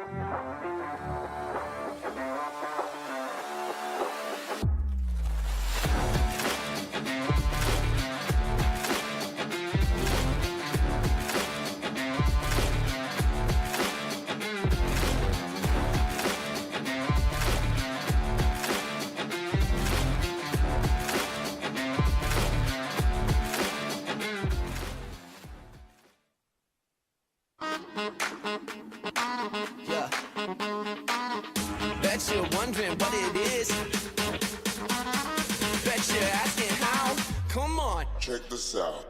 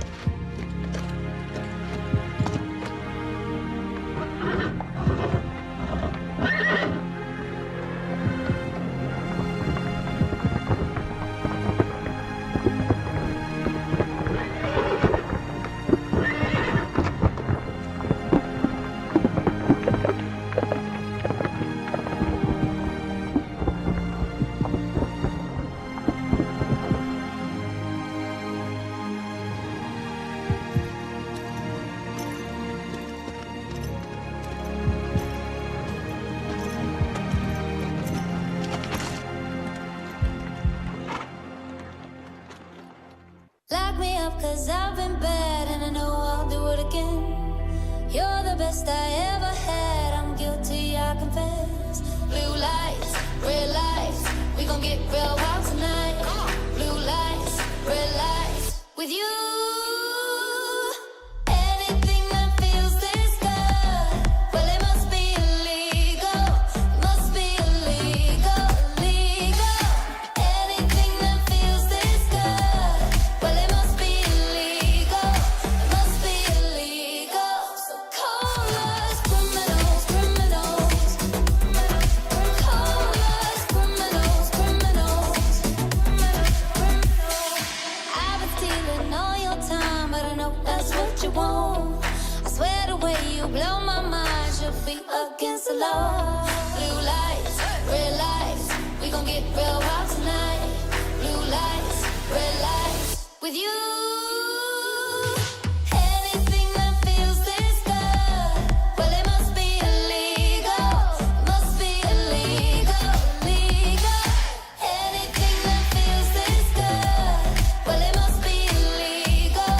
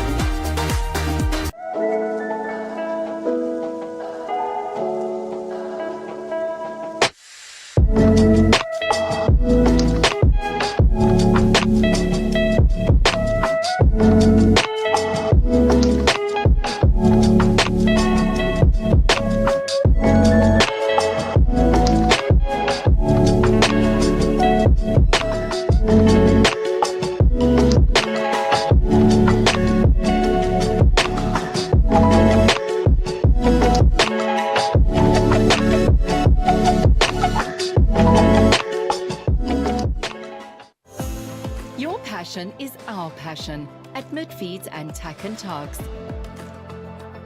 Where we lead, others follow.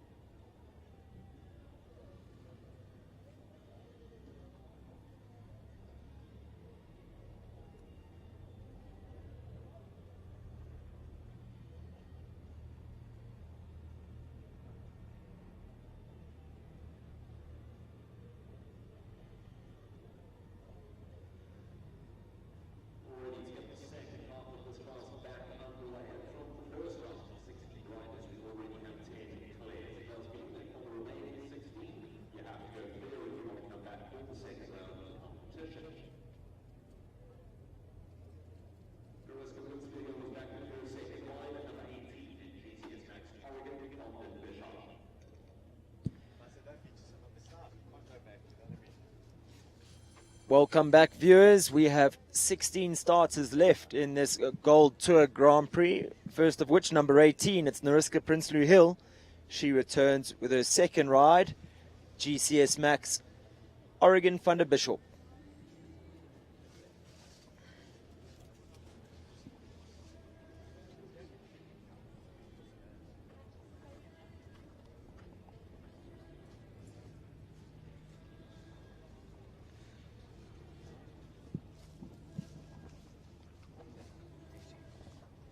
Oregon, an 11-year-old stallion by Hunter Skendro out of an Above Derev mare. And he already has substantial amount of foals on the ground, this horse, Rogan. The most lovely type. Very positive horse, real athlete.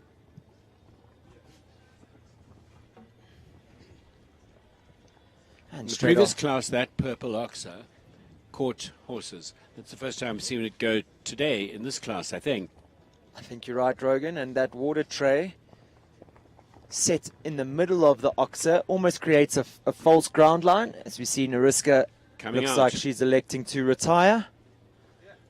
With this many clear rounds, by the time a rider's had a pole down, they know they're not in the competition. So out they go, and so as not to waste their horses.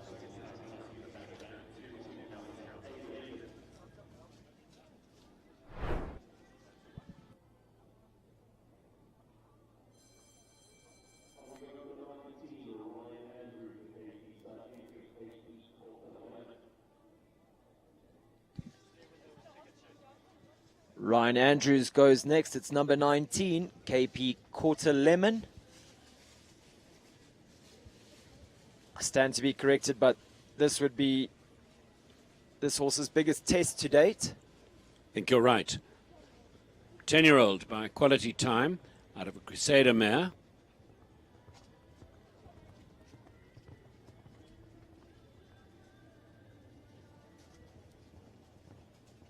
The name Quarter Lemon would allude to the fact that this horse's dam line goes back to Ryan's flagship mare, Lemoncello.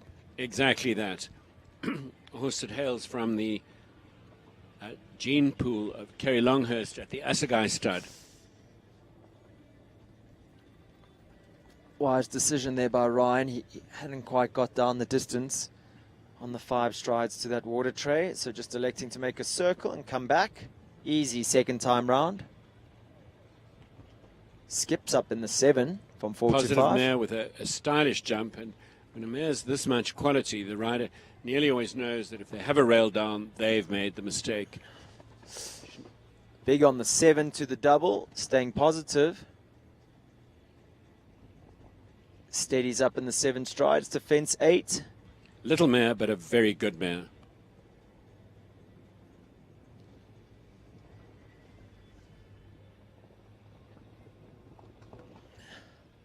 Gets up the 6 strides after the triple bar fraction quick.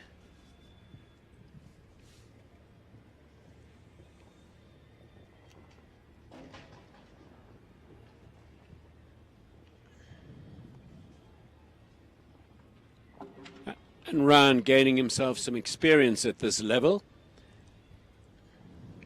Poles down along the way in the odd circle, but he's probably not displeased with the experience.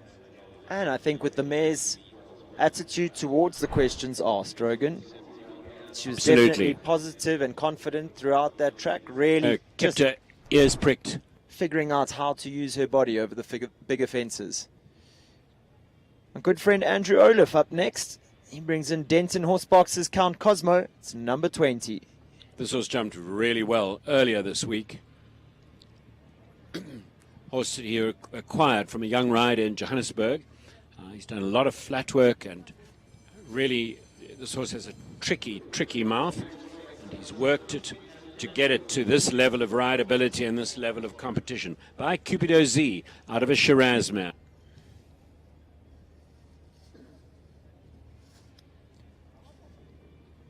Andrew from a big equestrian family. Sean Olaf and Anne Olaf, his parents, both top-class jockeys.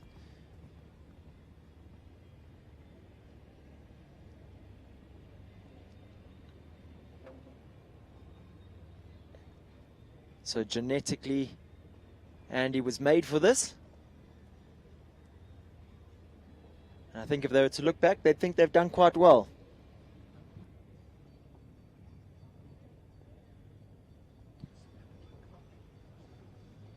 Rogan just reminding me what a talented rugby player Andy was at school. Went to Northwood. And he's a proud old boy. Rides with a lot of natural feel. He's incredibly strong and organized.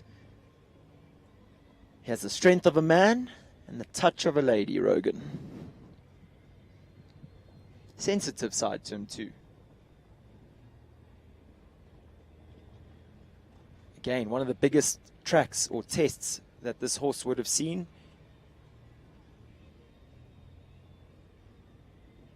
Making light work of it so far. Yeah. You can see the horse getting a little strong.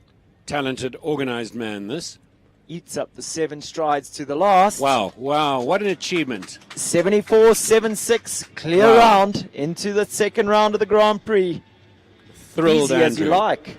Now, looking back at that round, Rogan, I would have almost called you a liar if I didn't know the horse any better, that he's difficult or tricky in the mouth, and that's not having a go at you. That's complimenting our No. good friend Andy. He's done a wonderful job in improving that horse's rideability. He has it in a gag action with a very soft rubber nylon mouthpiece, so it displaces the pressure onto the pole a bit, into the corners of the mouth.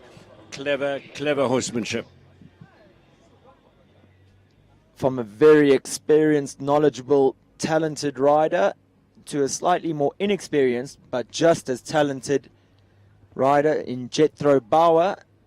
He brings in Fee Fi Fo Fum. I often joke that Fee Fi Fo Fum, I know my way to the podium, should be this horse's nickname with Jethro.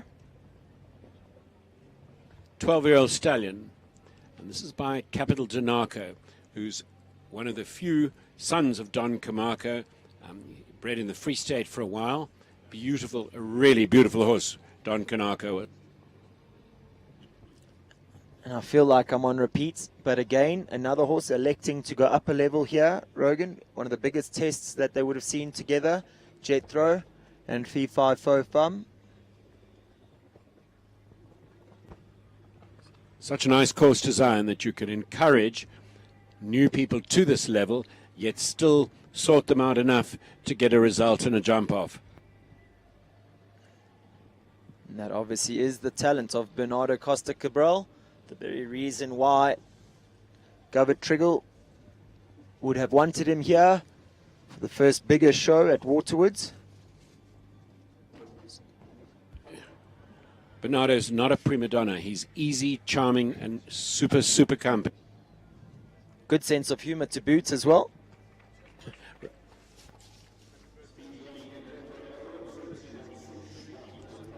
A strong outing there for Fee Fi Fo Fum and Jethro Bauer. A few rails going down right at the very end of the track.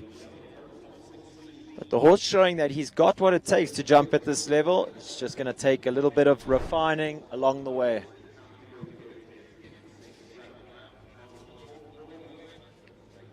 Opal Delibes Steed goes next with Courtney Webber. It's number 22, riding for Shelly-Ann Moore and Courtney Webber. Courtney of the incredibly glamorous mother. Lynette. Shout out to her. We're both fans. And Opal de la Bastide, a 14-year-old, by Oswald de Bastide, out of a Polydictis mare. Courtney made the step up to World Cup level last year and did it in some fine style, being placed in her very first World Cup at Shongweni Club.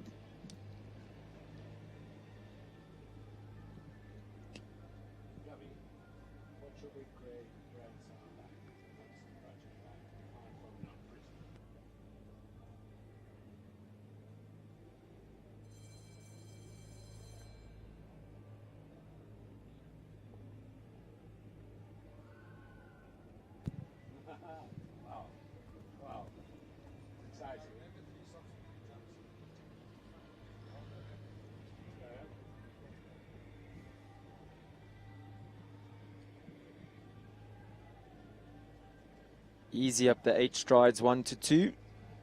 Let's see Coach Grant Langley standing there by the in-gate. They'll have the whole team here, egging courts on.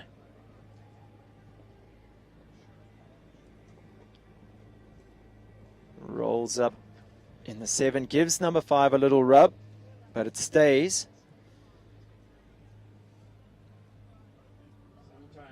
Sometimes that rub is so lucky, it just alerts the horses, reminds them where their feet and limbs are. And if you can have a rub without a fence down, it works in your favor. Smooth, cool, stylish lady. Riding a very accurate round here, which is what Bernardo said the riders were going to have to do. Each time she has a big space between fences, she puts her foot down and moves around the corners. Yes, exactly. Canters forward to stay inside the time. This is looking good. Time will be good. Leaves the last up, 70. 73.63. And it's another one through to the jump off. Clear round percentages sitting very healthy at 57%. 12 clear rounds so far, with 11 still to go, Rogan. And there's nothing the show jumping fans like more than a hotly contested jump off. And this is going to be that. With Courtney in that jump off, it sure is. Ivan van der Sade goes next. Winner of the 140 class on day 1. It's PM Corinna, 13-year-old mare by Connor, out of a Carnute mare.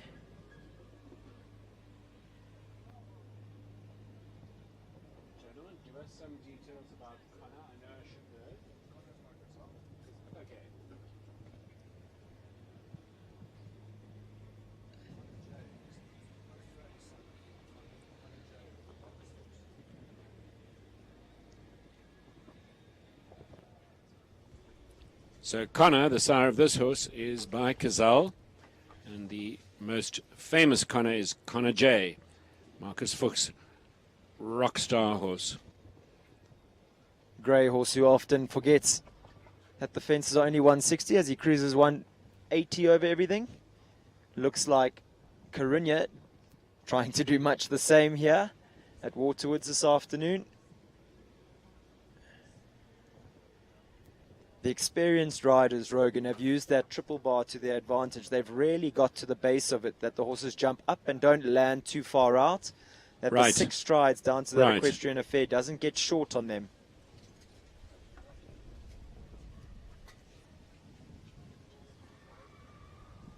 See him press up in the 7.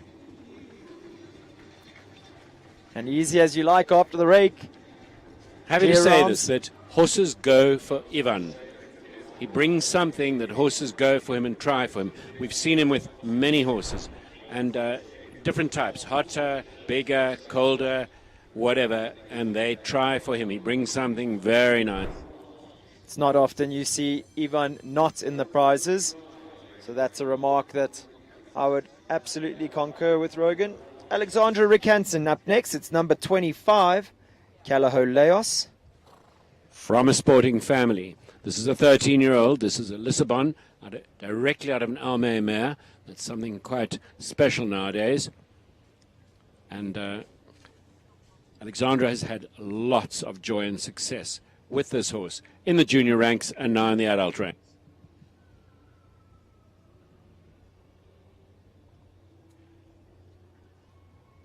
A horse purchased by Craig Rankin off the auction and produced in his earlier years by Rainer Korber. Correct.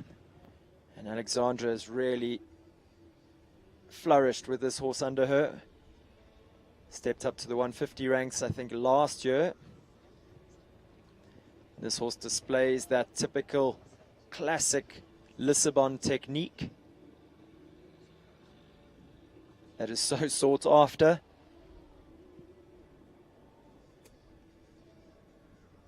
Alexandra, a very stylish rider, trains with Jenna Odell. Come on, go clear before you go back to university. Yeah, it would be nice to go back with a win under her belt, wouldn't it, Rogan? And it's possible. You hear her saying, woe to the treble? She's got 6 seconds to get home. She'll be fine. Super. 74.35. Super. It's another clear round in the bag. And it's big pats all round.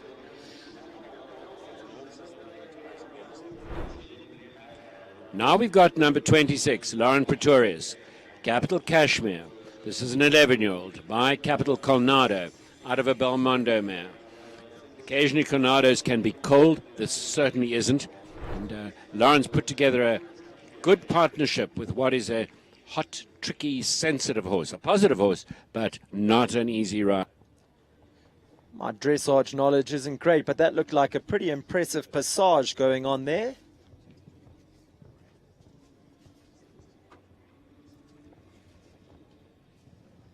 Lauren does a fantastic job on this horse.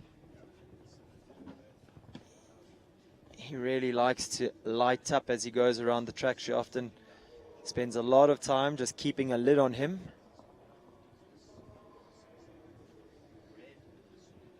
That big extravagant back end with a tail flick is what we've come to expect from Cashmere.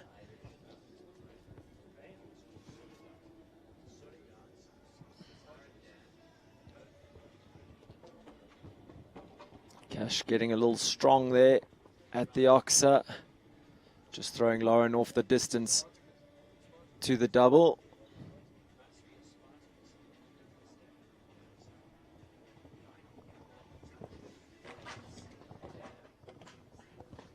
Showing good scope to jump out the double.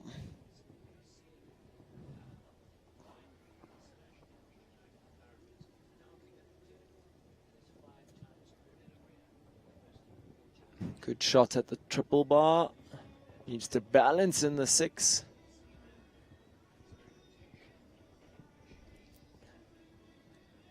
Takes the pressure off as she turns back to the 3-3-4 treble.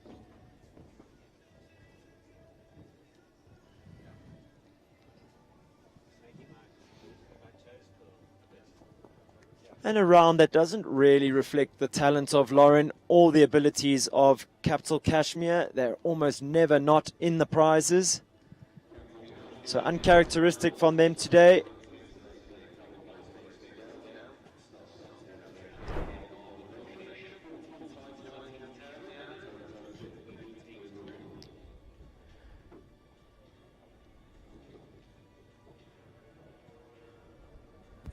Lara Neal now, number 27. She brings in Diamond Dundee. She was the spectacular winner of the 130 Championship on her new grey mare. She was absolutely ecstatic with that win. And here she is on her Diorado Carpaccio, Diamond Dundee. 15-year-old gelding that's been so successful at the very top of the sport. Multiple World Cup prize winner. And always a pleasure to watch are Lara Neal and Diamond Dundee.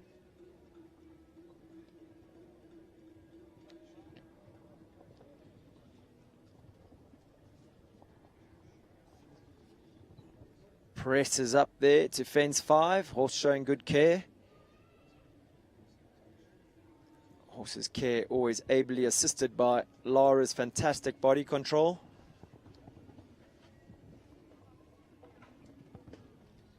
The gentlest touch on those yellow cups jumping out and the rail goes down.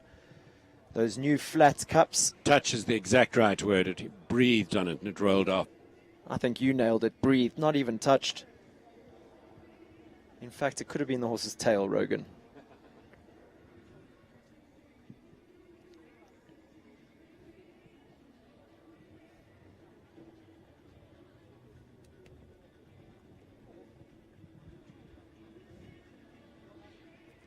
You touched on it, Lara, winner of the 130 Championship. So sad moment for us here in the commentary box, Rogan. It's always a pleasure to watch in a jump. Always. And good, exciting riding. But I don't think she'll be disappointed with Diamond Dundee's efforts there. He really did give a good account of himself here today at Waterwoods. A remarkable junior was Divan Bosman. He's now a remarkable young adult and young rider. He brings in Cornerstone's Midgard Zakiro. This is a 14-year-old gelding by Consuelo out of a Glückskop mare, bred in Namibia. One of the very best, I would say, that we've seen, Rogan, Divan Bosman. Amazing up-and-coming talent. Yeah, a remarkable rising star.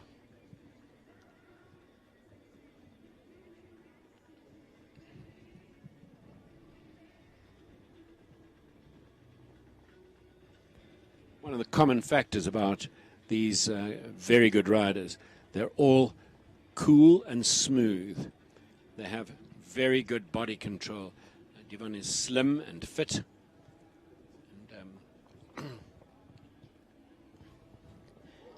And wow, little spook to the left, Divan slightly unseated in the saddle, and he just tips off to the right. And of course that's out they go. What a shame. It was on super form.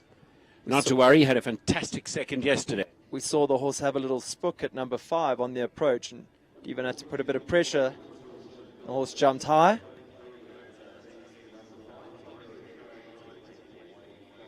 Signals to the first aid that he's okay. I think he landed on his feet, so he's probably more disappointed than anything. And we all saw that happen to Hendrik van Eckermann at the Olympic Games. The horse went towards the side of the arena. Horse went left, he went right, and they parted company in the Olympics. So he'd not be the first leading competitor to do that. I think that's something that Henrik and Divan, if they never heard about it again, would be very pleased. Totally. Worth mentioning, Rogan, that Midgard Zakiro, Cornerstone's Midgard Zakiro, has a full sibling that jumped the Derby, Zingaro, with Carolyn Chalchinsky. So, making light work of the first section of that track, he would have in his mind that possibly he's got a 150 horse in store there.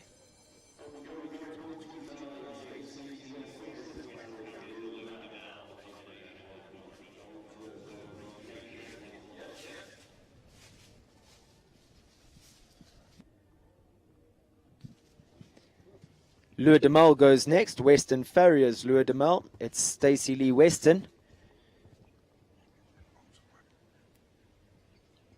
Back at that. You're hysterical. You're not normal, Gavin. Gavin and Rogan have an inside joke going on here that I'm So sure I'll very get the back exciting end to of. announce that Stacey Lee Weston's mare, Lure de Mel, has 2 progeny of Bransau. The names are Bomb Squad and the inexplicable Bagatha. But then nobody said Nick Govett was normal, and he's certainly going to crack that status with that name. So this is exactly what it's about. Govett either spots or recognizes a talented mare and exploits that mare's genetic talent. But the glory of modern times is that that mare can still be competed while her progeny is developed. A significant touch on that back rail. Well, with a pedigree like that, Rogan, we've seen the Bomb Squad win a World Cup. I'd put my money down that Bomb Squad's going to be there and thereabouts. And the luck not holding. She touches the oxer coming out at in the middle of the treble combination, finishes on 4. I think it's still a mare with a big season ahead of her. You think back to the Grand Prix that she won last year at Kyalami Equestrian Park, where she was head and shoulders above the rest. At 12 years old, she's got a big season, a big career. For a good few years to come, she'll be giving us thrills and pleasure. Gareth Neal goes next. It's number 30 for the Callahoo stud. It's Callahoo's Bolzano de Quins. 13-year-old by Caprice Boimago out of a round Danzé mare. I'm so glad you took over there with the breeding and the pronunciation.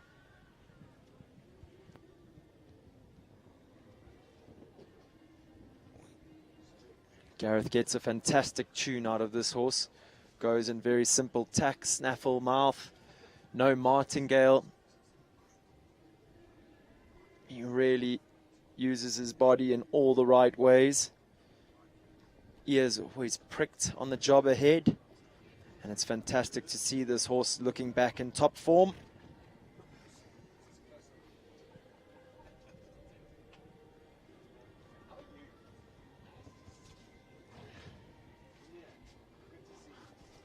Gareth and this horse made for each other. They really suit each other. Gareth rides this horse the way he needs to be ridden, and this horse suits the way that Gareth likes to ride. Again, another experienced jockey pressing up to the base of that triple bar to give himself space in the 6 strides to the equestrian affair vertical, set at 145. He's just 4 fences from home. Leaves the treble up. He's going to be good for time. True to the script, Gareth Neal and Callahoo's Bolzano de Quins come home clear in a time of 73.09. Class act by that very, very special breeding stallion of Callahoo's. Big Pat walking out, knowing he's done a great job there. See the slow-mo of him clearing the equestrian affair fence, his wife's fence. Leona van der Merwe goes next. It's 334 Capital Katori for the 334 Sport Horse stud, number 31. This a 9-year-old mare by Katoki out of a My Lord Carthago mare. This horse always destined to be with Leona. They purchased her off the Capital Stud auction, sold her on to their good friends Kate and Pierre Lepart. And then the horse has found her way back to Leona. And they've been an absolute pleasure to watch over the years. There's not a championship class up to 140 that they haven't won across the country. Whole team here willing her on to go clear, because if they're clear and in that jump off, when it's their day, they're untouchable.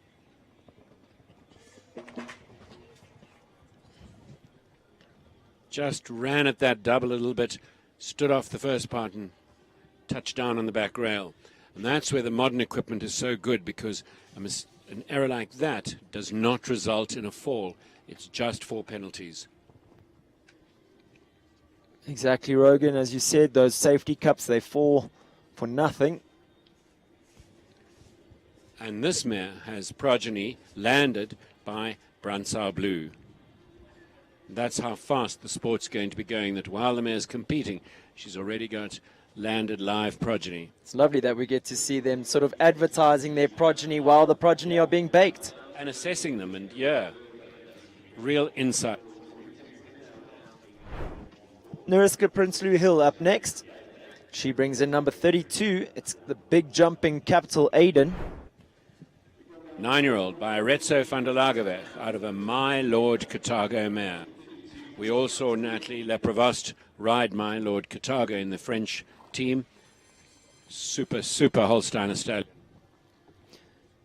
This horse purchased by Nariska off the Capital Stud auction. She's done all the production work, and it really shows in the partnership that they have. They know each other like the back of their hands and hooves. And there you get to see over fence 1 his big, scopy, rangy jump. Oh, spectacular over that number 2 Cuda panel. Rogan, a horse that spends quite some time in the air, so Nariska will have to be nifty somewhere along the track about saving some time. See, she presses the horse up after fence 5, turns back quite tight here to 6. For sure, she'll be doing 6 strides after the double to fence 8.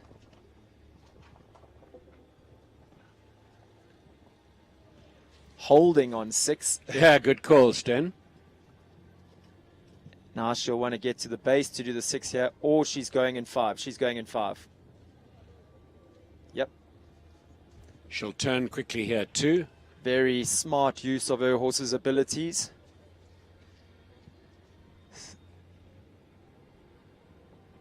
Come on, come on.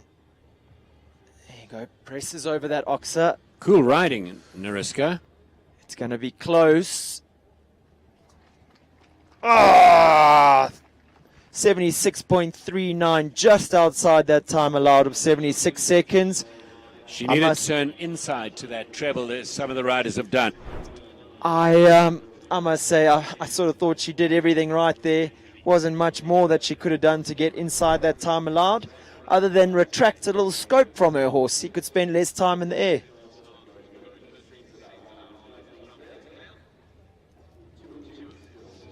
Chris van der Merwe's back. Brings in the impeccable Brandon. This is a 9-year-old stallion by Bransau out of a Coleman mare. I think I'd join a large group of people, Rogan, in saying that this might be one of my most exciting horses on the circuit at the moment. It's hard for me. Got a big fan club. Stuck between Brandon and Lorona. It's always a hard pick for me. But this guy's recent performance at the Outdoor Grand Prix was something to behold. He was absolutely spectacular. All Chris will need to do today is to get inside that time allowed, and he'll be there and thereabouts in the jump off.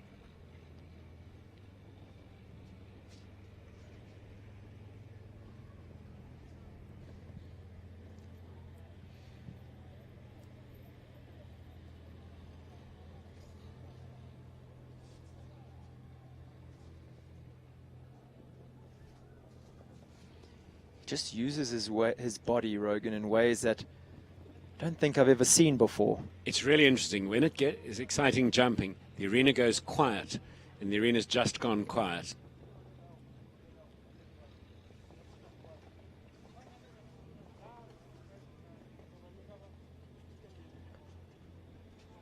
Rolls down in 6 strides from the double, easy as you like. Now he'll use the base of the triple bar exactly to give himself room in the 6. Chris, a master of his trade.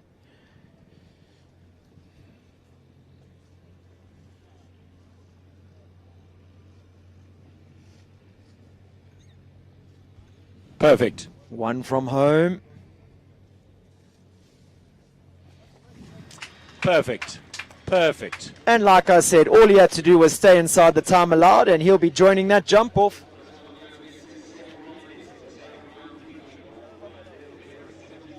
And he cannot at this stage claim to have full batteries. He's worked so hard at this show, day and night, helping with the going, helping with the entertaining and catering. Remarkable job this 334 team does. And then they crown it with that kind of performance. It gets even more impressive.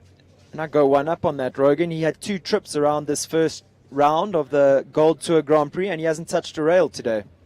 Wonderful. Oscar Bungani Ngube, Natural Callahoo Consigo, 10-year-old, Baikun Coriano, out of a Clinton mare, and touching that coup de vertical. Yeah, kind of insignificant coup de vertical down. He won't be going to the jump up.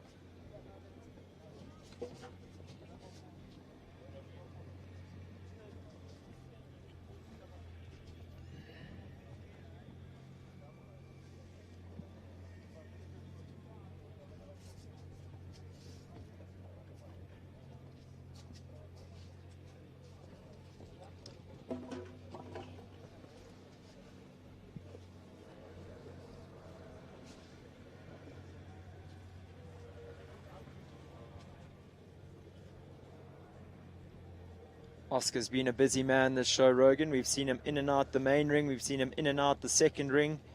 He's had young horses, going horses, winning horses all week. And nearly always travels with a big bunch of students. So he spreads himself very thin at times with his work ethic. Well, much like the young man we've just seen go now, he's a workaholic of note. I think that's what it takes to get to the top of the sport. Absolutely. 2 down and time penalties. So that concludes our first round of the Gold Tour Grand Prix. With 32 horses having started, clear round percentage sitting strong at 50%. 16 riders going through to that second round. I think we're going to wait for the officials to tally up the results and sort that starting list out for the second round and see what Bernardo has in store for us here in the jump-off, Rogan. Hold on to your seats, folks. Don't go anywhere. This should and could be incredibly hot.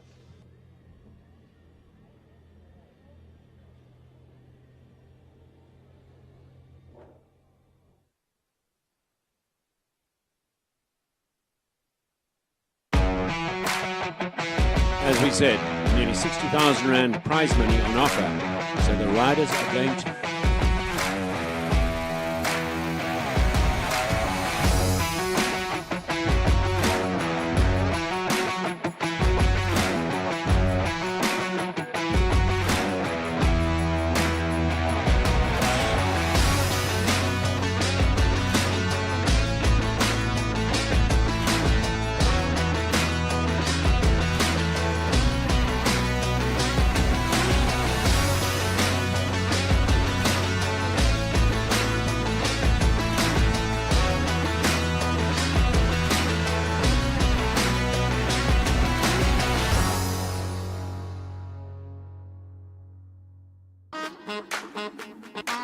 Yeah.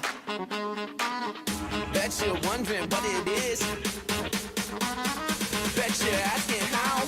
Come on. Check this out.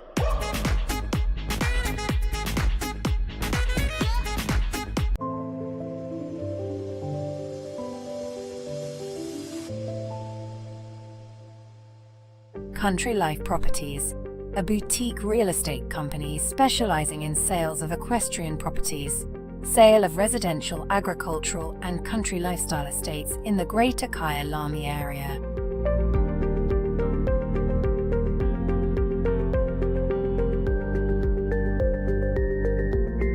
With years of experience in promoting the country lifestyle, Country Life Properties is proud to be affiliated with the Kyalami Equestrian Park.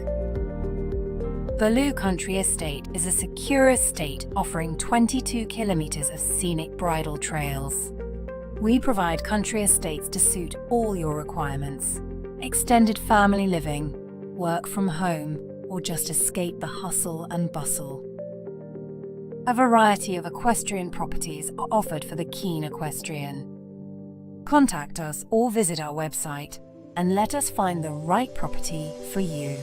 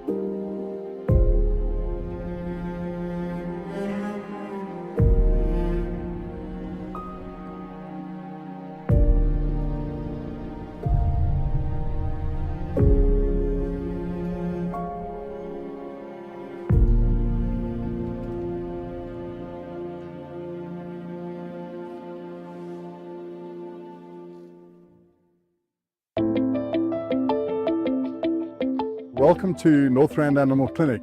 I'm Dr. Mike Ross. My partner here is Dr. Mike Last. Northrand Animal Clinic has been present on this site since 1994. We offer more than 100 years of equine experience. Every aspect of equine veterinary work, from lameness workups, to sick horses, colics, and we have a full suite of surgical procedures. Our one speciality is that we spend a lot of time looking at lameness and lameness workups. We also have access to MRI and scintigraphy, a full range of orthobiologic treatment, a full range of ambulatory services, and then we offer a full veterinary appraisal prior to auction. And we've been doing this for a couple of studs for 5 or 6 years. We operate in all fields of equines, including racing, show jumping, dressage, cross-country, and even some endurance work. Northrand Animal Clinic is and would like to remain one jump ahead in the sport horse health industry.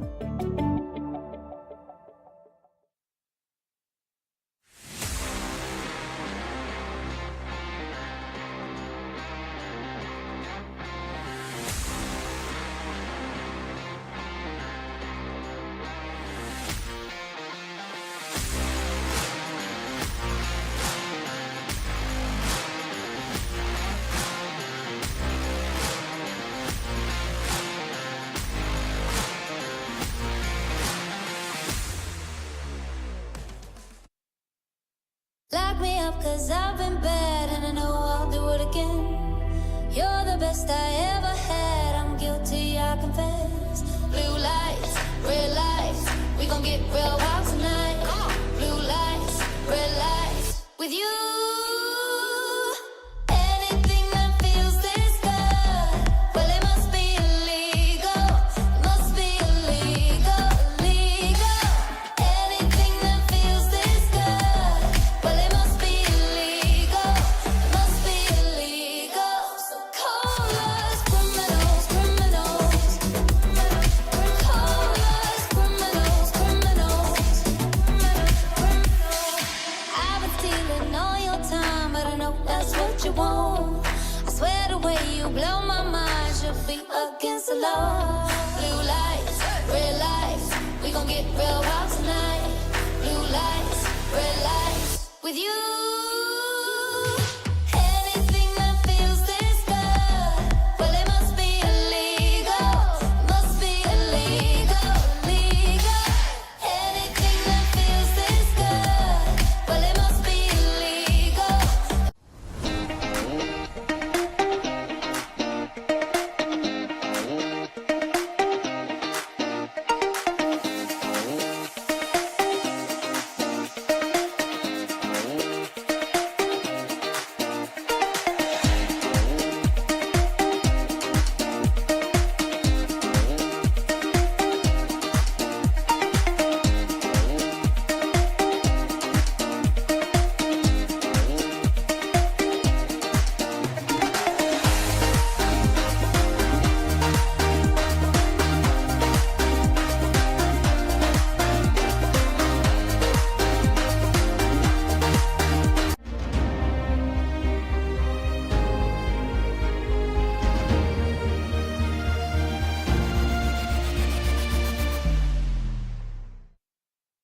Welcome to the world of Midfeeds and Tack and Togs, South Africa's largest animal feed retailer and a haven for equestrian enthusiasts and animal lovers.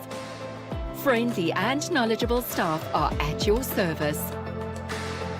We pride ourselves in offering a vast range of premium products that we know and trust. Your passion is our passion at Midfeeds and Tack and Togs. Where we lead, others follow.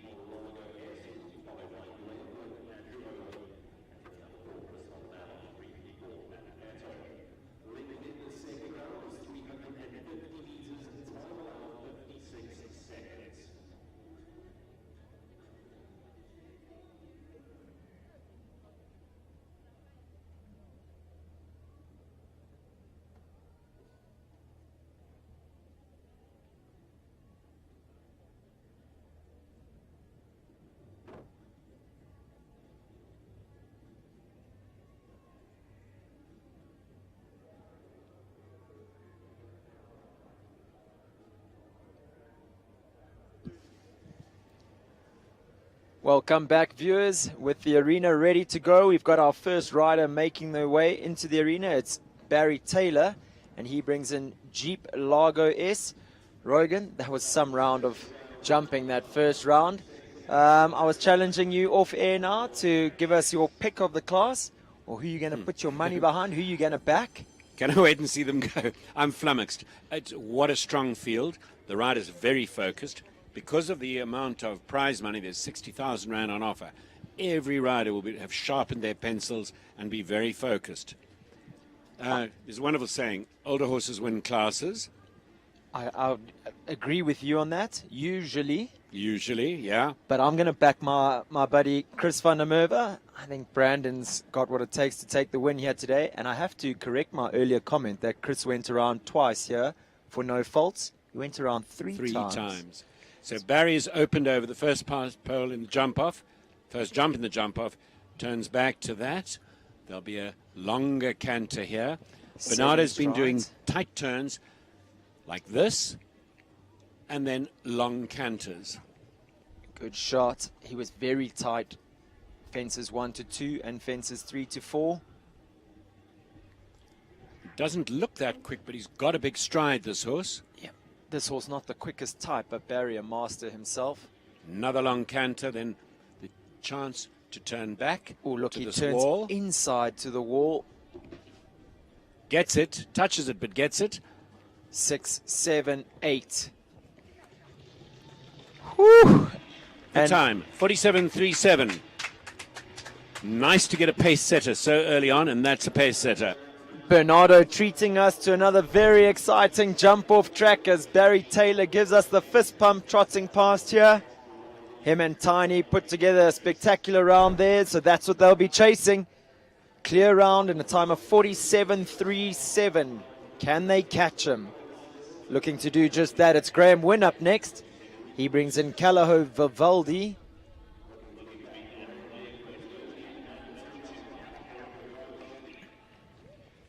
Two veterans to kick off this first part of the jump-off. And in the show jumping circles, Rogan, veterans always said with a lot of respect, because I think it's a sport where you just get better and better. As we see an early rail go down there for Vivaldi.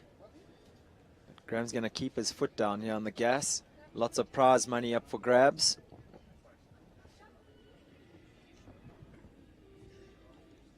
Gives himself space to the first two parts of what was the treble, or the second two parts, first two parts.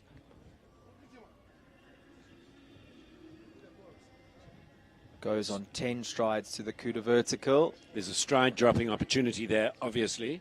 And then nips around to the wall.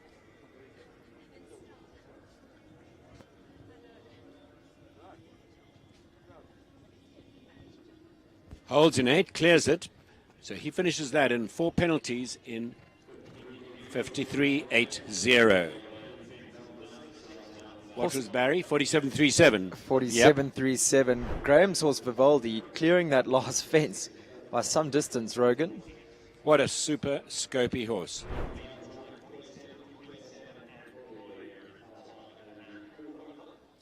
Andrew Olaf goes next. He brings in Denton Horsebox's Count Cosmo. You mentioned a keen rugby player, Rogan. He's a competitor of note. An athlete, a sportsman, super fit, good businessman, runs Pegasus Wealth Management, and I'm sure looks after his customers in the most professional, ethical way. And Denton Horseboxes too.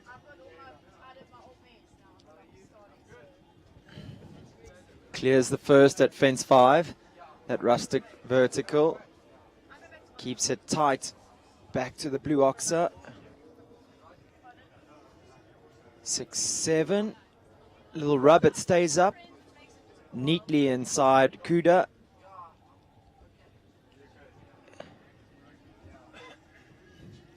He might not be going flat out, but he does not waste time. And of course, clear round beats 4 penalties. This is good.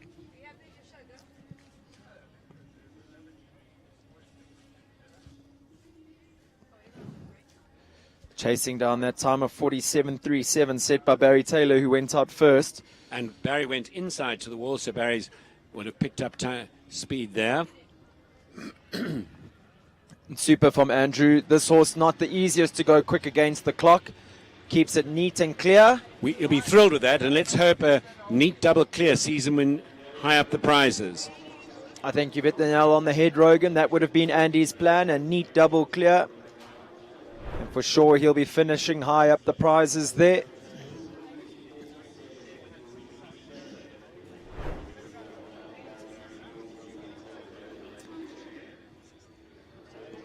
Next up, it's the turn of Chris van der Merwe.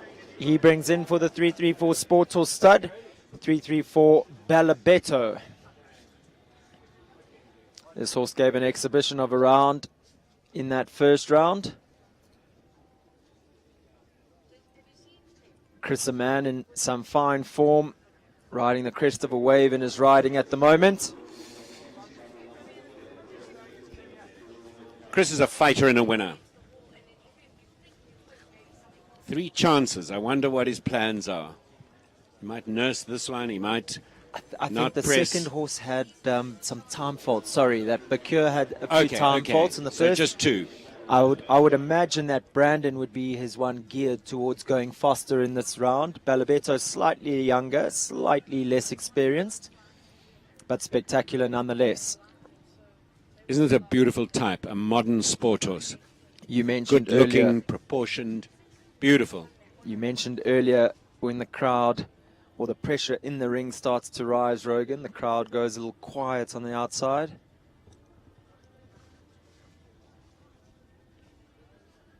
That's neat.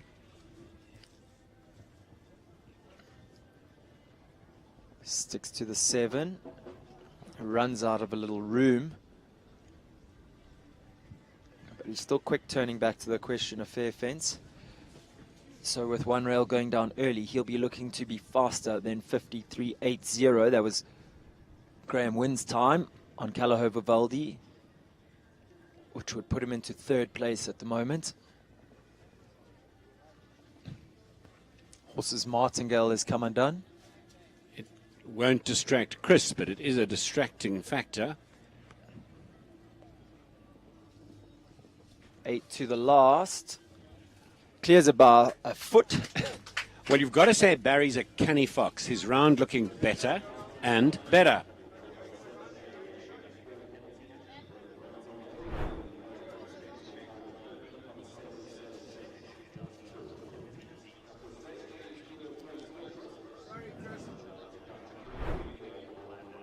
Hausberger's Sir Crumble goes next. That's Ashley Healy in the saddle. Well, she's not here for the bus ride and the sandwiches.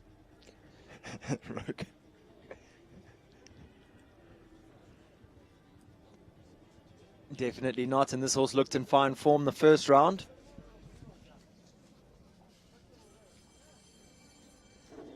And he's a slightly speedier type than Largo with Barry John Yes. Taylor, so it'll be interesting to see if He Ash... can dwell in the air a little if you're going to be fussy.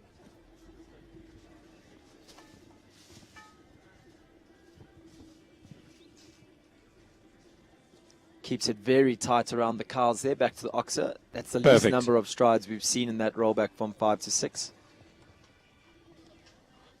Oof, lands going here at the back of the Rainbow Oxer.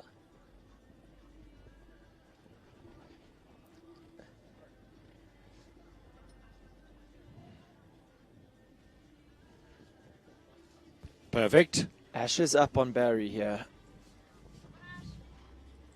Lands at the back of Kudo, 33 seconds. Inside to the wall like Barry. Now you've got to go. 6, 7, 8. Beautiful, beautiful And round. she's done it. 44.76, Rogan.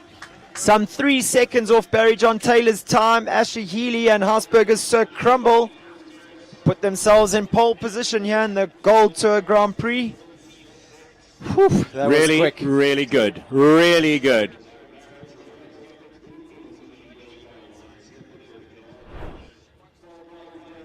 That was pretty spectacular. Yeah, wasn't that exciting?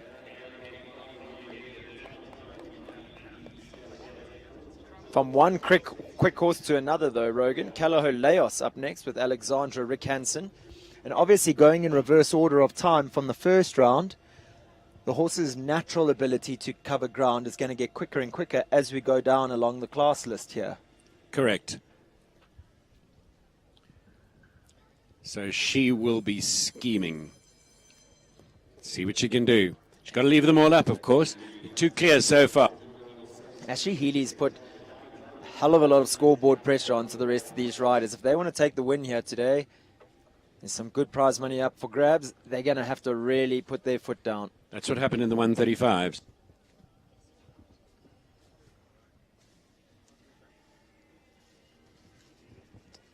That's quick.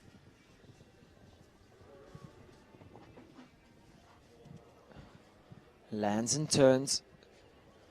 Good shot at the vertical.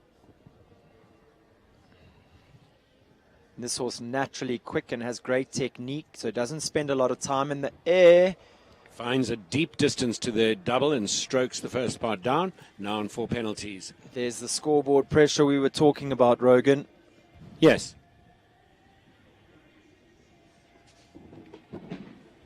Now on 2 down. So Barry and Ashley's rounds looking better and better.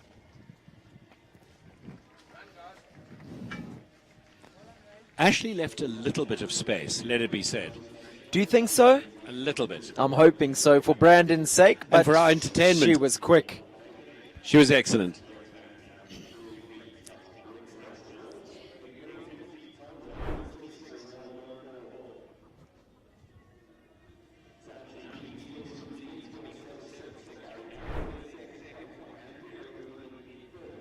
Ashley Fox goes next.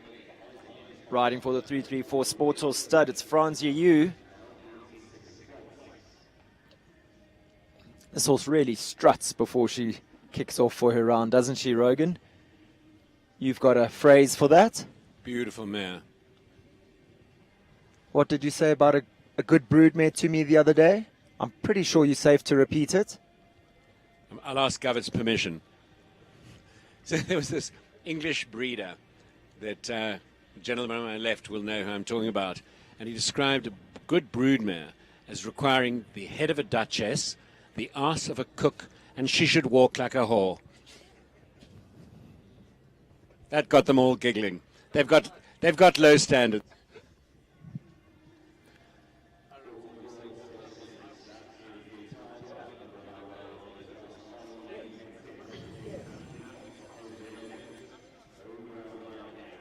And I think when you say that, Franzia, you would have quite the clientele, Rogan.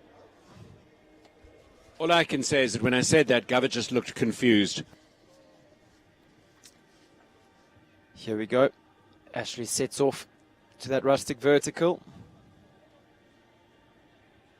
She really has struck up a fantastic partnership with this mare in such a short space of time.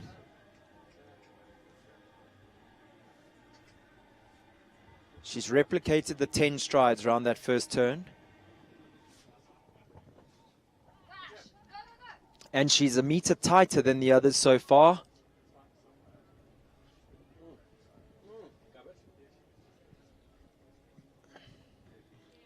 She needs to land at the back of the Cuda in 33 seconds.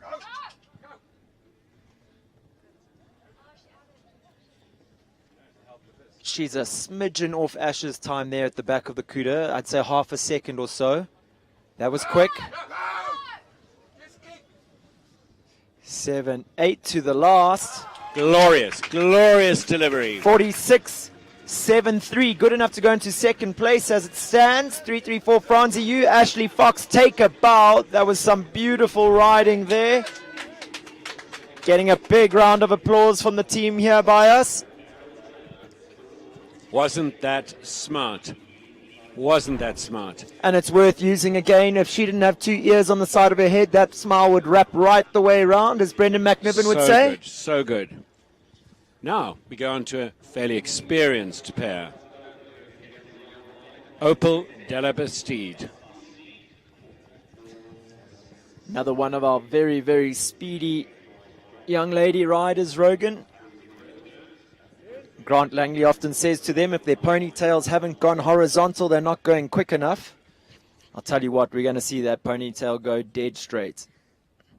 Often see her in that slightly American seat. She's always forward, always with the horses, always allowing them to travel to the fence. So 10 strides from the on that turn from the first 2 fences. That was well done to count that. That's where they really set their pace. And then like Ashley did here after the Rainbow Oxer, she was 1.5 meters in from that Cuda wing, which I think was where she gained time, because I'd be forgiven for saying, Franzi, you not a speed merchant of a horse. So Ashley really pulling out all the stops to make her quick against the clock there, I thought. She judged that perfectly.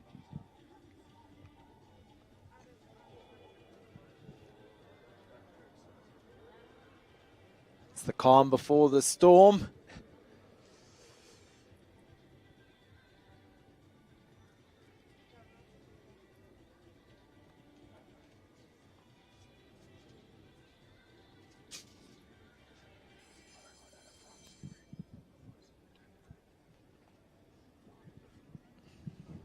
So the bell rings. Courtney Webber sets sail here. Naturally a quick pair. Oh, unfortunately jumps one and drifts a bit left. Yes, I saw that. So that'll put her on an extra. It does. And doesn't find a comfy distance to number 2, has the front rail down. So not in contention for a first or second. But if she can put together a fast 4 fault here, she'll need to be quicker than 50.77 to put herself into the top 5 as the fastest 4 faulter. Good shot there.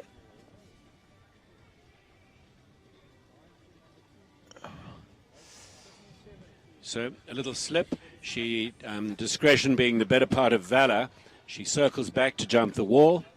And that'll be expensive time-wise and 4 penalties for the circle. So 8 jumping penalties and their time will have slipped away. Not her afternoon. 9 strides in equitation style to the last. Big pats for Opal. He'll be back to fight another day, Rogues. Now here's an experienced pair. Let's see what they're going to do. This is well within this horse's capability to win this. Actually, looking at Gareth Neal and Bolzano walking in here, and I have to sit here waiting and hoping that I've backed the correct chestnut stallion, Rogan, because this pair could be quick. And it's experienced.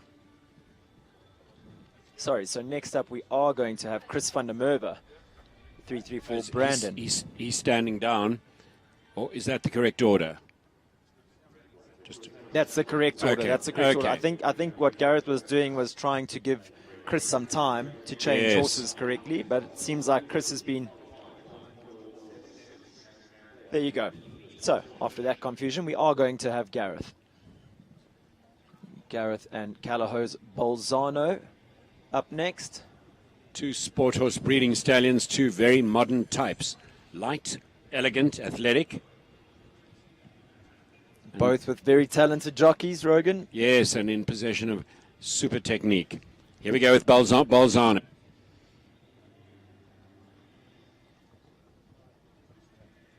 Oh, he's tight.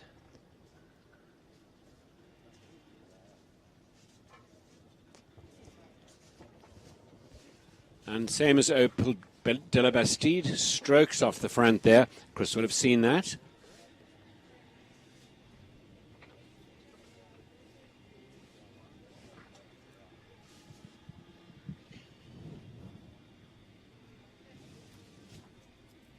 This horse just recently back into the competition ring, Rogan, and I think it would be the biggest track he's jumped since he's been back. And he just reminds you what a nice horse he is. Really shows his care at that Cuda fence, Yep. how he uses his body.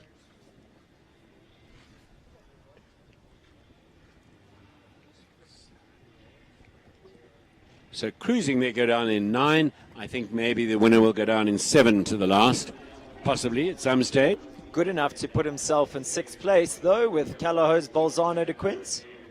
51.93, 4 faults. No doubt Gareth delighted to have him back.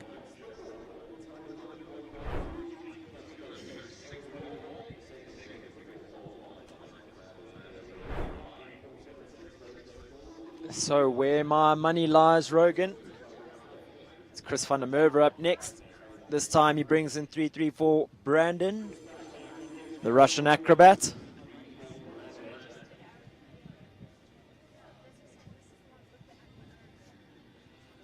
Time that he's looking to chase down of Ashley Healy's 44.76. What does Chris have in store for us here?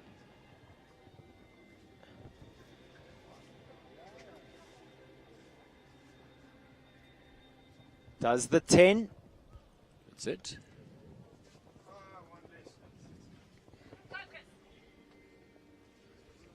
A little similar to Ashley's horse, goes high in the air over that rainbow oxer. But he does travel when he lands. So our time marker is that he needs to land at the back of the CUDA fence at 33 seconds. And then getting keen to the double, strokes the top 2 elements out. And now Chris will take his foot off the petrol. He'll have understood the situation. Just saying, Rogan, when he landed at the back of the CUDA vertical, he was on 33 seconds, so he was there and thereabouts time-wise. What a stride that horse has for his size. He's not a big guy, but he does cover the ground. Amazingly efficient. Okay, wife Leona.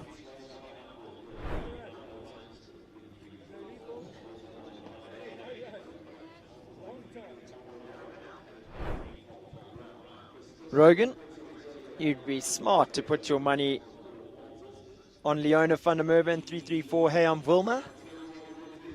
As we get to see... You'd certainly not be smart to bet against her. 100%. There's a good chance that this title is going home with the van der Merwes today. Let's see what Leona does. That was smart.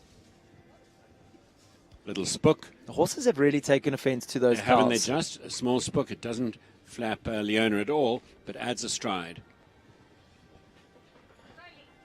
She's tight. That's the tightest we've seen at the back of the rainbow.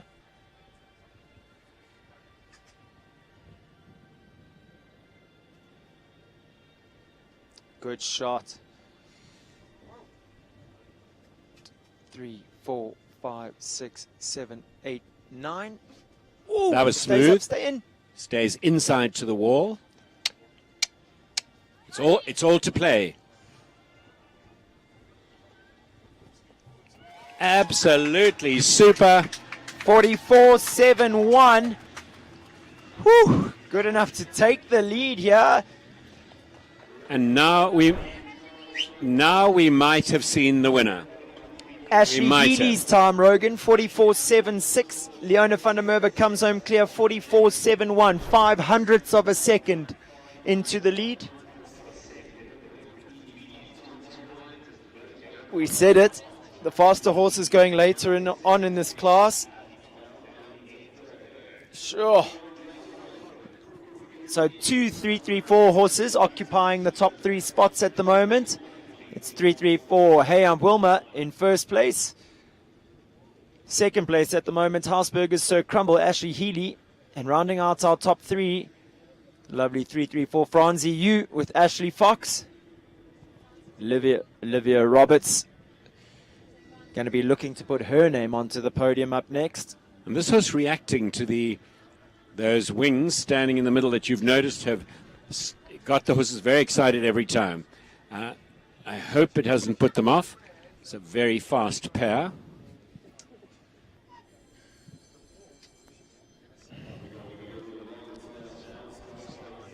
Coscar FC and Olivia Roberts making their way to the rustic vertical.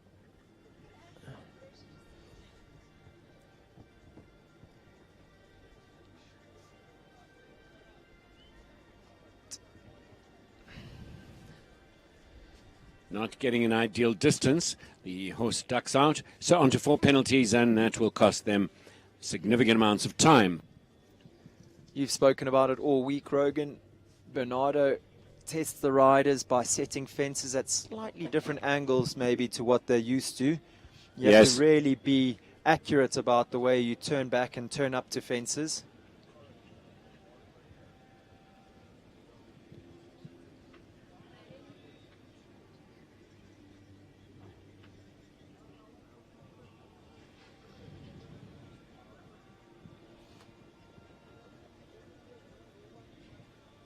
Such a nice horse.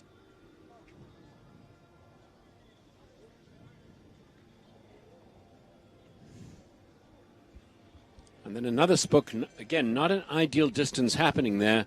And the horse taking the line of least resistance. So 2 stops, out she goes.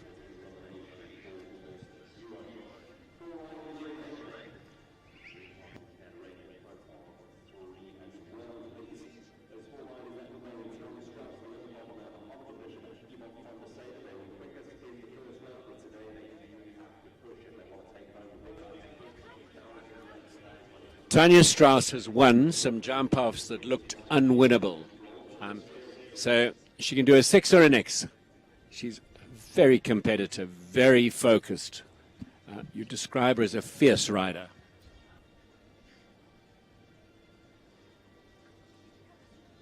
I'll tell you what she's never going to do, Rogan, and that's a gentle, steady clear.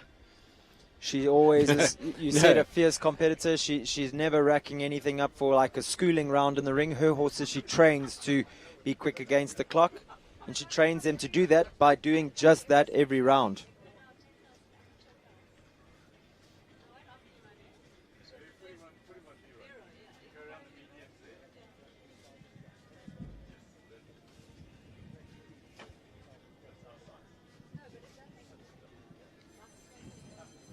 And I think ably matched by her partner, Verdant Capital's Callagho Connor. He's a seriously competitive character himself. What's she going to produce? He just needs to not spook too much at those cows so she can turn tight.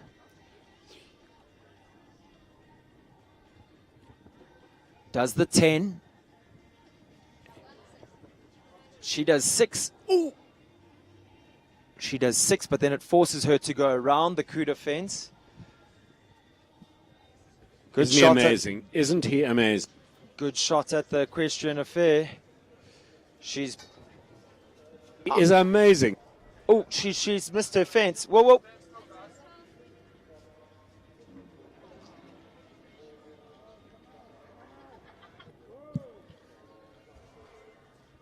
And it came apart there halfway through the jump of a slip on the one turn, and then lost her focus to the coup de vertical.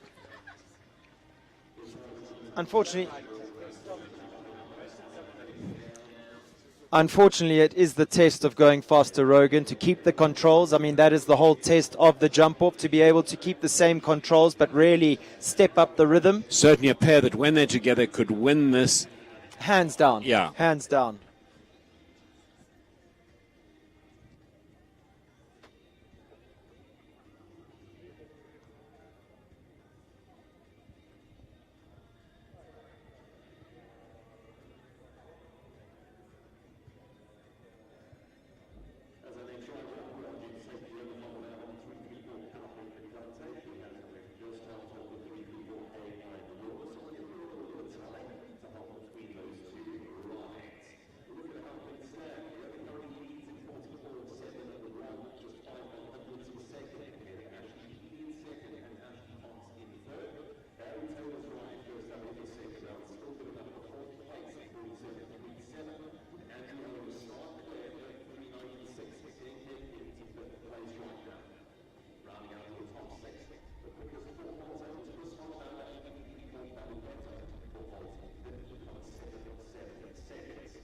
So Leona van der Merwe returns, this time on 334 Callagho Verdante.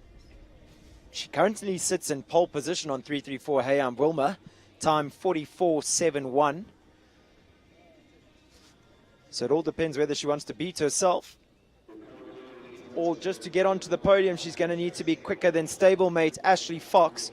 Currently sits in third position on a time of 46.73. And in second place at the moment, we have Hausberger's Sir Crumble, Ashley Healy, 44.76.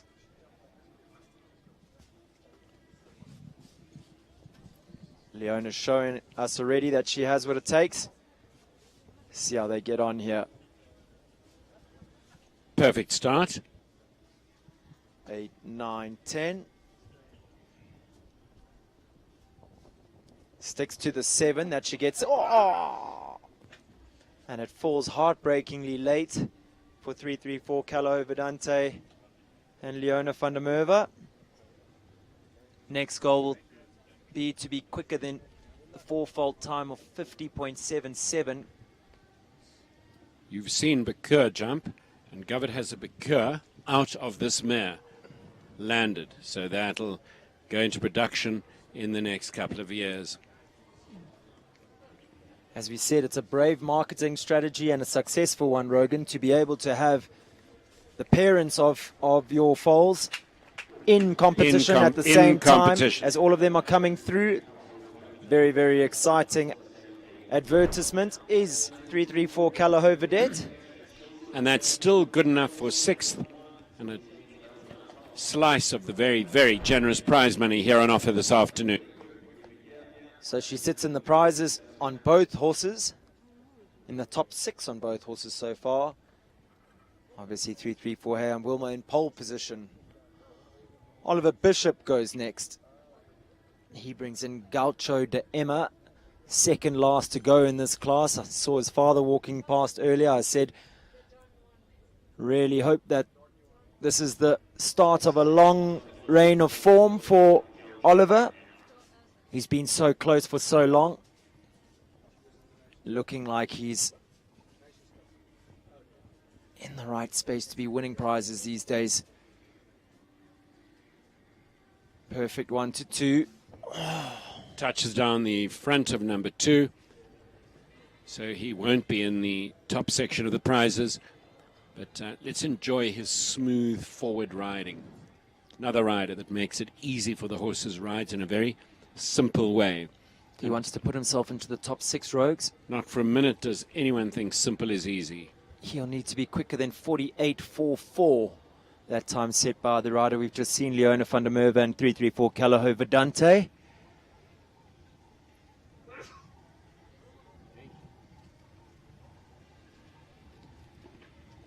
He's taken the pressure off a little here.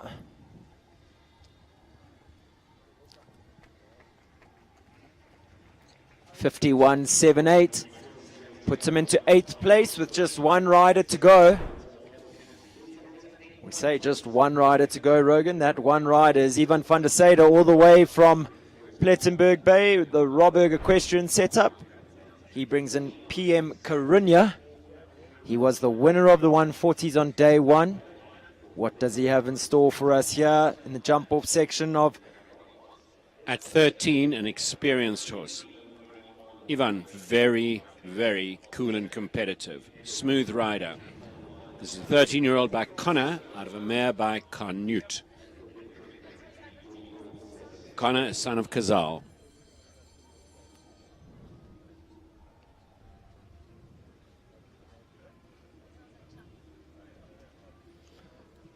Sure, Ivan's wife, Savannah, and their 2 kids watching closely from home. I'm sure the whole family will be. Come on, Ivan. Give them something to cheer about. He comes over to the left to get a slight right inclination over number 1, which he does perfectly. 10 from 1 to 2, as we've seen work so well earlier. Beautifully judged. And he lands in his tight and quick Quickly there. away, yeah.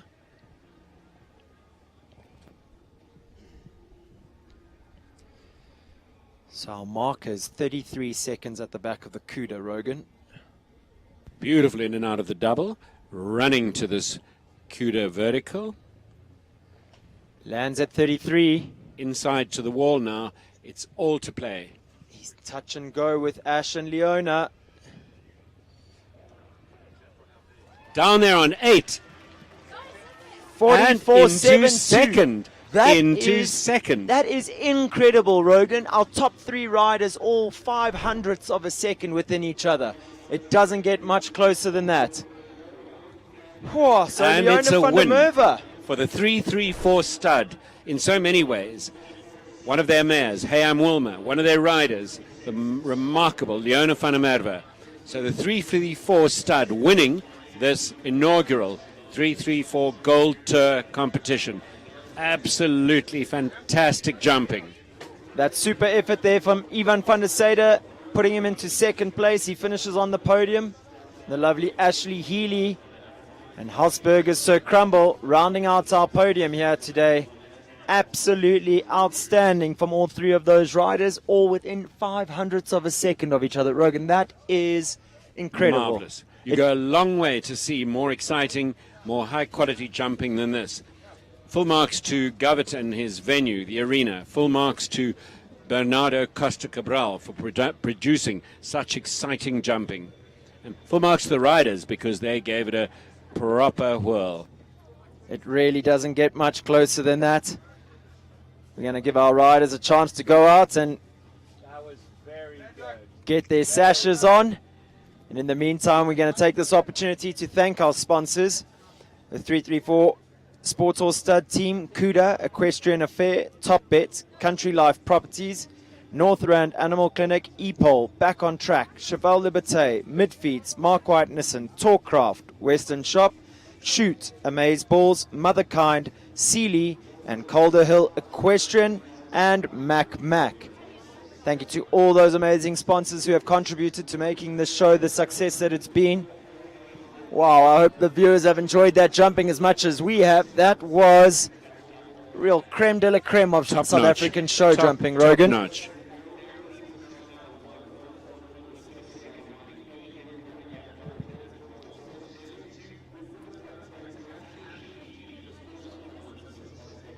Just to go through our other prizes or placings of the class. In fourth place, we had Ashley Fox on 334 Franzi U. That was a very valiant effort. Barry Taylor and Jeep Largo S in fifth. Andrew Olaf, my good friend, rounding out the top six with Denton Horsebox's Count Cosmo. Seventh, Leona van der Merwe, Calo Vedante. Eighth, Chris van der Merwe, 334 Balabetto. And ninth, Oliver Bishop, Gaucho de Emma. Rogan, you caught your breath yet? That was marvelous. Wonderful, wonderful sport, wonderful show jumping, and how nice for the home side to score such a resounding victory with Hey I'm Wilma. So we do still have the Rising Stars class up next, 140 junior class, or 140 Rising Stars class. The action's not over yet, although it's going to be hard to eclipse that sport, Rogan. No, absolutely. A class with great depth, producing really top-notch, most exciting jumping. Lovely to see the viewing deck full for that class. There wasn't a seat to be had up there here at Waterwoods. As we see your good friend Judge Judy Rogan making her way across to hand out the prizes. Credit to these officials who are highly skilled. They've passed exams to be able to be show jumping judges. They're often under pressure to make very tough, quick decisions, and the sport is reliant on so many people: judges, stewards, marshals, course designers, arena party, even the first aid have a significant place to play, and takes so much to put on a horse show this good, this smartly.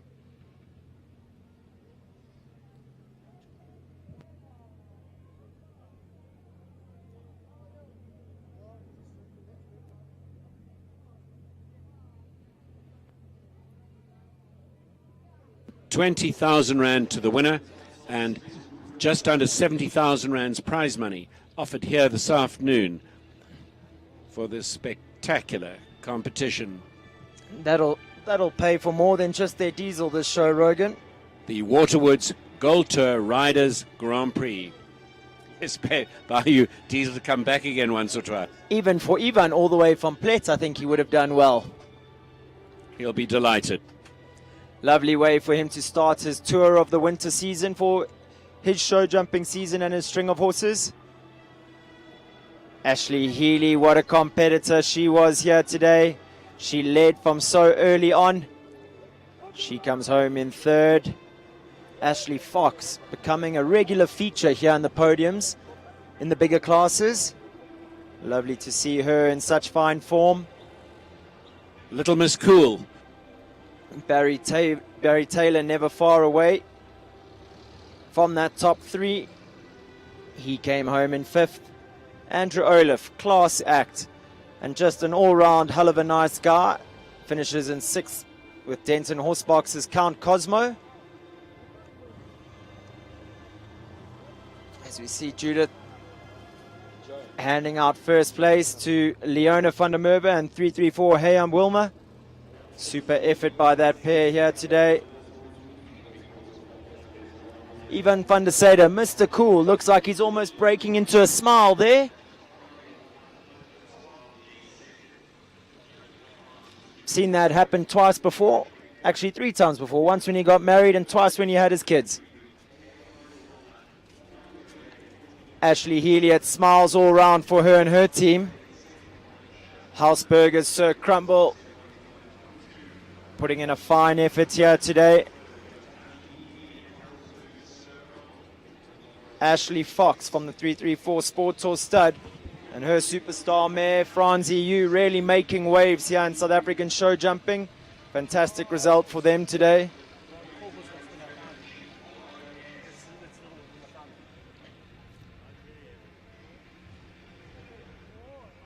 Barry Taylor, Jeep Largo S, finishing in 5th place. He hasn't lost the hunger to win. Barry full of here still. He's got the fire in his belly.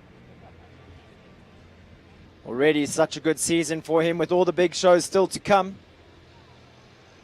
Andrew Olaf sporting the smooth look there. Count Cosmo delivering the goods here today to finish in 6th. As we see the man behind the scenes, Mr. Govert Triggle, Rogan, your good friend, going out to congratulate all our winning combinations.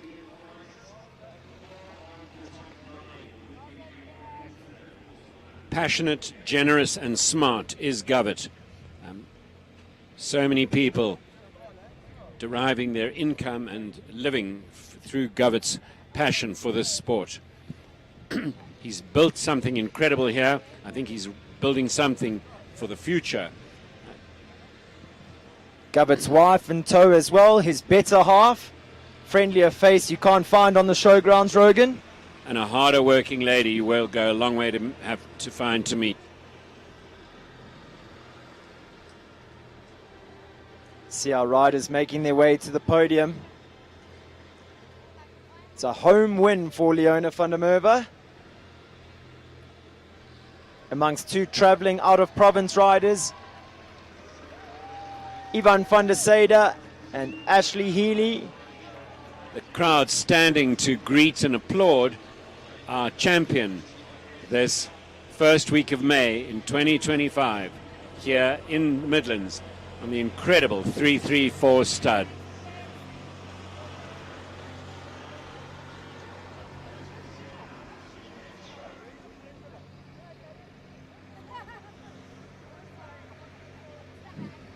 And just out of your screens, viewers, see Chris van der Merwe, Grand Prix rider, straight back to arena perfectionist, tractor driver, yard manager. He really does it all, Rogan. I mean, to see him piloting those horses around so beautifully just now and then straight back to work while his wife and family there all congratulating each other on that super win.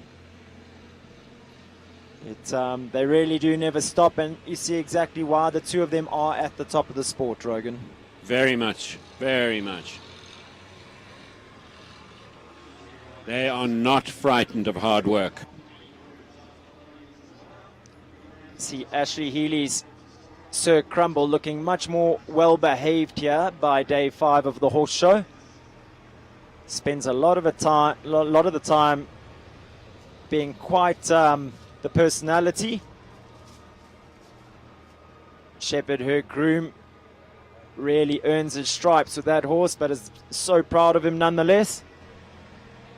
That's a partnership with longevity, Shepherd and Ashley. I don't remember Ashley before Shepherd, Rogan. Wonderful. Fantastic for the main men, the men behind it all, getting congratulated by Aisling and Govert Triggle. And our judge for the day, Miss Judith Bauer.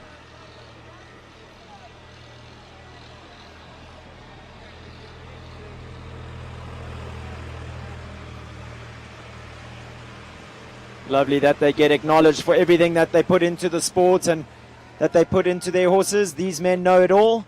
Super shot of Ashley and Govert there together. I don't think Ashley sat down for a minute. She's at the kitchen first thing in the morning and at the kitchen and restaurant last thing at night. She's closed up the cash register every evening, and she's been at the show before 7 o'clock every morning, Rogan. A harder working person you will not find. No. You said it earlier. They're passionate about this venue. They've really put everything into it and have made it a resounding success this weekend. As It we really see has Leona been. van der Merwe leading them off on the lap of honor. It's a little fist pump as she goes past the crowd. To huge cheers. A most popular and deserved win. A very likable favorite amongst the crowd. So viewers, like I said, we still have that Rising Stars Young Rider Championship, a 140 championship coming up next. We're going to try grab Lee for an interview. She's going to walk us through exactly how she plans to go just as quick as that in the jump off. So viewers, we hope you've enjoyed that round as much as we did. Don't go anywhere. We'll have Leona van der Merwe, winner of the Gold Tour Grand Prix here at Waterwoods, an interview with her shortly.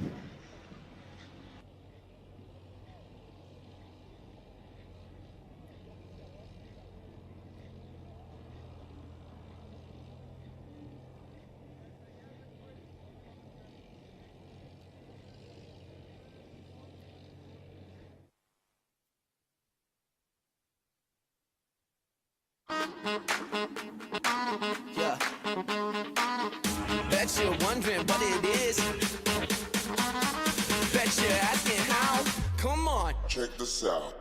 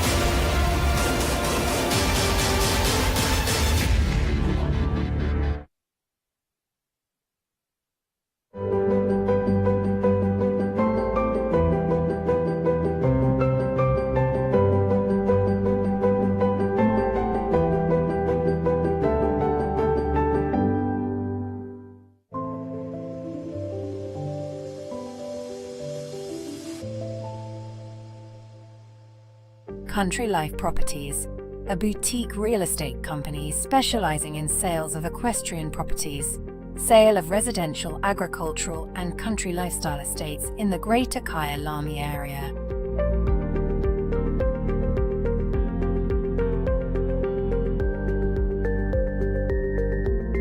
With years of experience in promoting the country lifestyle, Country Life Properties is proud to be affiliated with the Kyalami Equestrian Park. Baloo Country Estate is a secure estate offering 22 kilometers of scenic bridle trails. We provide country estates to suit all your requirements. Extended family living, work from home, or just escape the hustle and bustle.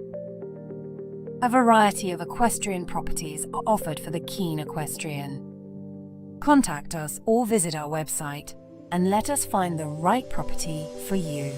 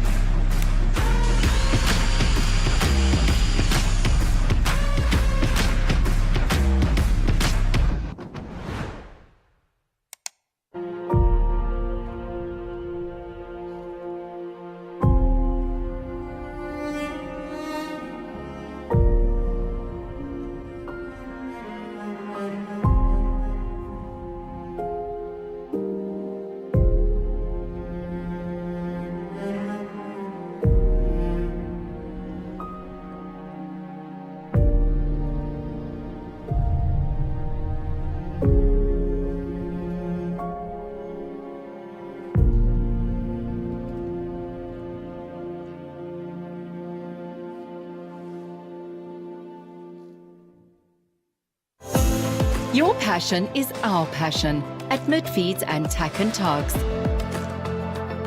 Where we lead, others follow.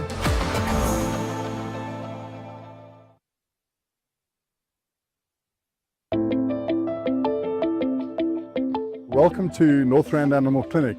I'm Dr. Mike Ross. My partner here is Dr. Mike Last. Northrand Animal Clinic has been present on this site since 1994. We offer more than 100 years of equine experience. Every aspect of equine veterinary work, from lameness workups to sick horses, colics, and we have a full suite of surgical procedures. Our one speciality is that we spend a lot of time looking at lameness and lameness workups. We also have access to MRI and scintigraphy, a full range of orthobiologic treatment, a full range of ambulatory services, and then we offer a full veterinary appraisal prior to auction. And we've been doing this for a couple of studs for 5 or 6 years. We operate in all fields of equines, including racing, show jumping, dressage, cross country, and even some endurance work. Northrand Animal Clinic is and would like to remain one jump ahead in the sport horse health industry.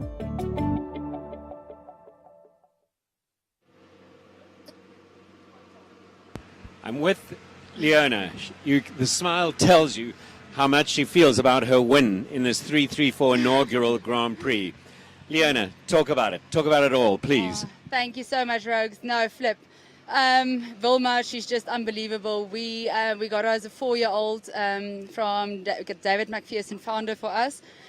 We imported her, and we've had the most amazing journey. She became part of the 334 stud when we joined, and she's just been unbelievable. We had a good win last year in a World Cup, and I'm very excited about her. She's back now. We didn't have a great end to our year last year after Derby, but she feels back to normal, and it's nice to have her back.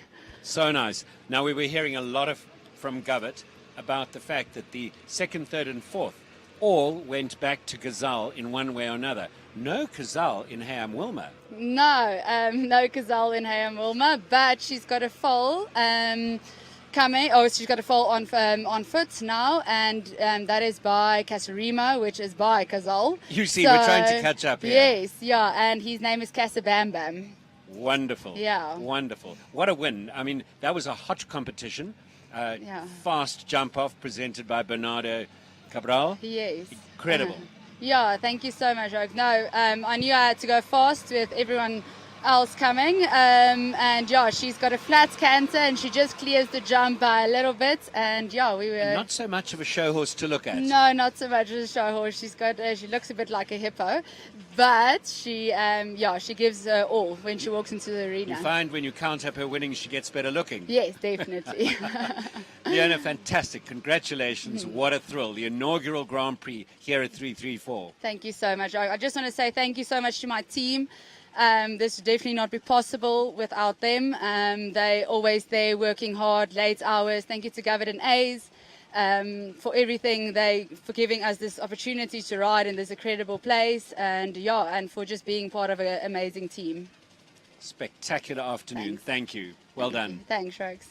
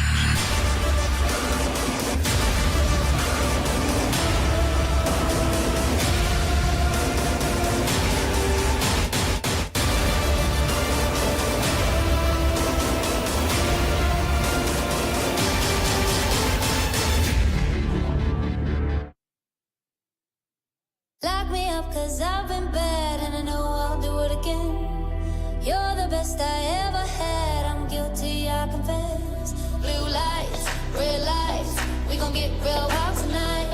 Blue lights, red lights, with you. Anything that feels this good, well it must be illegal. It must be illegal, illegal. Anything that feels this good, well it must be illegal. It must be illegal. So call us criminals, criminals. Call us criminals, criminals. I've been stealing all your time, but I know that's what you want. I swear the way you blow my mind should be against the law. Blue lights, red lights, we gon' get real wild tonight. Blue lights, red lights, with you. Anything that feels this good, well it must be illegal. Must be illegal, illegal. Anything that feels this good, well it must be illegal.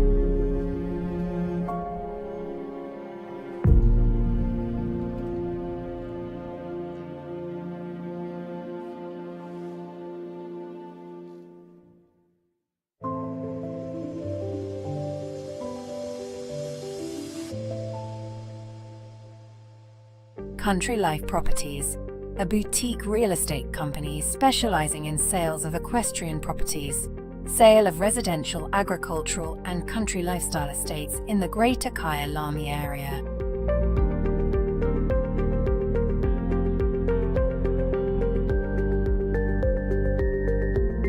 With years of experience in promoting the country lifestyle, Country Life Properties is proud to be affiliated with the Kyalami Equestrian Park.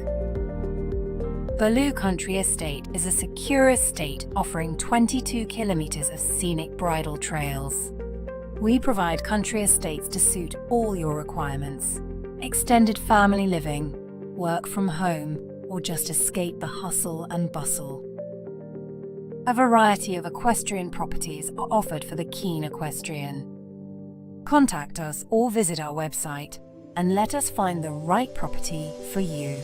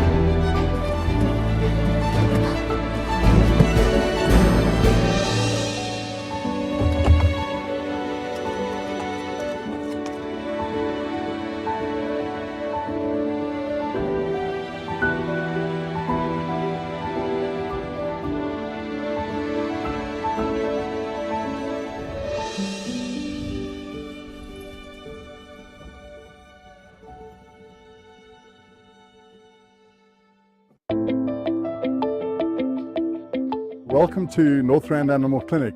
I'm Dr. Mike Ross. My partner here is Dr. Mike Last. Northrand Animal Clinic has been present on this site since 1994. We offer more than 100 years of equine experience. Every aspect of equine veterinary work, from lameness workups to sick horses, colics, and we have a full suite of surgical procedures. Our one speciality is that we spend a lot of time looking at lameness and lameness workups.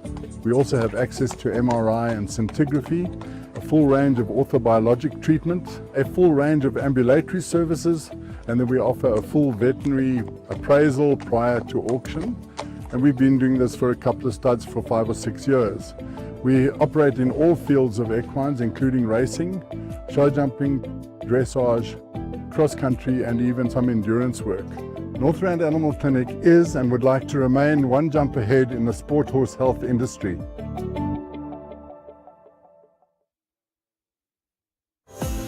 Your passion is our passion at Midfeeds and Tack and Togs. Where we lead, others follow.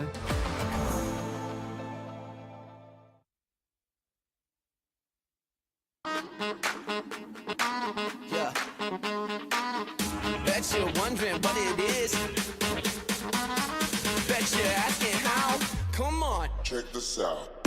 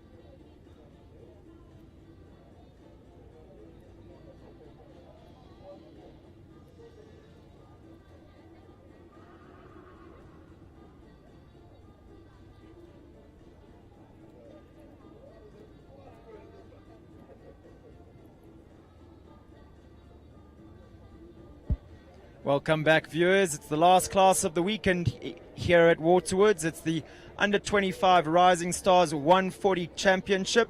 I'm joined by Ronnie Healy, the current South African Outdoor Grand Prix champion. Ron, you've had your young horses here this week. How have you enjoyed your time at Waterwoods? Yeah, I must say thank you to Govitz, 334, Aisling, Kaylee. This place is amazing. I've brought a whole young team of young horses, young riders, juniors, and it's been brilliant. They've had a really good time, amazing learning curve. Young horses were a little bit on eyes on stalks the first few days. They had some interesting jumps, but brilliant. You know, you got to bring them and do these type of things. The big boys are resting, taking it easy at home, getting ready for the World Cup in a couple of weeks. So it's been really good. Had a lot of fun, and yeah, excited to see these young riders jump this difficult track. Ron, just touch on your three youngsters there for us. Just a quick description. I mean, you've got three real rock stars looking to replace the older horses. Let our viewers at home who haven't seen the horses, maybe give them a bit of inside info into those three. They're three young 5-year-olds. I've got a young, the grey one is Don Sinner. Bought him from Michel van Eck in Holland. He actually sent a video, bought him off a video. He knows how I ride, and he saw it and he said it would suit me, and I think he's going to be a real special horse. And then I've got a mare, Cornet de Miro, a young mare called Comesava. She is going to be quite special. I think my mom actually bought her as a foal from Linda Rabi. Very exciting. And then I have Mummy Soldier, who I gave to my mom as a present for Christmas. It's a Magic Boy baby, and he's also very exciting. So some exciting young horses I've got coming up. Well, Ron, it looks like you guys have really enjoyed your time here. Your team's had a good banter the whole week. Good luck for Shanae in this class. We'll be rooting for you. That's number 9. All the best. So, viewers, we're going to head back to our commentary box. Let Ron get to the warm-up arena to get his riders ready. We'll have all that action of the Under 25 Rising Stars 140 Championship for you next.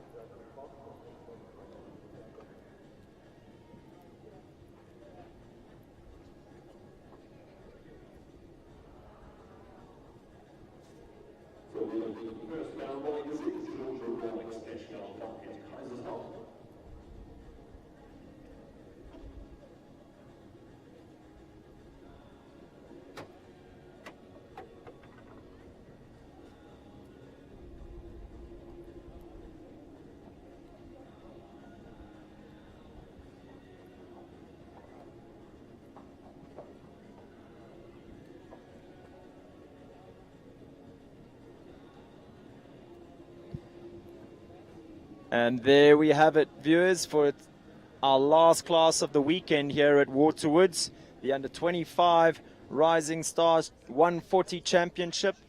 It's young Georgia Rorik making her way in at number 1. She brings in Special Vanet Kaiserhof, 7-year-old gelding by Konur Vidiel out of an Indoctro mare.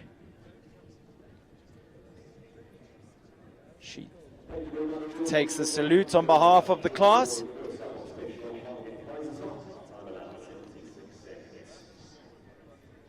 Special, a youngster at this level at only 7 years old.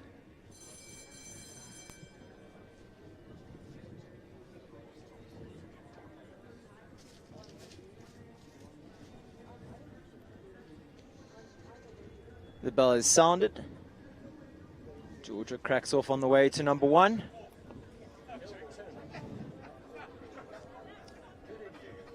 So the riders started that Waterwoods Crane Oxer at number 1. 7 strides to the Cuda fence at 2. Then they make a left turn back to the wall. 1, 2, 3, 4, 5. Then a little bit cantering on 7.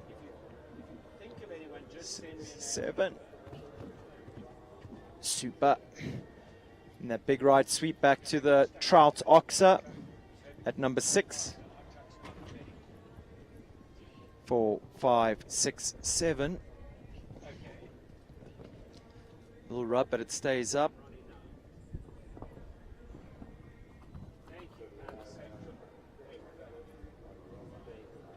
Gets a good shot here to the triple bar.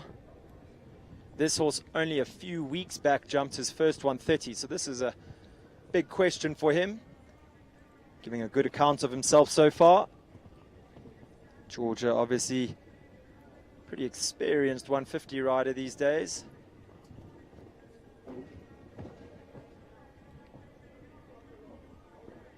Seven to the last. So just the 2 back rails of 2 oxes going down there for Georgia and Special. Really putting in a big effort.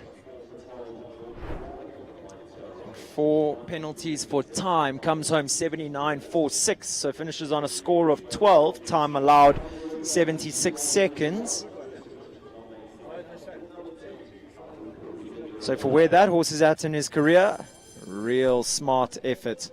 Corrida Durabel goes next. It's Callahoo Corrida Durabel. Hamza Minty in the saddle, number 2. So we have our celebrity guest, Toki Kakalorfa, showing a fresh pair of legs there to go pick up a rail.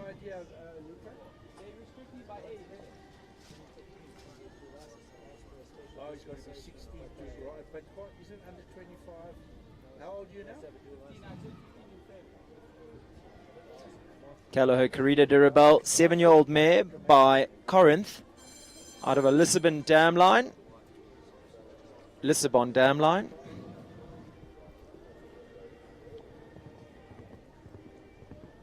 And Hamza Minty, one of our superstar young riders. Effective, stylish, well polished, with a great riding brain on his shoulders as well. This horse is something spectacular to watch. Speedy pair as well. See, presses up in the 5 to that Water Tray Oxer. Eats up the ground in the 7 down to fence 5, the rustic vertical.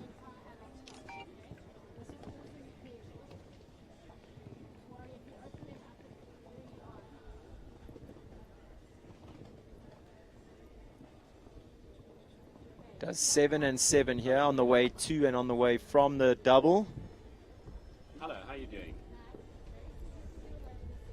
Little deep at the triple bar will suit him to balance the horse on 6. It's 3:30. Just out 3:30. I will phone you before 4:30 and I can meet you at the gate as you drive up. That'd be great. Oh, thank you. He's 1 from home. He's going to be good for time. Really appreciate the offer of a truck. Thank you, man. Amazing. Are you driving? Hamza Minty comes home clear, 73.65. Super effort, true to the script. Just the way he does things. Quick clear. Puts his name down for the second round. The jump off of this under 25 Rising Stars 140 Championship. Young lady that needs no introduction up next. It's Ashley Taylor. She brings in Hope van Oshoff. Saw her father, Barry Taylor, in the prizes in the Gold Tour Grand Prix class that we've just watched. Can Ashley replicate a result like that here in the Rising Stars class? She passed him at the wall and then touches the oxer in front after the wall. Early rail goes down there at the Water Tray.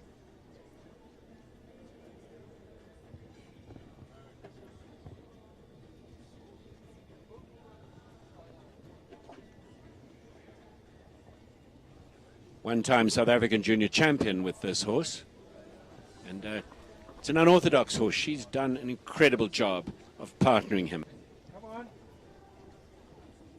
So Ashley's dad piloted this horse in the second class on Friday, Rogan. I'm not sure where she shot off to, if she was away or something for the day, because we didn't see her at the show that day. So I see her back in the saddle here. Busy young lady is Ashley. She gives the horse time. She's tactful. She seems to never pressure him. It really is an ideal partnership, and she's an ideal partner. Finishes with 2 down and 2 for time, score of 10.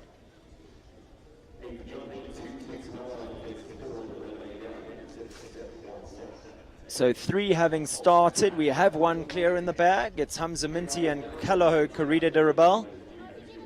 9 riders still to go, looking to add to that list of clear rounds. Reminder that it is a Grand Prix track, so our top 25% will be going through to the jump off, or all our clears. Clears looking hard to come by here so far, this young rider class. The light has changed and there are some shadows, and that adds a dimension of difficulty to this competition. Hannah Gerber on track now. She brings in CDE Lawlock Picasso, riding out of the Farnham Stables setup.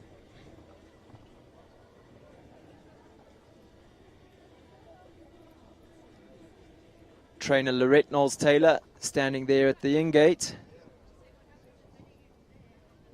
watching keenly.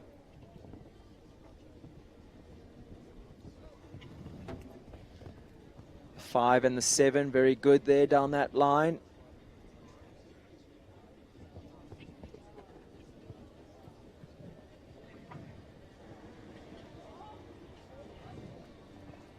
Oh, and falls very late, number 7B. She'd almost landed and taken 2 strides already before that fence came down.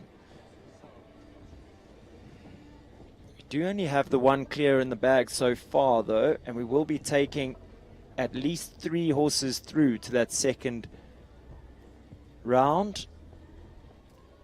But it's another rail going down at the equestrian, a fair vertical for Hannah, and another at the entry to the treble.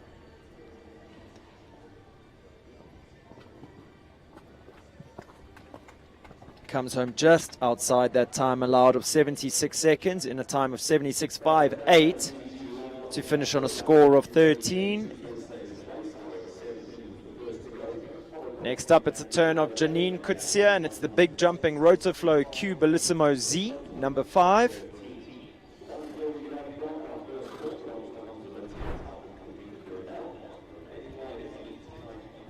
"12-year-old son of Breitling, out of a Quidam de Reval mare.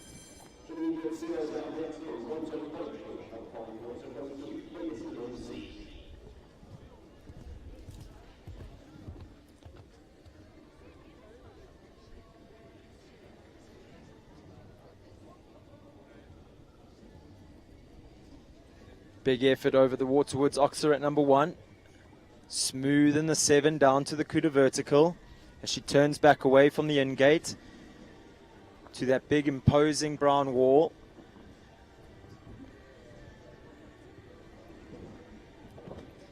Gets a fraction deep to that water tray oxer, where the water tray is set in the middle of the oxer, a bit of a false ground line. Horse rubs off the front rail. Like I said, only the 1 clear round so far.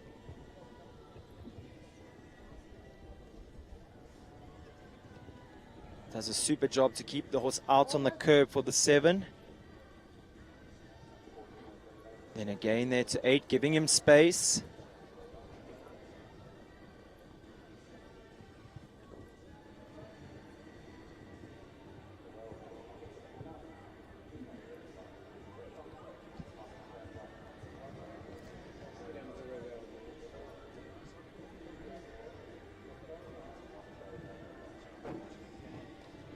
And she's had a rail down in the middle of that treble.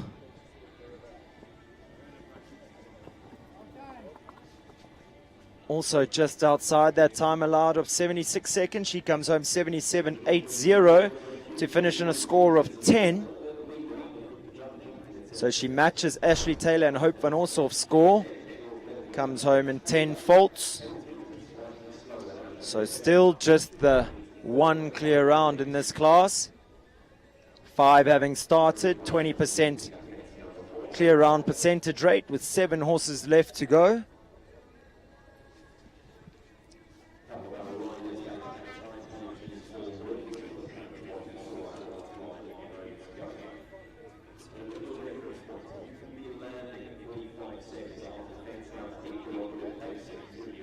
Sarah Capazorio goes next. She brings in Millbrook, Enough Said. It's number 6.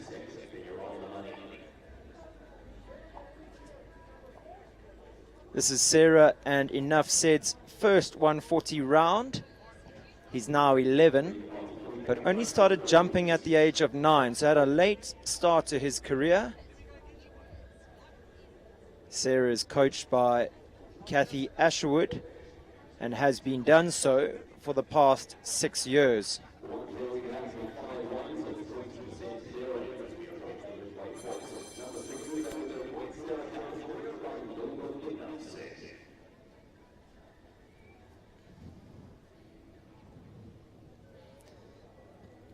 This horse, a locally bred horse by Aldo, out of an Acclaim mare. Saw them jump a few weeks back at Robberg Equestrian Centre.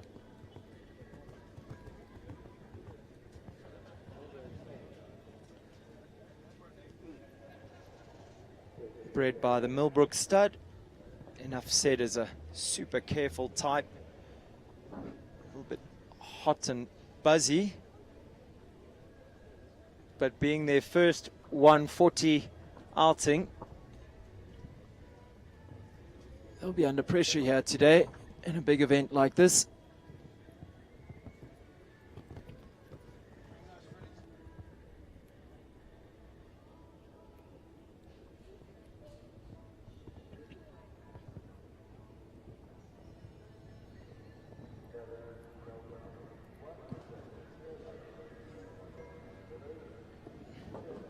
They look to be settling as they make their way towards the second half of this track. Good body control there by Sarah over the triple bar.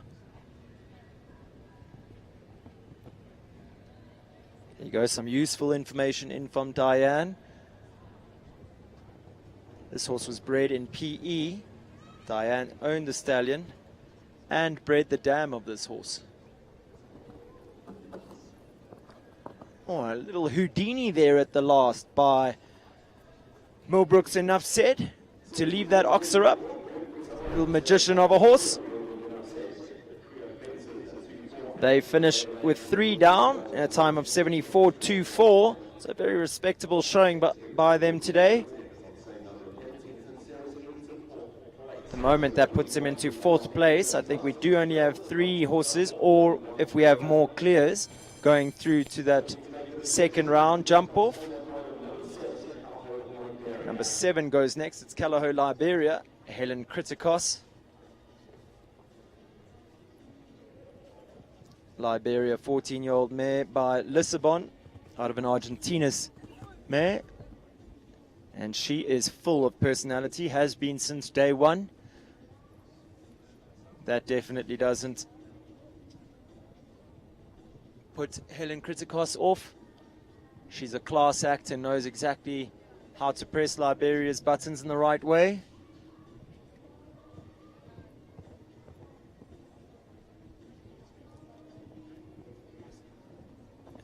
Another chestnut from the Calaho stud that Rogan and I have been teasing about a little bit all weekend. And if you see a chestnut on the auction, it's probably the right one to buy. And this mare's been a rock star for Helen. She gets such a fine tune out of her. Jumped right up to 150 level. Not the biggest mare, but she has talent in bucket loads. Who, to match Helen Kritikos' abilities as well. Training out of the Langley equestrian setup. She really knows what she's doing.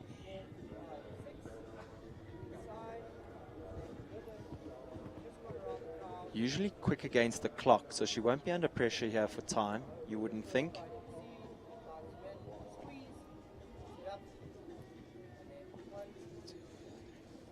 Five, 6, 7, 8. Oh! Opting to do the 8 from the triple combination to that last oxer instead of the forward 7. And the back rail goes down. The time was good, 72.73. However, it does put her into second place as it stands, and just the 4 faults with only the 1 clear round so far. Hamza Minty and Kalaho Karida Dirabel.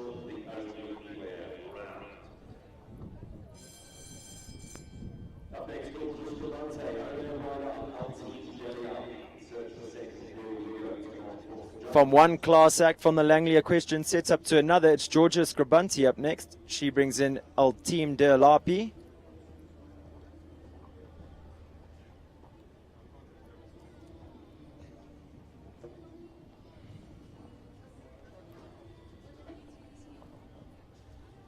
She's been in fine form this year.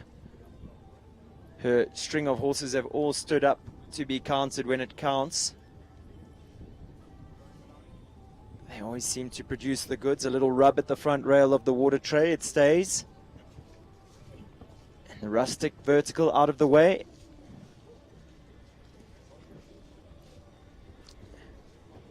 Clears the trout oxer, sits steady in the 7 to the double.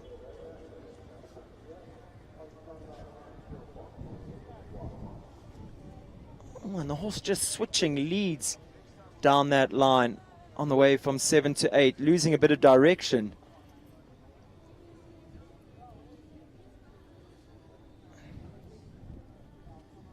So when I interviewed Bernardo earlier, he suggested that the tests in today's tracks would be for the riders to remain accurate and consistent.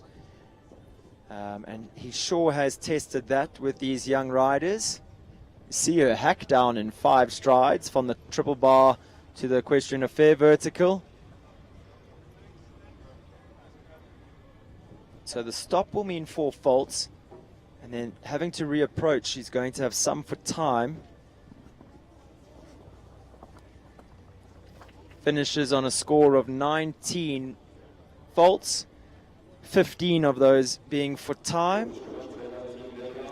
Not touching a rail around the track though. Shanae Bean goes next. She brings in number 9. It's Equicover Capital Chicane. Riding out of the RH equestrian setup with Ronnie Healy. We interviewed him just before this class began. I know he thinks very highly of Shanae. She really is a top class jockey at such a young age.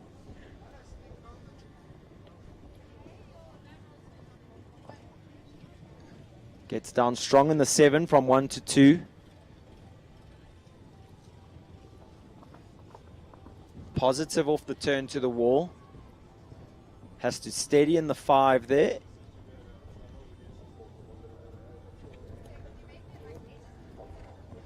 This horse always positive, always thinking forward.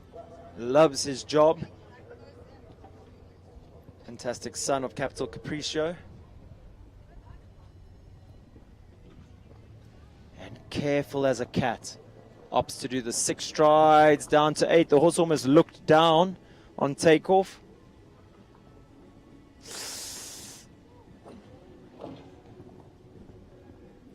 Finds the back rail of the triple bar as well. Currently sitting on the 8 faults. If she can leave it on the 8, she will go into 3rd, which will be good enough to go into that 2nd round.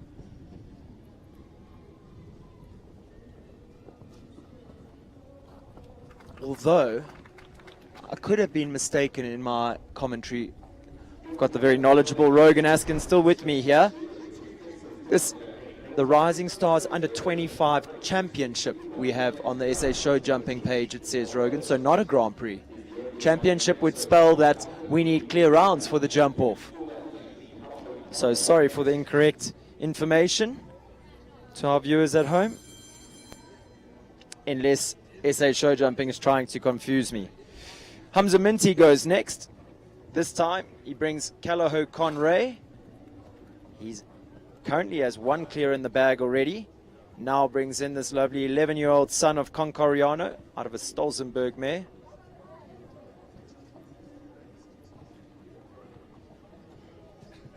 He knows exactly what's expected to put together a clear round here.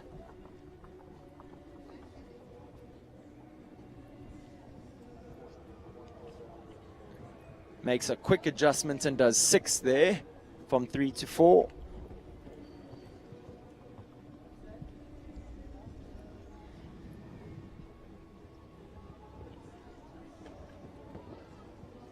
It's a soft touch on the back rail of number 6. And it goes down.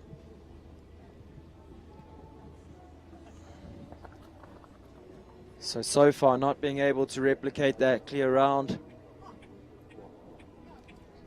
that he had on Callao Corrida de Rebel. I'll touch on the top rail there of the equestrian, a fair vertical, but it stays up.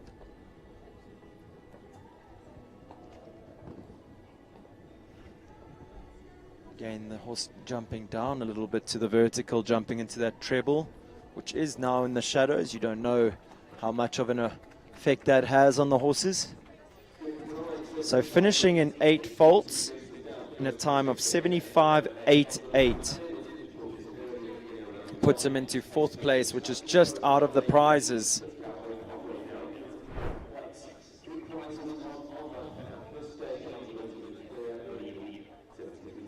So 2 horses left to go. First of which, Ashley Taylor. She goes next on the 334 Callao Larraboo.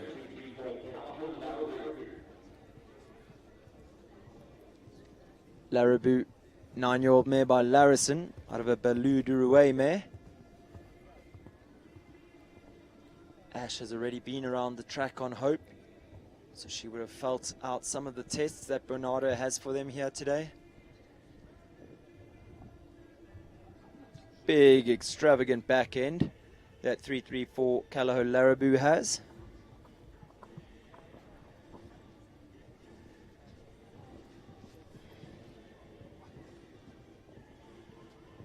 Six, 7.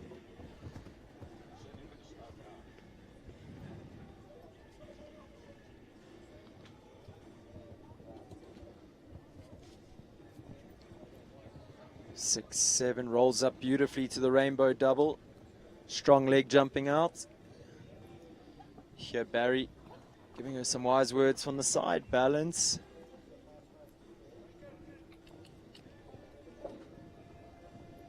Horse has a little look down at those fillers underneath the front rail. Makes her land a little short and then has the equestrian a fair fence down.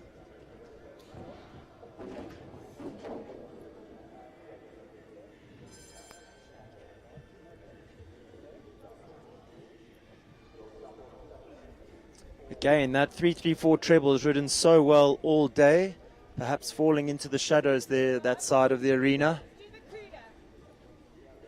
The mare short, or jumping a little low in and then short jumping the oxer in the middle. Looks like Ash is going to take a retirement fence. Allow the horse to finish in a confident way. She does just that, gives the horse a big pat. And that concludes their show.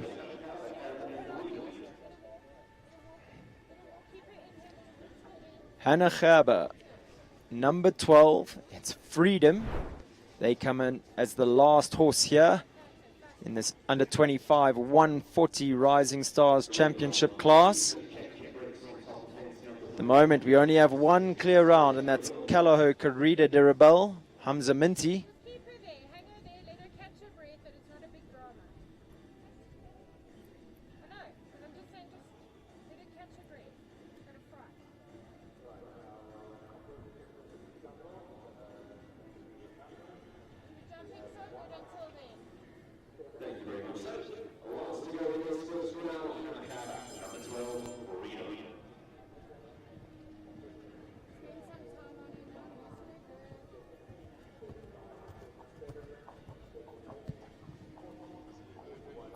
Hannah heads off to number 1 on Freedom. Freedom, a 15-year-old gelding by Namulus R out of a Murmus R mare. Jeepers, I wish I had Rogan in here for that. That was quite a tongue twister. And Freedom not taking a liking to that big brown wall.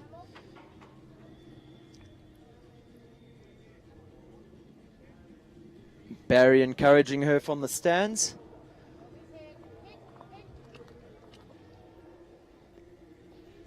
Not much more young Hannah could have done about that.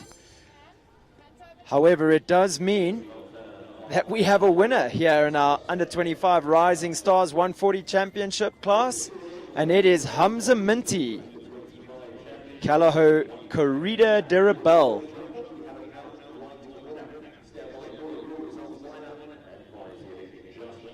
So that full set of results: Calaho Corrida de Rebel, Hamza Minty take the win, Helen Kritikos, Calaho Liberia in second, and Shanae Bean, Equicover, Capital Chicane rounding out our podium. 8 faults in a time of 73.72.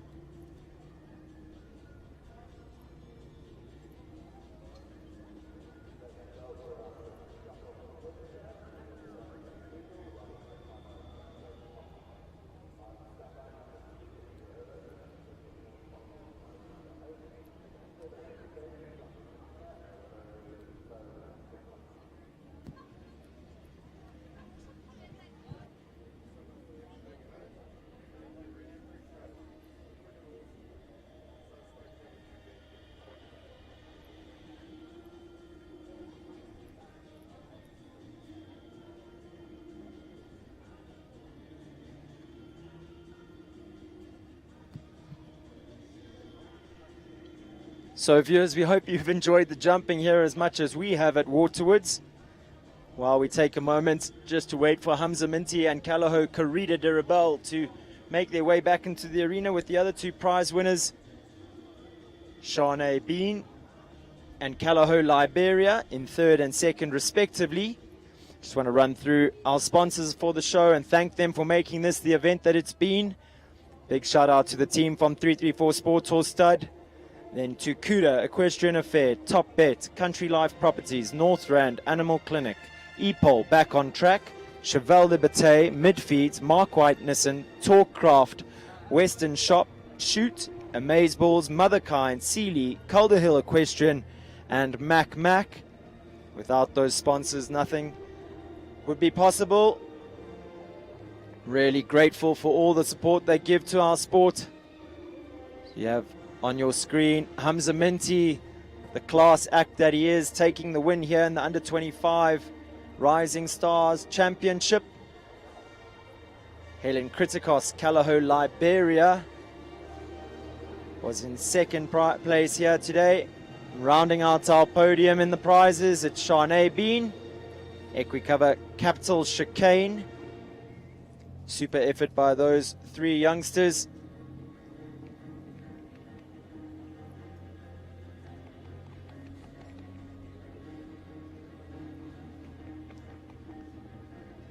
I think the team from Calaho Stud would be watching on proudly as we see 2 of the top 3 being filled again by Calaho bred horses. I must say, very ably produced by Hamza Minty and Helen Kritikos. Those 2 have both formed fantastic partnerships with those 2 superstars. Taking nothing away from Shanae Bean, who put in a fine effort here today for the team from RH Equestrian.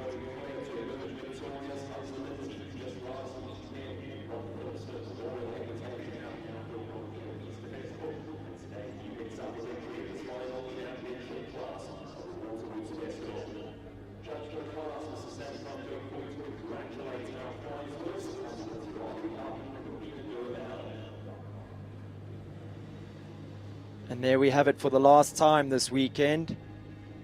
Judge of the class, Sandy Cox, going out to present our riders and horses with their ribbons and prizes.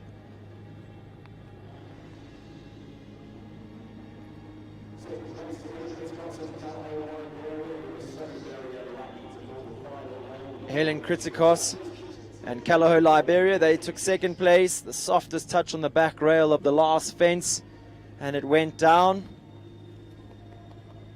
Fantastic result for them nonetheless. Shanae Bean from RH Equestrian giving us our third placed horse, Equicover Capital Chicane. She's a young lady with a big future ahead of her, big and bright future ahead of her, and very ably mounted, very suitably mounted on such a good horse. Capital Chicane, real rock star. So we see our riders going forward to take their place on the podium.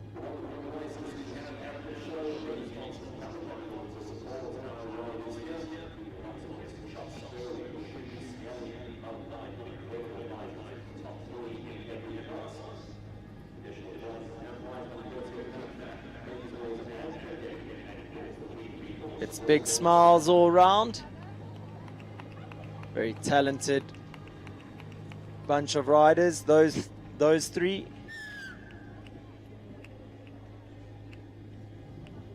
Smart effort from them. As you can see, friendships for a lifetime forged in these junior ranks or young rider ranks. Big shout out to coach of Hamza Minty, Chad Cunningham. They've had a strong showing here at the Waterwoods Show Jumping Festival.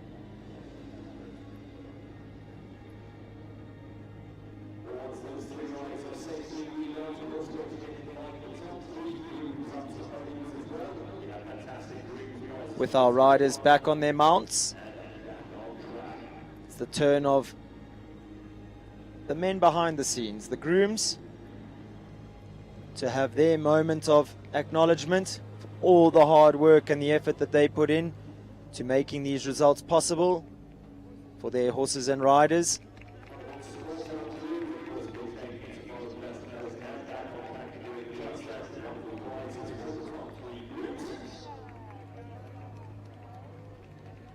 Massive congrats to those gentlemen. They've got their horses here, and to have them on the podium in the final class of the show, they'll be going home with big smiles on their faces and well rewarded with their prizes from the 334 Sports Horse Stud.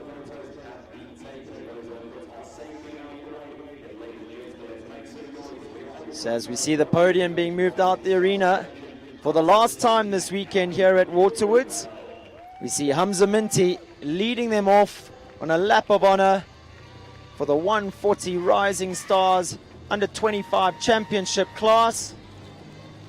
It's a big win for young Hamza. Second place, Helen Kritikos and Callao Liberia. And in third, Shanae Bean, Equicover's Capital Chicane.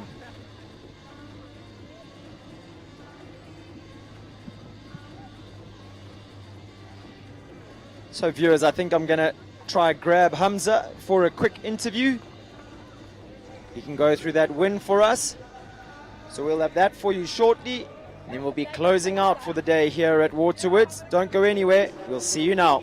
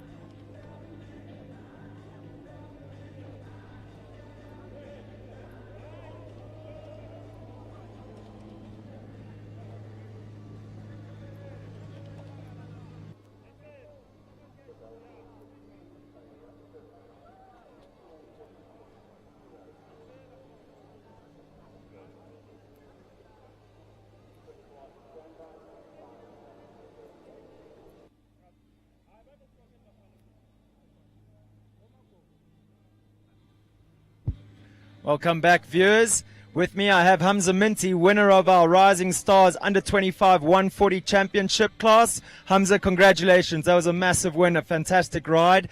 Tell us a little bit of how you planned that round. Thank you so much, Sten. I really came into this round just wanting to have a confident round because it's my Creda's first 140 show. Since she's only 6, we're taking it pretty slow, but otherwise she stepped up to the game. Just touching on that, you say she's only 6. I mean, she's rising 7, I think, this year. You've had her, 2 or 3 years off the auction. That's an incredible production job that you've done. Speaks to the ability of the mare to be able to step up and be competing with your other horse, Callao Conray. It really is incredible. She's a real fighter. And what do you think of her performance here today? She was really good. I really did trust her throughout the round because I know she'll get me out of any situation.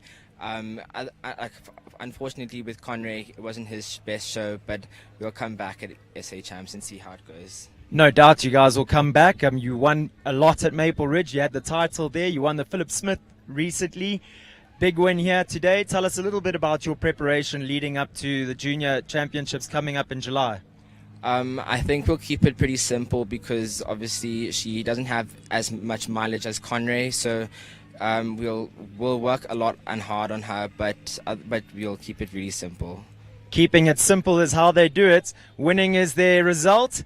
Hamza, great job today. Viewers, that's us closing it out here at Waterwoods for the show, and no better way to do it than with a class act like Hamza Minty. We hope you've enjoyed the jumping as much as we have. We'll see you next time.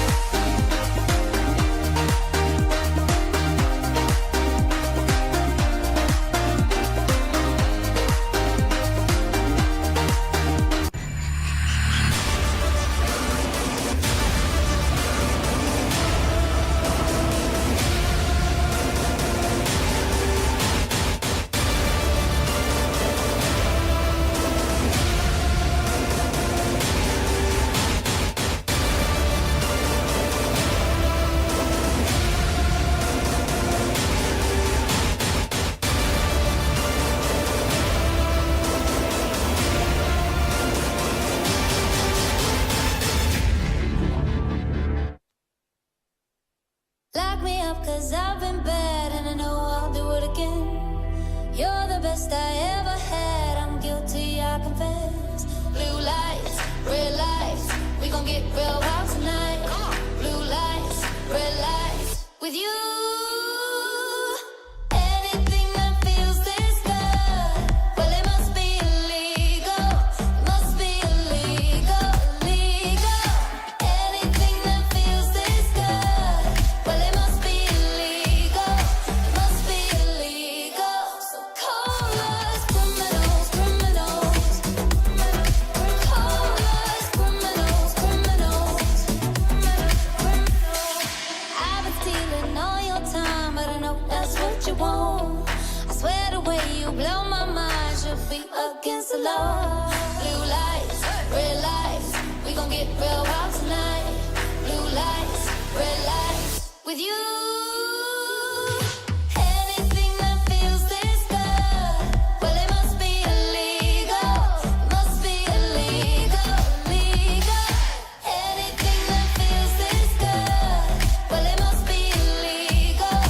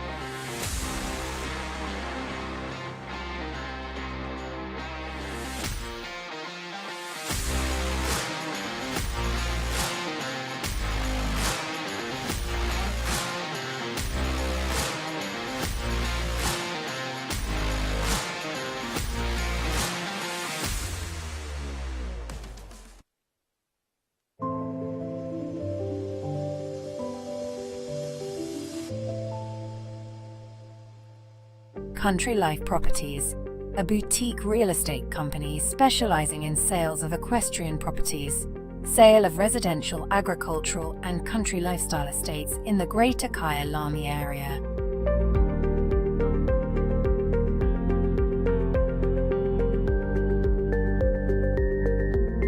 With years of experience in promoting the country lifestyle, Country Life Properties is proud to be affiliated with the Kyalami Equestrian Park. Baloo Country Estate is a secure estate offering 22 kilometers of scenic bridle trails. We provide country estates to suit all your requirements: extended family living, work from home, or just escape the hustle and bustle. A variety of equestrian properties are offered for the keen equestrian. Contact us or visit our website and let us find the right property for you.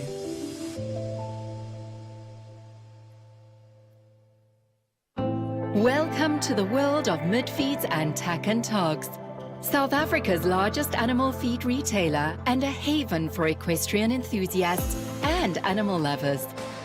Friendly and knowledgeable staff are at your service. We pride ourselves in offering a vast range of premium products that we know and trust. Your passion is our passion at Midfeeds and Tack and Togs. Where we lead, others follow.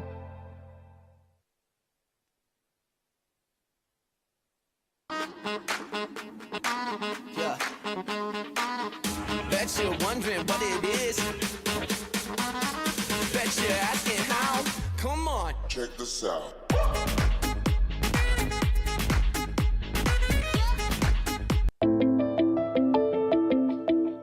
Welcome to Northrand Animal Clinic. I'm Dr. Mike Ross. My partner here is Dr. Mike Last. Northrand Animal Clinic has been present on this site since 1994.